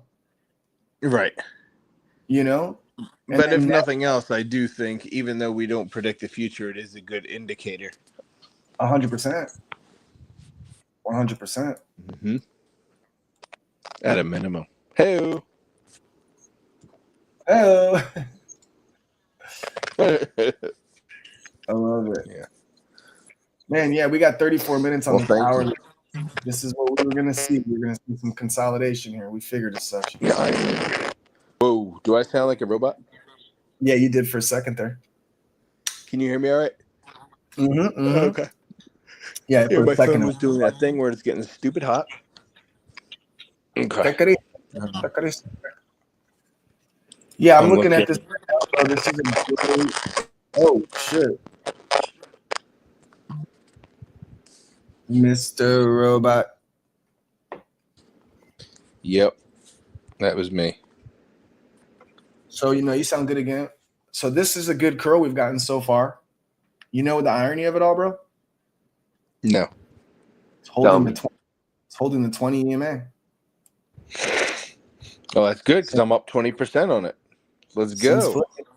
Straight up. Keeping Since it on flipping. overnight. Where am I at? What the Oh, fuck? although I don't know. Maybe I should What close is it. this, bro? What? Oh, hold on. Let me switch back. What? I'm up You're up 2%. What was $4. your entry price? Oh, the resistance. That's where it was. It was at the resistance. You love how it's like that again for your boy? All day. That's not one of my zones, my levels, guys. This is just flat out.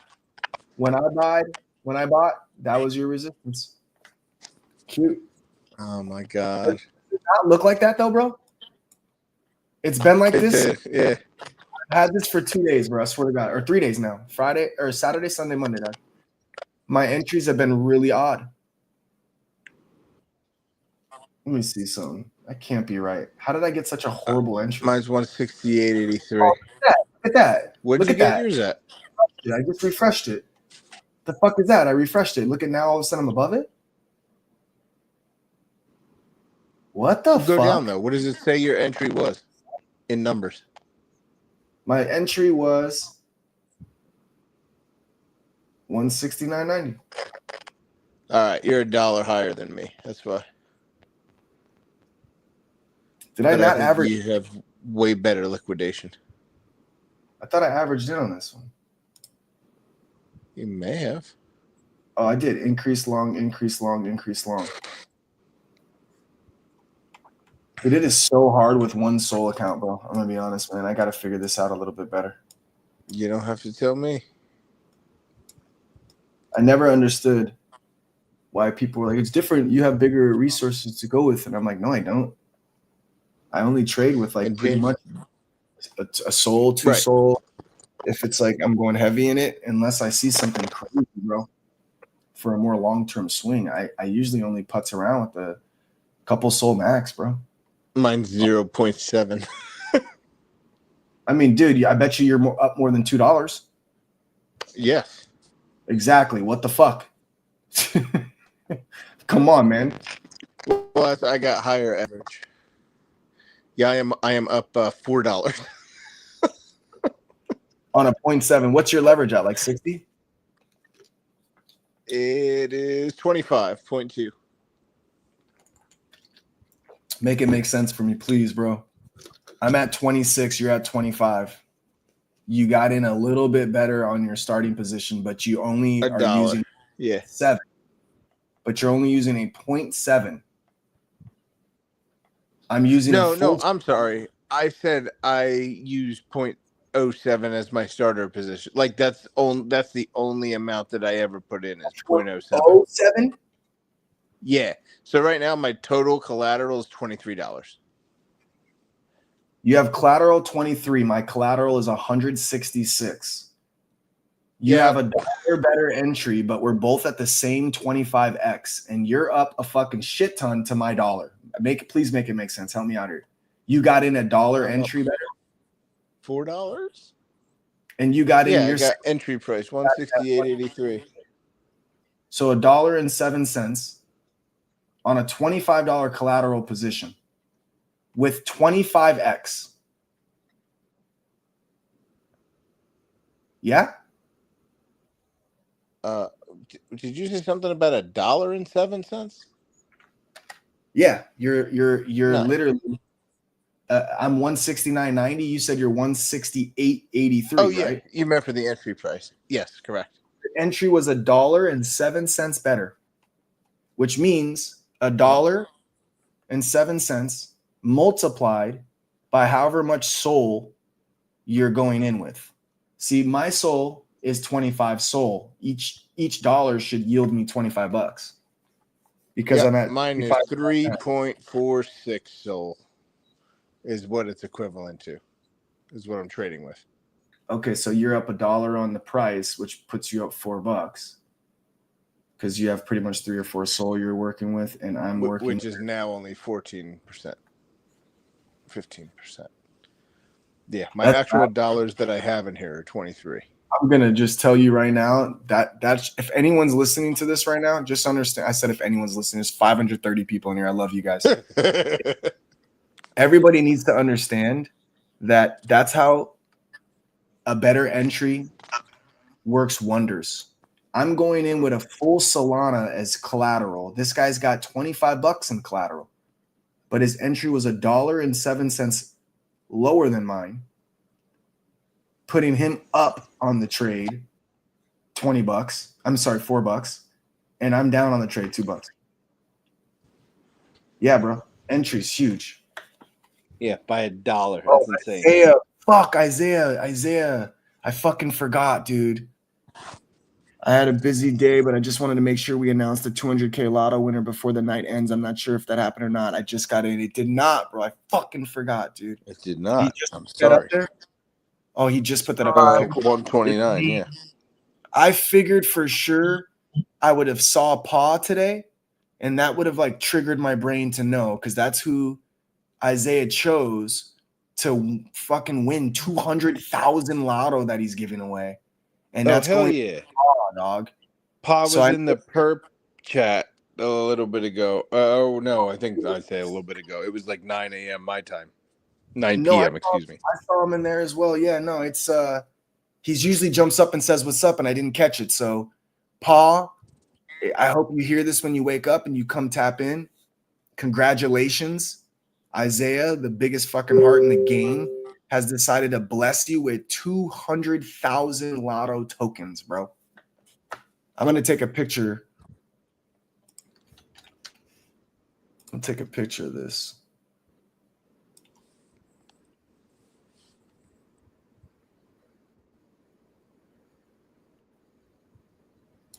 And then you can put up congratulations, Pa LFG. He also wrote that too.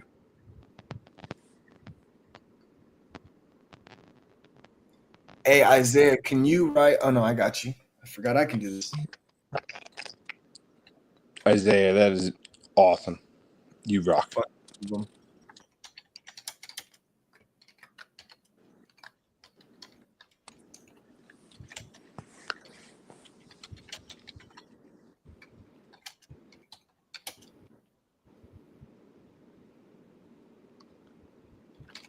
Got you.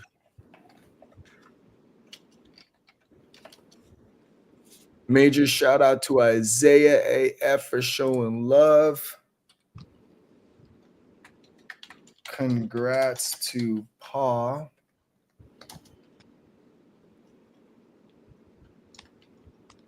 He's blessing you with 200K Lotto tokens. Let's see if that worked. Major shout out to Isaiah for showing love. Congrats to Pa. He's blessing you with 200K tokens. Go to this one because it looks a little bit more aesthetically pleasing. Damn, dude, we never put our banner, our media asset up. Slipping. What are you talking about? Oh, I was like, it was up before the stream. Yeah, I don't know what happened. I forgot. Oh, nah, you didn't. You just forgot to. Yeah, the other one was up. Because every time it goes away, it said stream is starting soon. I was like, what do you mean? I get it. Yeah, I think I messed it up a little bit. I also slacked. It never occurred to me that, hey, Dummy. It's because it's sitting back there. It's not just a lotto. It's a movement. Of your account going up. Yeah. You can record that. I'm gonna tag just a lotto. I'm gonna tag Isaiah. Addicted to crypto. Thank you for that. Hey, is Yep. it not Isaiah AF?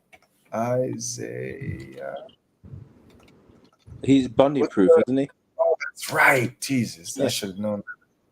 Bundy Proof 101 or something like that, right? Yep. Why isn't it pulling up for me? Did he switch it when he got back on? I don't know. At Bundy Proof Let me see. 101, right? He might be off X, maybe. I know sometimes he likes to take breaks. Maybe that's Could be. Are you addicted to No, crypto? it's right there. No, bro, it's BUNDY101PROOF. Oh, Bundy 101 proof. Yeah. Oh, I can't tag him in Like photos? 101 proof. Well, that's a setting. Some people have it off. Some people don't even realize it's off. Yeah. Paul, I know he's addicted to crypto, but is it addicted to crypto? Addicted to Crypt 0. Number 2. Addicted number 2. Man, it is so hard to remember everybody sometimes. Mm-hmm. Okay, at Bundy 101 proof. Straight blessed.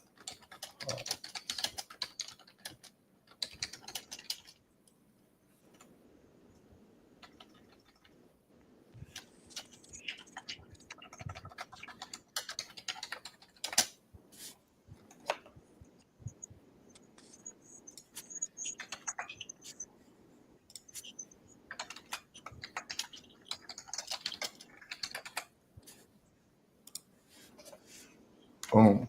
Okay, I just made a post on it too. Damn, It's I'm not just a lotto. It's a movement. I see it. I'm so glad he came in here, Isaiah. I would have forgot, bro. Thank you, Isaiah. I really would have forgot, bro. On everything I love, I would have forgot. I'm so used to Paul being in here that I was like, yeah, no, I won't forget. I'll get queued up because he'll be in here. He didn't come in today. I hope he's okay. Oh, maybe he's working tonight. Actually, it's Monday night. Yeah, he was in the perp chat just a couple hours ago. Right, but I know he might be working like where he can't jump on a live, but he can at least text and stuff, you know? Mm-hmm. Because, normally he comes up, says hi, and normally he's also in the comment section. Unless I missed him. I was deep in the perps today. I ain't going to flex. I was in it to win it today. True. Did I? I might have missed him.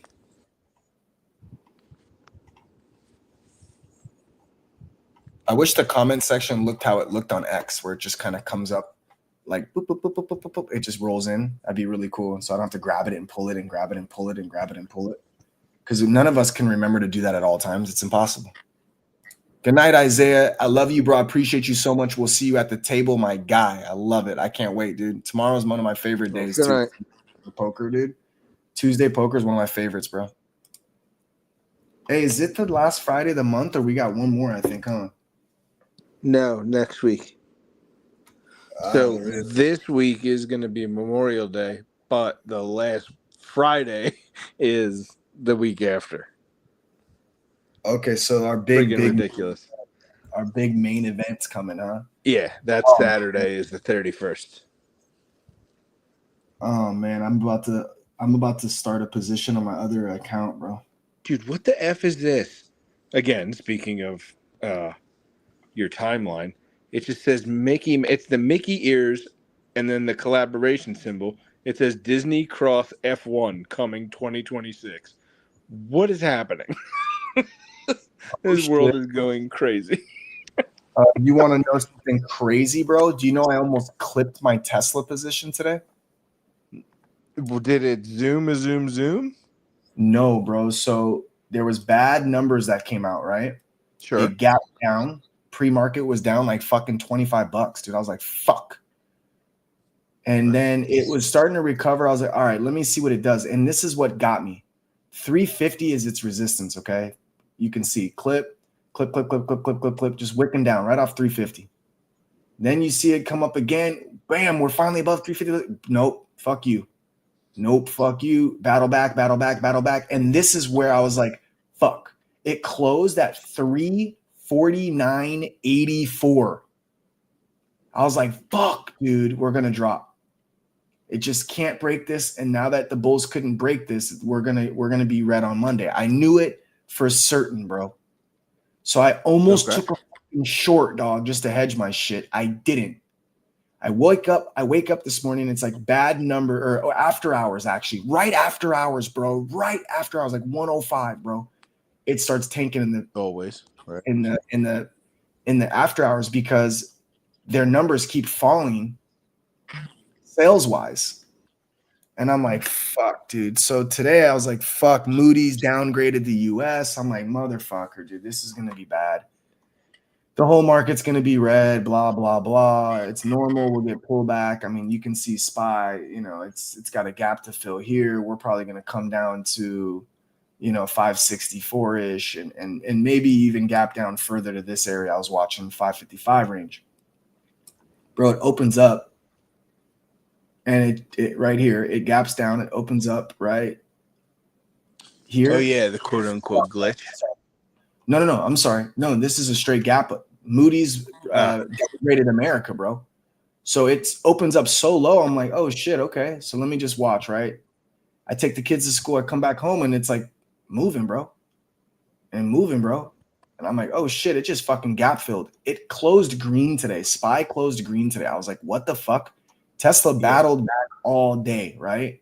From the lows of, this is the options. From the lows of 333 back to 341 and some change, 342 almost. It closes at, right? Didn't quite gap fill, but let me tell you why it's about to. You ready for this bullish ass shit? Oh my God. Hold on. Wait. Don't you have 350 or is it 650 for next summer? No, bro. I have 350s, bro. June 18th. Shut up. That's amazing. About to be in the money. Okay, so tell me about it. Why is it going to gap fill? Bro, you have no idea. First of all, there's a fucking interview with Bloomberg tomorrow at 9 a.m. for Tesla. Future of the Second of all, Tesla's China insured units for Tesla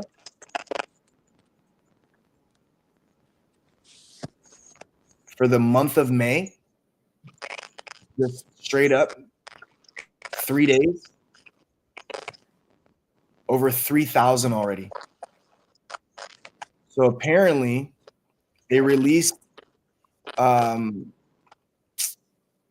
what is it? Fucking their numbers for, hold on, I'll show you in a second.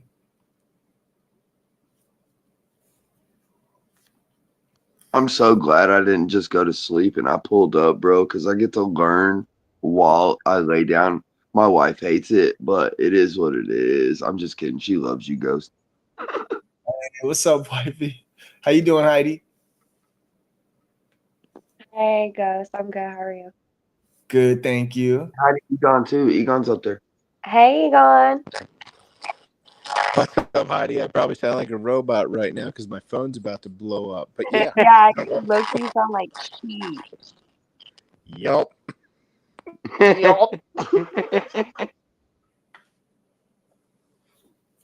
I think Tesla's gonna low key. I'm not. I fucking kid you not, bro. I think we might hit 500. Like, I'm not fucking trying to be funny right now, but we're talking like the most bullish flow I've ever seen in my life. First of all, The calls that are coming in are fucking nuts. 375 calls, 400 calls, 450 calls for like end of summer. Retail bought a record $4.1 billion in US stocks during the first 3 hours of trading today, first of all. And a lot of it was Tesla flow. Tesla's doing that thing again, basically, is what everyone's saying, right? The same shit I've been calling for how long, Egon? The institutes are buying in the billions, bro. The large scale orders in the last 5 days, bro, have been over $1 billion a day. I don't think you understand that. $1.19 billion today. That's insane, bro. Purchased. Okay, it gets even crazier, bro. It gets even crazier. Apparently, the flow that they have for car buying and shit, car sales, it was down this quarter. I kept telling people, duh. Why would it not be? It literally has a problem. The problem is people's cars are getting keyed. Who the fuck's going to buy a Tesla during that time frame? Now their Model Y is like record-breaking sales. And here we are. I have a fucking feeling, bro, it's about to go bananas. I like it. I like the reasoning behind. Hey, and I mean, bro, honestly, I think the next, even just short-minded, because you know me, bro, you know where my head's at, but just in thinking in generalized knowledge, I think the next 3 years are going to be overall great for him. Once he pulls back from what he's doing and focuses back on his shit, it's over with, bro, type shit. So I line up exactly with your thinking, but just in an overall consensus too.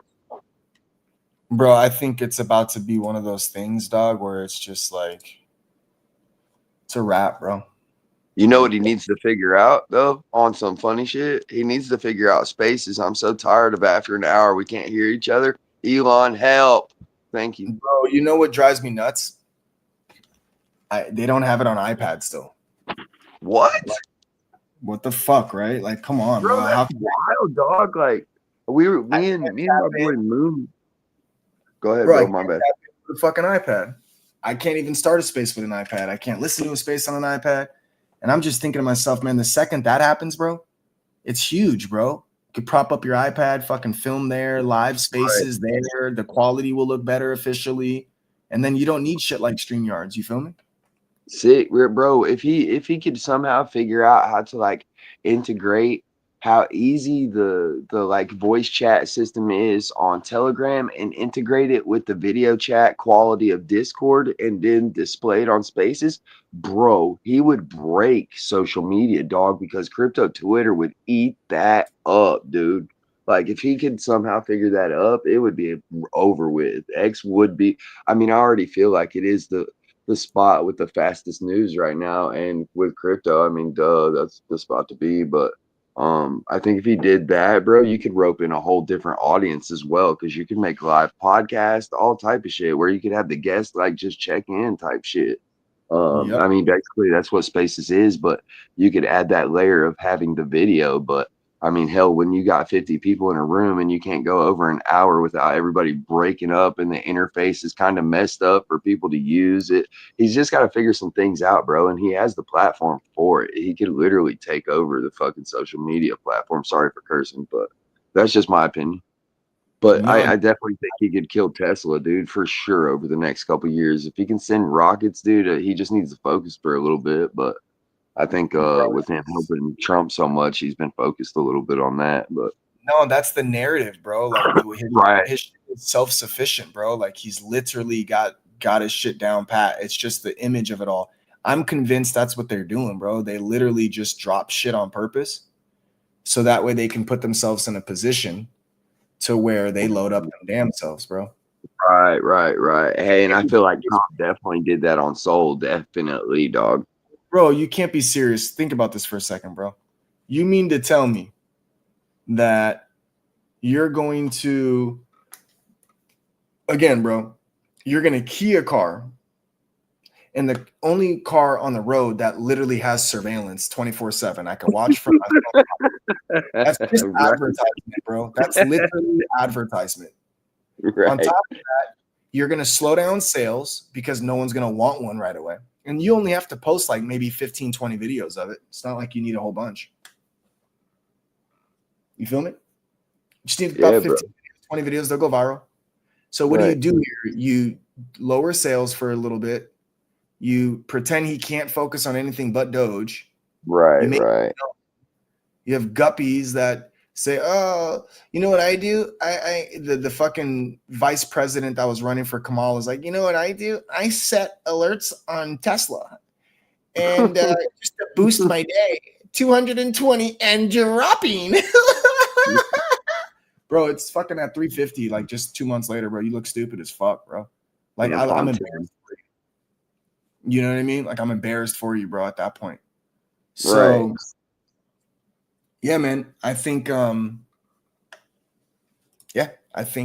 essentially we're in this position right now where it's only happened a few. Look, bro, I try and tell people this shit all the time, man. And I know it's like a broken record for most of the people that fuck with me, but it's all good. I'm gonna break it down so many times they're gonna eventually get it.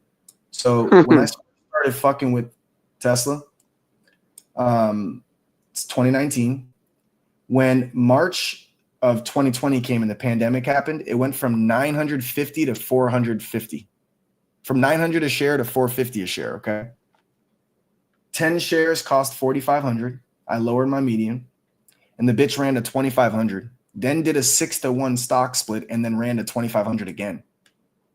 Then did a 4-to-1 stock split, so 10-to-1. So my 10 shares were 100 shares, averaged $38 a pop, and the shit was sitting at basically $400 a share. Damn, Just boy. like that, bro. So Pop, then, pop. bro, you get to the point where you start to recognize the pattern. So that was March of 2020. I get it. It was a pandemic, so no one really caught it. But then you can fast forward to right here. What does that say? March of 2021. So the next year, the low 186, the high prior 300. So once again, it's over 50% down from its highs. What happened? End of the year, all-time highs, right? Which was Hey, November. Ghost, you know that we can't see your screen, brother, right? It's just on the Lotto background. I just wanted to tell you that. It's been like that for 5 minutes. Yeah, my bad. There it goes. I thought you knew that, family. I'm sorry. Oh no, I've been smoking all night. I'm was happy. funny. Ever since Egon dropped out, it like took it away, I guess. That's so There weird. it goes. Yeah. Sorry, bro. My should've phone told you legit sooner. almost blew up. I'm on a computer right now. Okay, cool. Yeah, it took away everything when you left too. It's weird. Okay, cool. I saw Oh it. my God. Dying laughing. Yeah. My So- phone literally blew up. Yeah, that was wild, bro. So Hey, my bad. I should have said something sooner, fam. My fault. you're good. My point is March of 2020, it was half off from its highs. Only to rip faces. Then you get to 2021. Okay. Uh-oh. Here's January, all-time highs.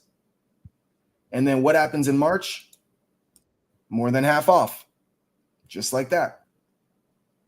What does it do? By the end of the year, rips all-time highs. Then you have the next March of 2022. Fucking, you see it. More than half off, 233 versus 415. So that's 3 years in a row, 50% off in March, the low of March, to do what? Not quite all-time highs, but fucking high. Then you have it again. 2023 hits. Here's your March. Not all-time lows, but April was all-time lows. So 1 month lower, again, half off. And you got from 150 to 300, a double up again. Then you get last year when I entered in around 165 March, average down in April to 165. What happened? Hit the all-time highs of 495. Here you have it again. This is 5th year in a row. March lows, right here, once again, March, below 220. And now here we are at 350 already. I mean, how many times is March and April going to be the lowest time of the year with consolidation between March and April for it to only hit an all-time high by the end of the year? Every fucking time? Are we serious right now? I hope so. Come on, dog. Come on, dog. I'm just saying, I'm like, saving for next year. now, doesn't that show you the easiest thing to say? Oh, his sales are dropping. His sales are low. Oh, well, yeah, okay, duh. The first quarter of the year is low. People want to pay taxes. People don't have the money like that. They want to see how the economy is going to go. How's this year going to be? And then, okay, boom, dude, shit's cool. Everything's going to be okay. We're going to be okay. Everything's great. And then there you have it. It starts to rip again. And, bro, I'm finding out through a couple people that apparently their Model Y, their new Model Y that they just released, is apparently like really fucking going crazy right now. And so even though all of the sales were shitty, I'm getting told that sales are looking absolutely absurd right now in a good way. It's up after hours again. Here's the thing, bro. This is that chunky area that Tesla has issues with. It's not issues, but that's just where it's at. So if it breaks past this 358 range, which it was $8 away from doing so, there's really nothing holding it back from at least getting up to the 375 to 415, 420 range. And this is a fucking bull flag. You go to a weekly, can you really fucking see the work it's putting in? It's a straight up bull flag on a weekly. I mean, dude, what are we talking about here? I think, dude, we're going to fuck around and see one of the fastest moves we're going to see. Remember, it's probably going to hit 500 by the end of the year. In my honest opinion, I think it hits over 500 by the end of the year. On top of that, bro, you know Kathy Woods, she gave a $4,000 per share evaluation. When it hit 2,500 and they split it and it hit 2,500 again, she was absolutely correct. Now she just gave another 4,000 evaluation, or I'm sorry, 6,000 evaluation, which, sorry, she gave a 2,000 evaluation, I think, by 2030, I think. I'll tell you right now, I'm drawing a blank now.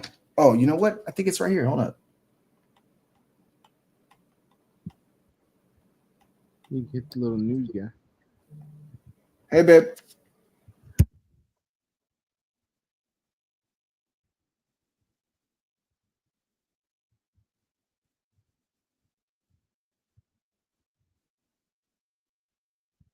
But yeah, Timbo, I thought that's funny. It's like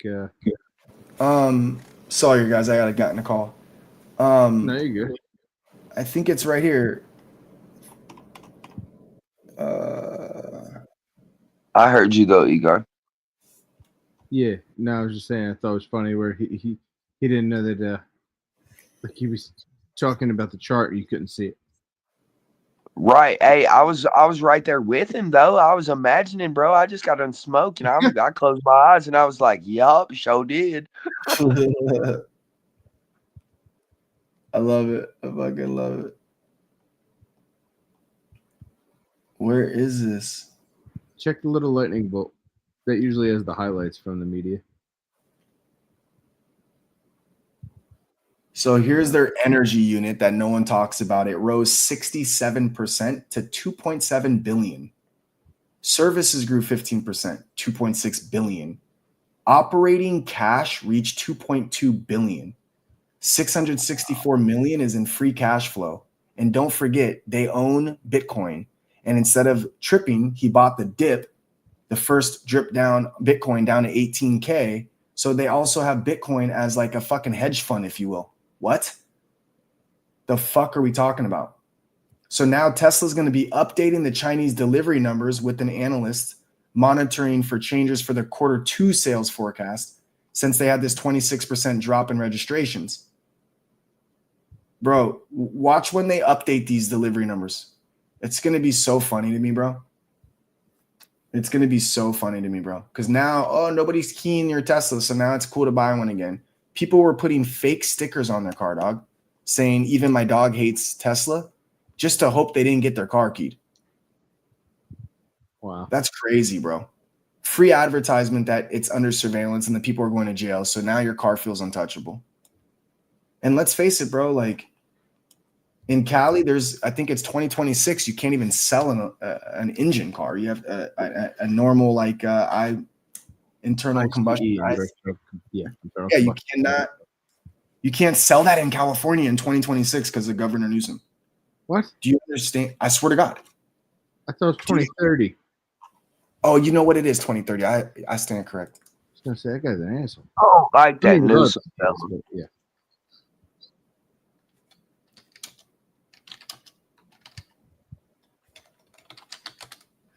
Yeah, Jay Leno moving out of there. 2035. Yeah, my bad. But still, what does that mean? That means that electric cars are going to look, that could change, but it still gears automakers to make electric cars now. Right. Like you have to have at least one in your lineup at this point, otherwise you're really going to be in trouble. And guess what? You can't catch up to his Fremont factory that's churning out fucking cars by the hundreds of thousands a fucking month, dude. What? That's why in Cali, bro, if you drive and you get stopped at a red light, you will see at least 2 Teslas. Like, literally, it's insane, bro. I leave my kid's school, there's like 3 Teslas in front of me. I'm fucking driving on a side street, there's fucking another 4 Teslas on the side. So like 2 crossing this way, 2 going that way, 3 going this way. And it's every one of them. The newest Ys, the newest 3s, the older Ys, the older 3s, the Cyber Beast. It's unfucking believable, bro. He's going to monopolize this shit is my point. There's already people like Volkswagen now making the same charger as him now. They're going to use his charging network. You have his software as a service. He's going to definitely start charging for autopilot. Other manufacturers will get the same sensors embedded in their cars with the same. Just watch, bro.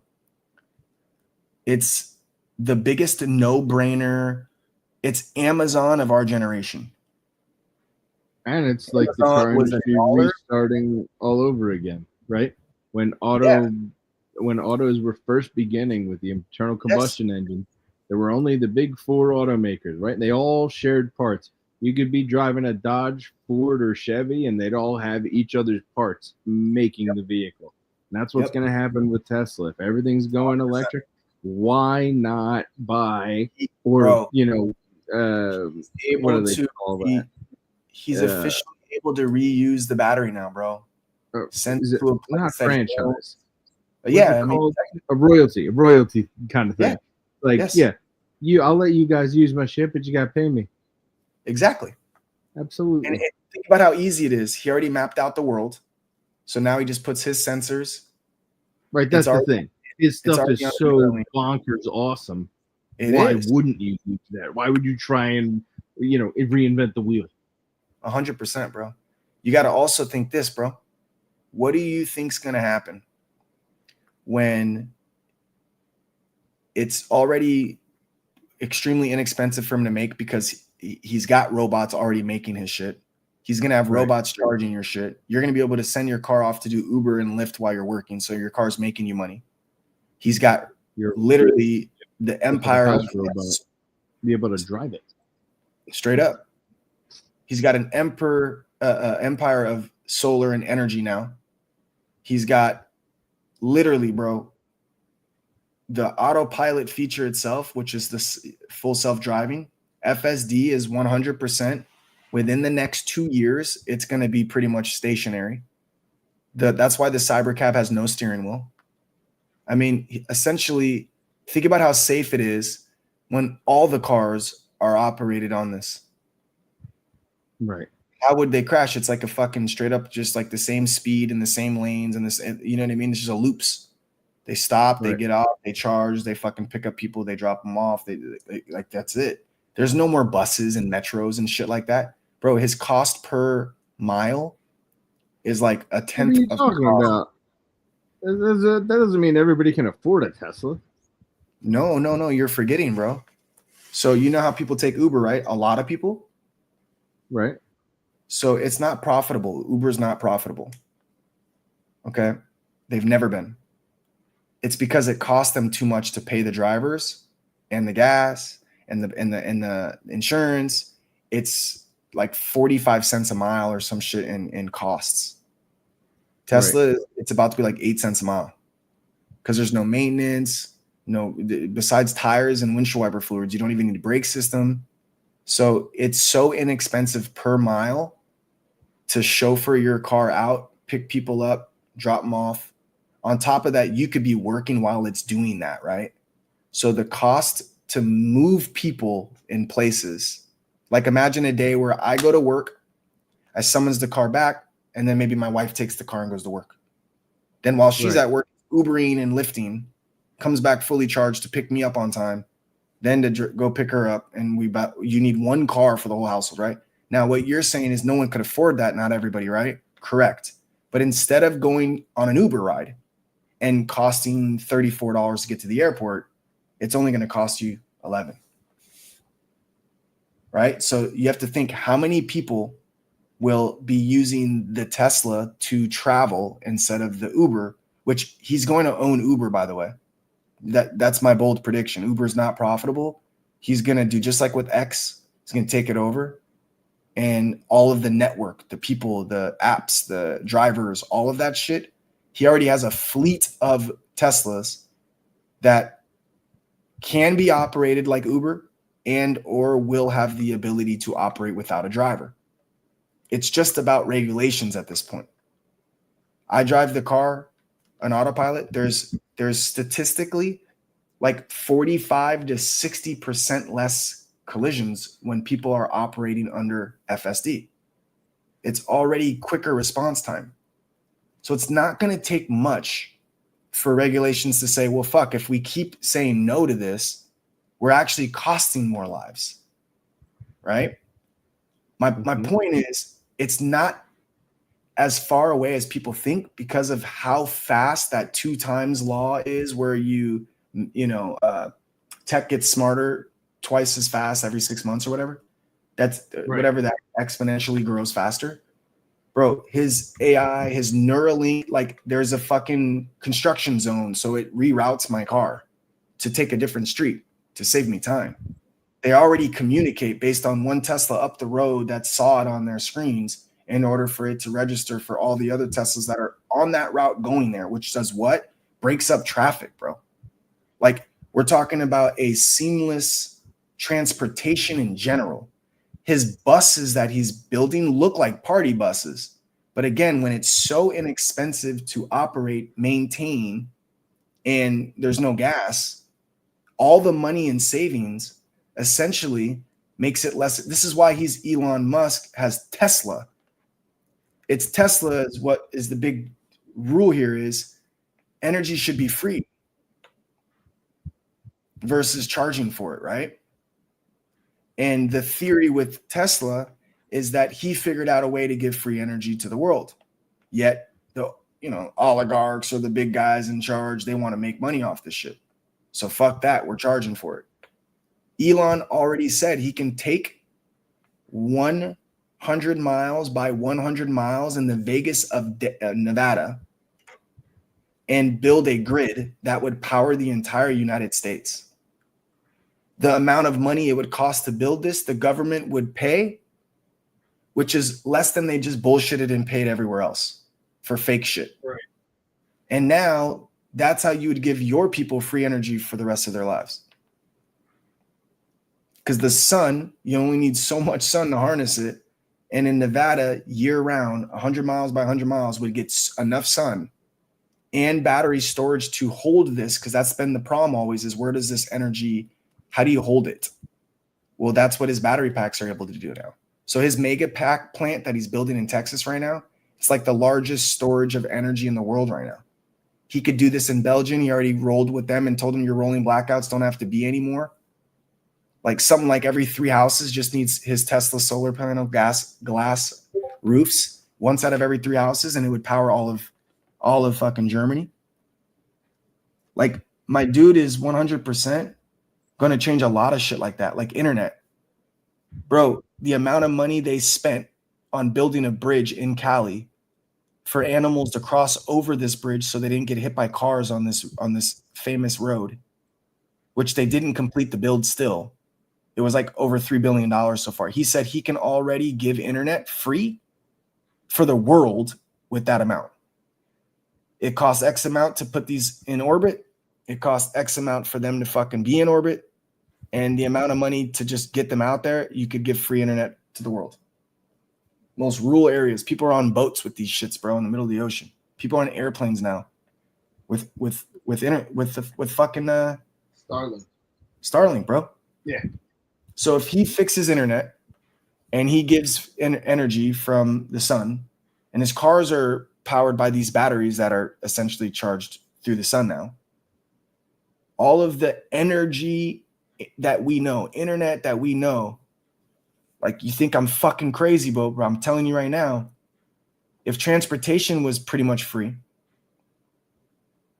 and electricity and power was pretty much free and your internet was pretty much free, what exactly would you need? Well, if robots can run most of the shipping in factories and his electric semi trucks transporting goods every which way, you're talking about not needing as many people in a sense to run an economy, which guess what? He's the biggest one that says, advocate, that we're literally dying as a species because we're not procreating enough.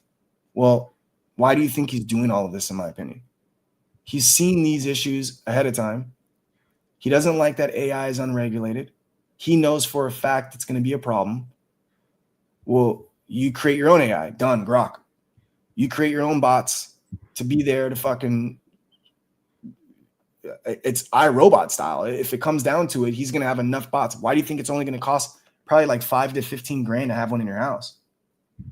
They're going to be able to fucking pick up the kids from school. Because even if you don't give me self-driving with no one in there, then okay, let's put the bot in there. Okay, what about cleaning your house, doing the dishes, making food? These things already break eggs. These things already flip pancakes. And this is in infant stages, bro. These bots are nowhere near where they're going to be. Nowhere near, bro. I'm just saying, bro, he's covering so many different angles. I thought about this one too. Go look at Starlink's The Map. That shit is a grid around the whole globe at this point. Why would he grid the whole globe? Well, if meteors came, you telling me he can't do something with those? The little air thrusters they have on rockets alone can change trajectory of shit. I don't know. Maybe it's a force field. Who fucking knows? But I mean, if you really want to get psycho with it, look at everything he's doing. What about Neuralink? He's putting these chips in people's fucking brains that never had a chance to communicate anymore, being paraplegic and shit, can't even play a game or work or nothing. Now they're able to pop a chip in, which is put in by a robot. Only way to put it in, mind you. It's the only fast way to pop that in there in this perfect precision spot. And now top it all off, they could do things they weren't able to do. Oh, the robots he's building, you're telling me that humanoids aren't going to exist in the next few years? Oh, you lost your arm? Don't trip. Here's a Neuralink in your dome, and here's a fucking robotic arm. And you're telling me now that you're not going to be able to use that arm? If you can move a mouse and play a video game with your brain, so on some telepath shit, you're telling me, bro, he's setting it up, bro. And I feel like no one really thinks it's too sci-fi. But what does he always say? What's the most plausible outcome? The one that's the most unbelievable, the one that's a fucking laugh riot. But every fucking thing he's doing, bro.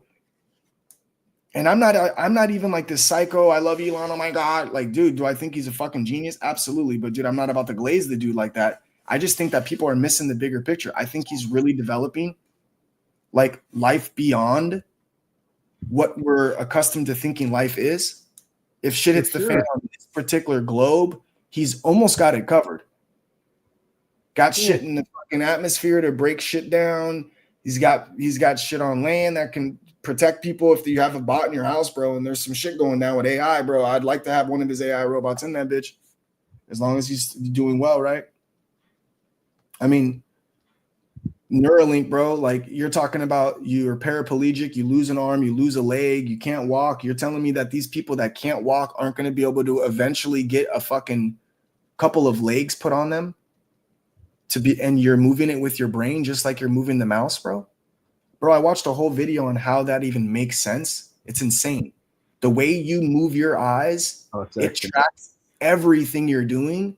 And then it tells you, like, is that what you wanted? Is that what you wanted? Is that what you wanted?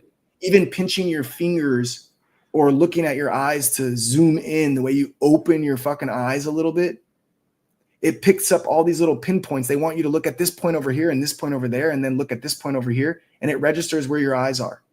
And then eventually it starts learning how you look at things, and it fine tunes and tightens up everything to where all of a sudden, bro, it knows what you're trying to do with your fucking eyeballs, dog.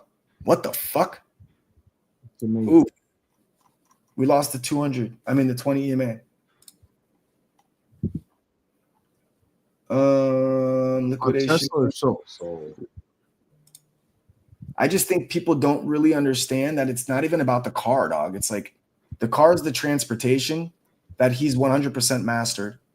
Beyond the car, it's low-key life as we know it. From energy, harnessing the sun, from look, there's a lot of people that will call you crazy when you talk about the space travel and shit, but I do believe that if there's a chance, and this is my theory, I'm sure it's other theories, I maybe heard it somewhere, I'm not taking credit for it, but this is my belief system, that I believe that it makes a lot of sense when you look at Mars, that it was once an Earth. And that perhaps there's a chance that we had to leave a place like Mars and travel to Earth because we had to be multiplanetary due to the circumstances. Now we get sunburn, we're a little closer to the sun, shit's a little different, bro. And I think that it's like a full circle where it's like, yo, dude, we got to basically nuke this shit, introduce organisms. We got to make fucking, it habitable, because it might not be in our lifetime, bro, by all means. But to think that the globe, the Earth itself, is going to just somehow last till the end of time is the dumbest thing you could ever think of. Although this is only a small little blink of an eye in the lifespan of the universe that we're going to spend here on this Earth, it's that quick. Mm-hmm. I do believe that whether it's meteors, whether it's the change of an axis, whether there's a global shift, whether the gravity pull changes, it doesn't matter what it is, bro. Something will alter to where it is inhabitable, if not for nothing. That has to happen.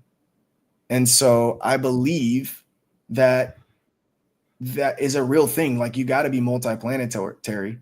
And I think that if he really, and I think this is absolutely real, by 2030, dude, I really do genuinely believe that there'll be a fucking hut up there where there will be like a couple of people up there, scientists, people, living, and they're going to have short life expectancies. There's a shit ton of radiation.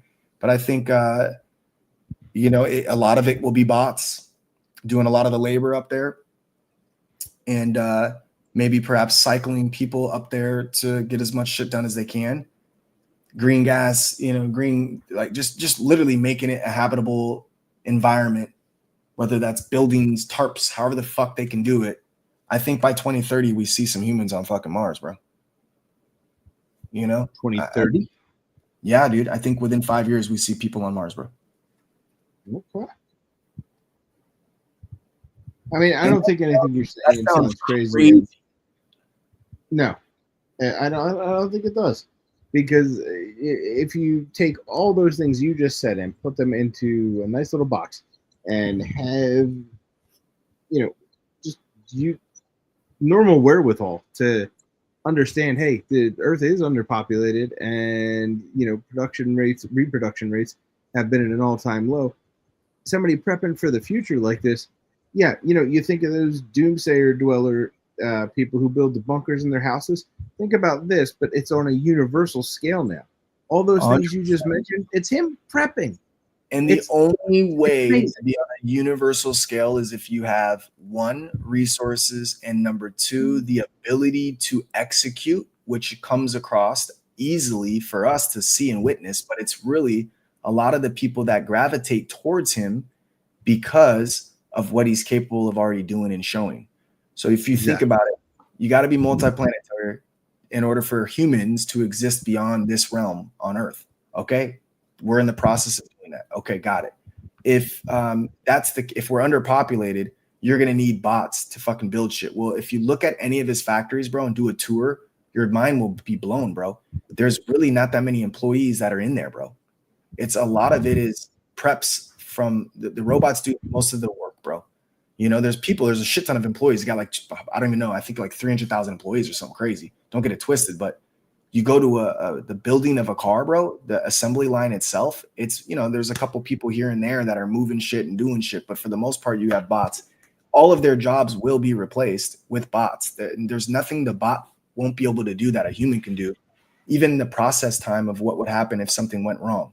So then you think if you're underpopulated, whether it's a catastrophic event, whether it's just you're not producing at a fast enough pace, the boomers are you know, fucking pretty much gone. And 20, 30 years, you have fucking us that are not producing at a fast enough rate.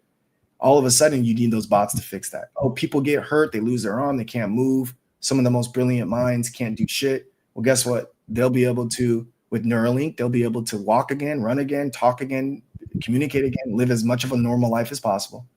Now you're going to see people that are low-key like electing for surgery to get fucking robotic parts because they have a specific task they need. Like that's going to happen, bro. A decade from now, Right. at latest, people are going to elect for this shit. Then you got transportation. Wait, so how can you get this now? I keep hearing about Neuralink, and Neuralink's this is actually being put into practice? Bro, this is what pisses me off about the universe right now. I'm just going to throw it out there, bro. How is this not on every news station, bro?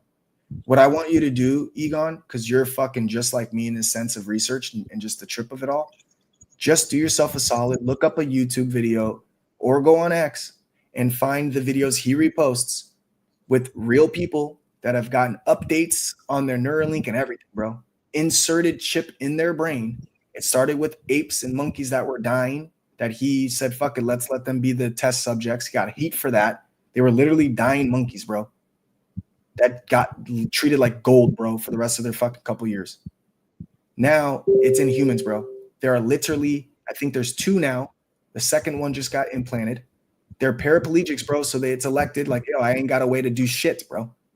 Now they're talking. Oh, yeah. You can do the patient registry on their website right now. You're not even knowing though. Listen to this, bro.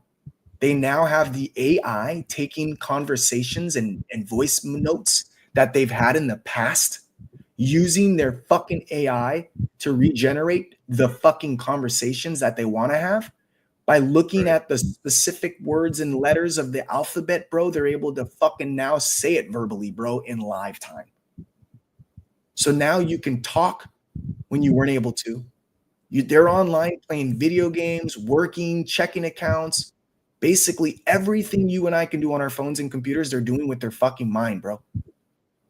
Watch the video of how they calibrate it, dog. It's the sketchiest shit I've ever seen. It's the closest thing to telepath. I can see if we lost technology at one point, why people said that there was telepathic shit. You wouldn't see the chip in these people's heads. And they're moving shit with their head, bro. With their eyeballs. Just looking at shit, glancing, scrolling up on a page. They just do this shit with their eyes. Mm-hmm. Bro, oh how my is God. it Yeah, there you go. talked about They're every surgical robots. Yeah, it has to be a robot because it has to be a very precise and fast, and there's no human The that can threads of our implant are so fine that they can't be inserted by the human hand. Our Why is surgical this not robot has been designed to reliably and efficiently insert these threads exactly where they need to be. Why isn't this everywhere, Egon? Please, bro. Jeez. Please tell me why the media doesn't cover this, but instead they cover him being too involved in politics.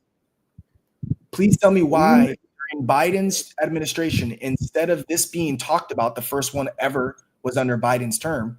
Why would they run an investigation on the guy while he's doing all this instead of actually promoting what the fuck he's doing, dude? Because the media is funded by the government. It's my point we is we don't pay for it. It's not free. My point is this, bro. You're someone who's super intelligent and on his shit. And you don't even know because they're not talking about it. Right. Because that would make him look like a lovable guy. These people are in tears, bro, grateful as fuck that they have a second chance at life. These two people, these two tests, they elected to do it. They're both absolutely fine.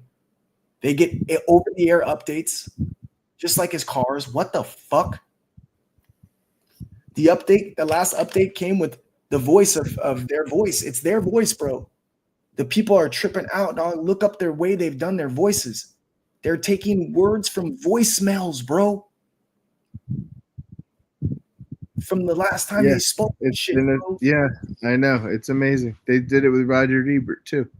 It's astounding. Bro, I'm telling you right now, you can't walk, don't trip. Here's the fucking Optimus Prime legs. You can't talk, don't trip. Here's the Grok voices, and they'll take your audio from other shit you've done before in the past. Oh, you don't trip, bro. There's gonna be like a straight up like, hey, come to the website, say these words. You're gonna say all the words. That way, if you ever get fucked up and can't speak, you're good to go for life. If you ever lose a limb or get fucked up in arthritis and you can't take it anymore, here's the body parts that get replaced. You'd get the Neuralink popped in there. You're good to go. You can now function and use that hand, that arm, that finger, that fucking knee. Like, what's to stop it? Bro, that's fucking crazy, bro. Like, what the fuck, bro? So if these robots can already do this thread with this precision in its way and no human can do it, you're telling me that you're not going to be able to eventually get a fucking spinal cord fucking infusion of some shit that's going to fucking be able to make you be able to walk again? Come on, bro. Could buy 10 years of medical school. It's impossible for that not to be the case. Yeah. It is a matter of time. You're telling me if what the fuck, dude? That's bro, that's fucking nuts, man. Yep. 1000%. So we lost the 20 EMA. We lost this level here. We rejected the 170. Again, bearish as fuck. And this is why my support is here and why I'm below here. I'm letting this position ride, but if you don't want to risk that, do not do that, guys. Minimize your losses is not a bad thing at all. I'm down 30% on this position. This is my one sold challenge, so I can't even average down, which that wouldn't have been my plan anyway, so I won't. But this is where my liquidation is at 163. I would be really surprised, to be honest with you. But I'm telling you, the one thing that makes me feel uncomfortable is the new downtrend we formed. Boom, boom, and boom. We just can't seem to break these downtrends. So if we look at it from this perspective on a 4-hour, oh, don't do that to me. Where did I lose this at? What was this? Can't you hit Control Z to undo it?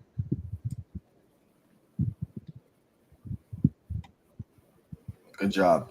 It's my dog. Got you. So if we go to a 4-hour, oh my God, it did it again. Why is it doing that? That's what I need to know. I think you're clicking the wrong button. You're on the line. You're on the line. The line is selected instead of movement. I'm just adding a line. It's happening. Yeah, it was brand new. Thank you. Yep. I was pointing to it on my screen like you could see it. Unbelievable, dog. What's going on with this shit? All right, you see this now? This new trend? Yeah. Once again, higher lows, lower highs. Once again. Right? Lower highs. Reject. Reject. We're just making all of these fucking insane inflection points, bro. Make or break zones. But what did I tell you, right? 180. And look how close the center of that zone is to the cyclable line. Like that. That's going to be a monster. When is that? That's why we have to break over that Tomorrow? before it happens. 2 days. No, that's fucking 6 days from now. That's what I'm saying. It's like you gotta break the 21st. This what I'm saying? Yeah. Oh shit, 2025. Yeah, 2 days from now. That's gonna be our. Gee, when's Memorial Day? Is it Fucking the ridiculous. I'm pretty sure it's the 23rd. Wow. I could be wrong. I probably am. Yeah, today's Tuesday, the 20th. So that would make that Friday. Which does put that just in time for the Memorial Day weekend. Oh, boy. Good times. This is so fucking crazy. Well, I got my stop loss set, but I got to hit the hay. I got work in a couple hours. Thank you for a very informative session. Trading perps already and know, the rest bro. of you 553 people watching us. I love you, bro. I hope you rest easy. Yep. Love you too. Will do. Much as I can. I got to rest up for poker tomorrow so I can make some Yeah, more I'm lotto. going in. Dude, wifey called me, bro. She woke up. I'm ready to go fucking pass out my damn self. I got a big week this week, man. But I love everybody. I want to say thank you so much for everyone tuning in, man. We got 553 people locked and loaded, tapped in tonight. First trade was successful. Our first live trade today. Our second one, we took a quick little stop loss and got out of dodge, which we probably shouldn't have. We took a reject on this level right here, but it didn't reject quick enough for our liking. However, it did reject to the penny off the 173.13. And as you can see, we'd have been feasting off that small position. But it is what it is. Hindsight's always 20/20. This is a huge reject. This is a massive pullback. But if you really just break it down, a huge pop, consolidation pullback. If not, a huge pop, consolidation pullback. So although it's red and it looks really nasty, it's not the end of the world. I would like to hold this level for sure. But if you really want to look into it, the halfway point of this candle is where demand should pick up, which is kind of what it's doing now. On a 4-hour chart, our 20 EMA, it still is technically above, which is kind of good. It's been below for some time, so that's a good sign. It's very normal to get a pullback from the depths of 160-ish, 159.50, all the way up to 173.13. So to get this pullback is normal. I would imagine, I said earlier, we might get some consolidation here. As long as we hold this level, really it's this one for me, the May 24th resistance level. To me, this is like last year's resistance becoming this year's support. So the longer we accumulate, a little deviation here and there is fine. The longer we accumulate here, the more sign is we don't have to test these lower lows and we can hit that higher high of the 185 eventually. Still think 200 is on the horizon if we can start to get higher than this fallback of 176.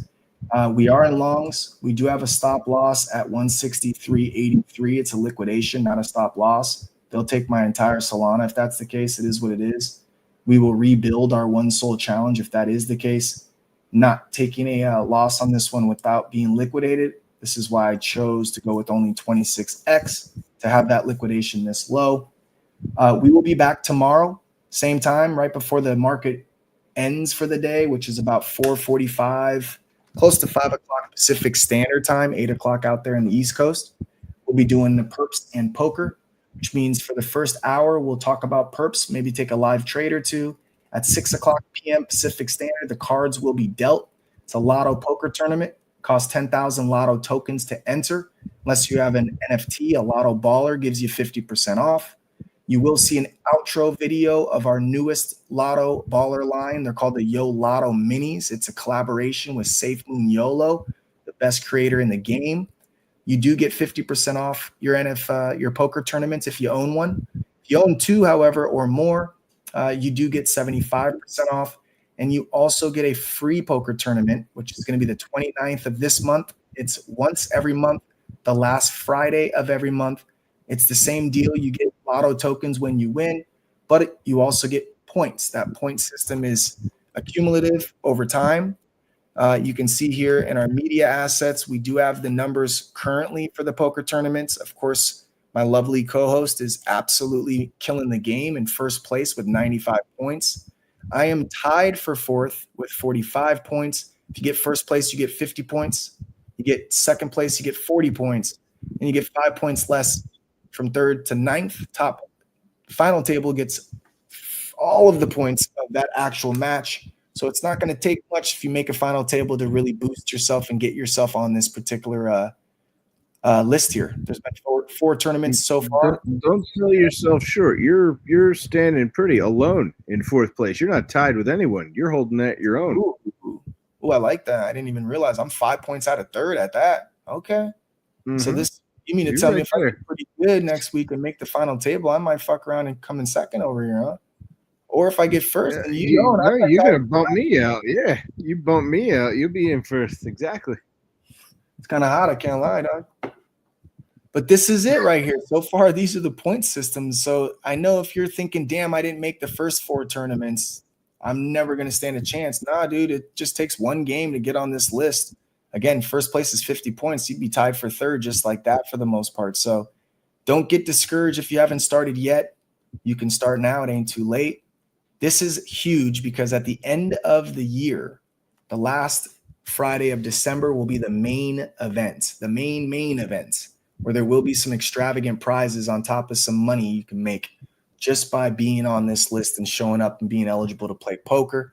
We do have a traditional poker game tomorrow. Again, starts at 6. There is a 20-minute late registration at 6:20 p.m. Pacific Standard Time. It's too late to enter beyond that time frame.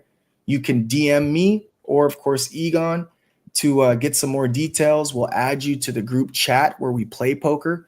Best way to do this, you guys, if you're interested in playing poker, is just ask to be added to the group chat. We'll add you there. You can communicate with the 100 people in there that play cards with us from time to time and dial in and figure out how to do it. It's really easy. It's a free app called Club GG. You can download it. Not a diamond, not a spade, but a club, GG, like good game. If you download that on any smartphone or PC, you'll be able to locate our club. The club is 939300. That's how you search us up, 939300. You'll find the Lotto Ballers. Once you find the Lotto Ballers, it's free to join the club. Once you join the club, you can start participating in these poker tournaments. We play 2 days a week, Tuesdays and Fridays. The Friday game's a little later. It starts at 6:30 Pacific Standard Time. So if you can't make Tuesdays, make sure you tune in on Fridays. And yeah, man, we'll be doing Monday through Friday, Perps Crash Course. That's for you guys, free of charge. We want to give you guys as much knowledge, help you learn from the best, have some, traders come up and talk about some do's and don'ts. If you've never traded before, just get familiar. Don't rush the process. We're not financial advisors. We're just having a good time here, enjoying our trading experience with you guys. So don't just take our plays blindly. As you can see, we're down 27% on this one. So if you were to take it blindly, you might have lost some money today. However, our first trade was successful. We did take one account where it was up 15%. We took a second account, went up 100%. We took our third account. So far, it's at 1.25 Solana before this play, which is up 25% in just a few days. So definitely some money to be made out there in all markets. We do trade stocks, crypto, perps, meme coins, the whole 9 yards.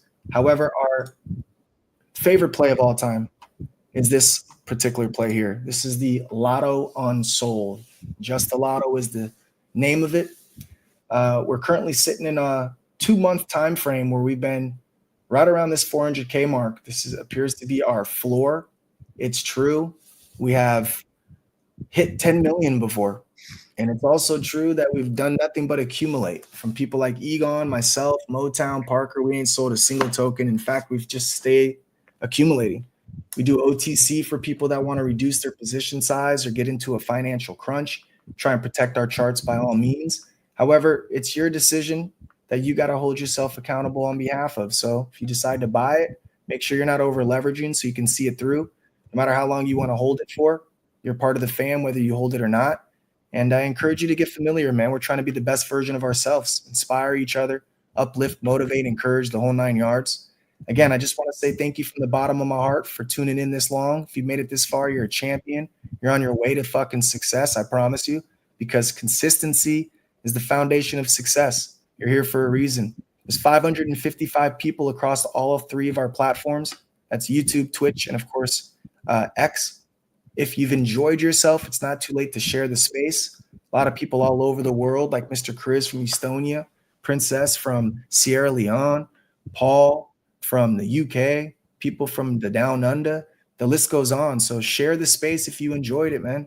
repost it, quote it, like it, all that fun stuff, and give people an opportunity to hear the good news. That's what we're here to do. We spread the gospel, not the gossip, the good news, the good word. With that being said, God bless all of you. I hope all of you guys have a beautiful evening or morning, depending on where you are. And I hope you guys enjoyed yourself. Love you guys. We'll play that exit video before we head out. Talk to you soon. Egon, love you. Get some rest, man. I'll see you in the morning. Will do. Good afternoon, good evening, and good night, wherever you're listening. Or good morning if you're on repeat. I love it. And God bless you, Mr. Chris. We'll see you soon, bro. Thank you, Until Mr. next Chris. time.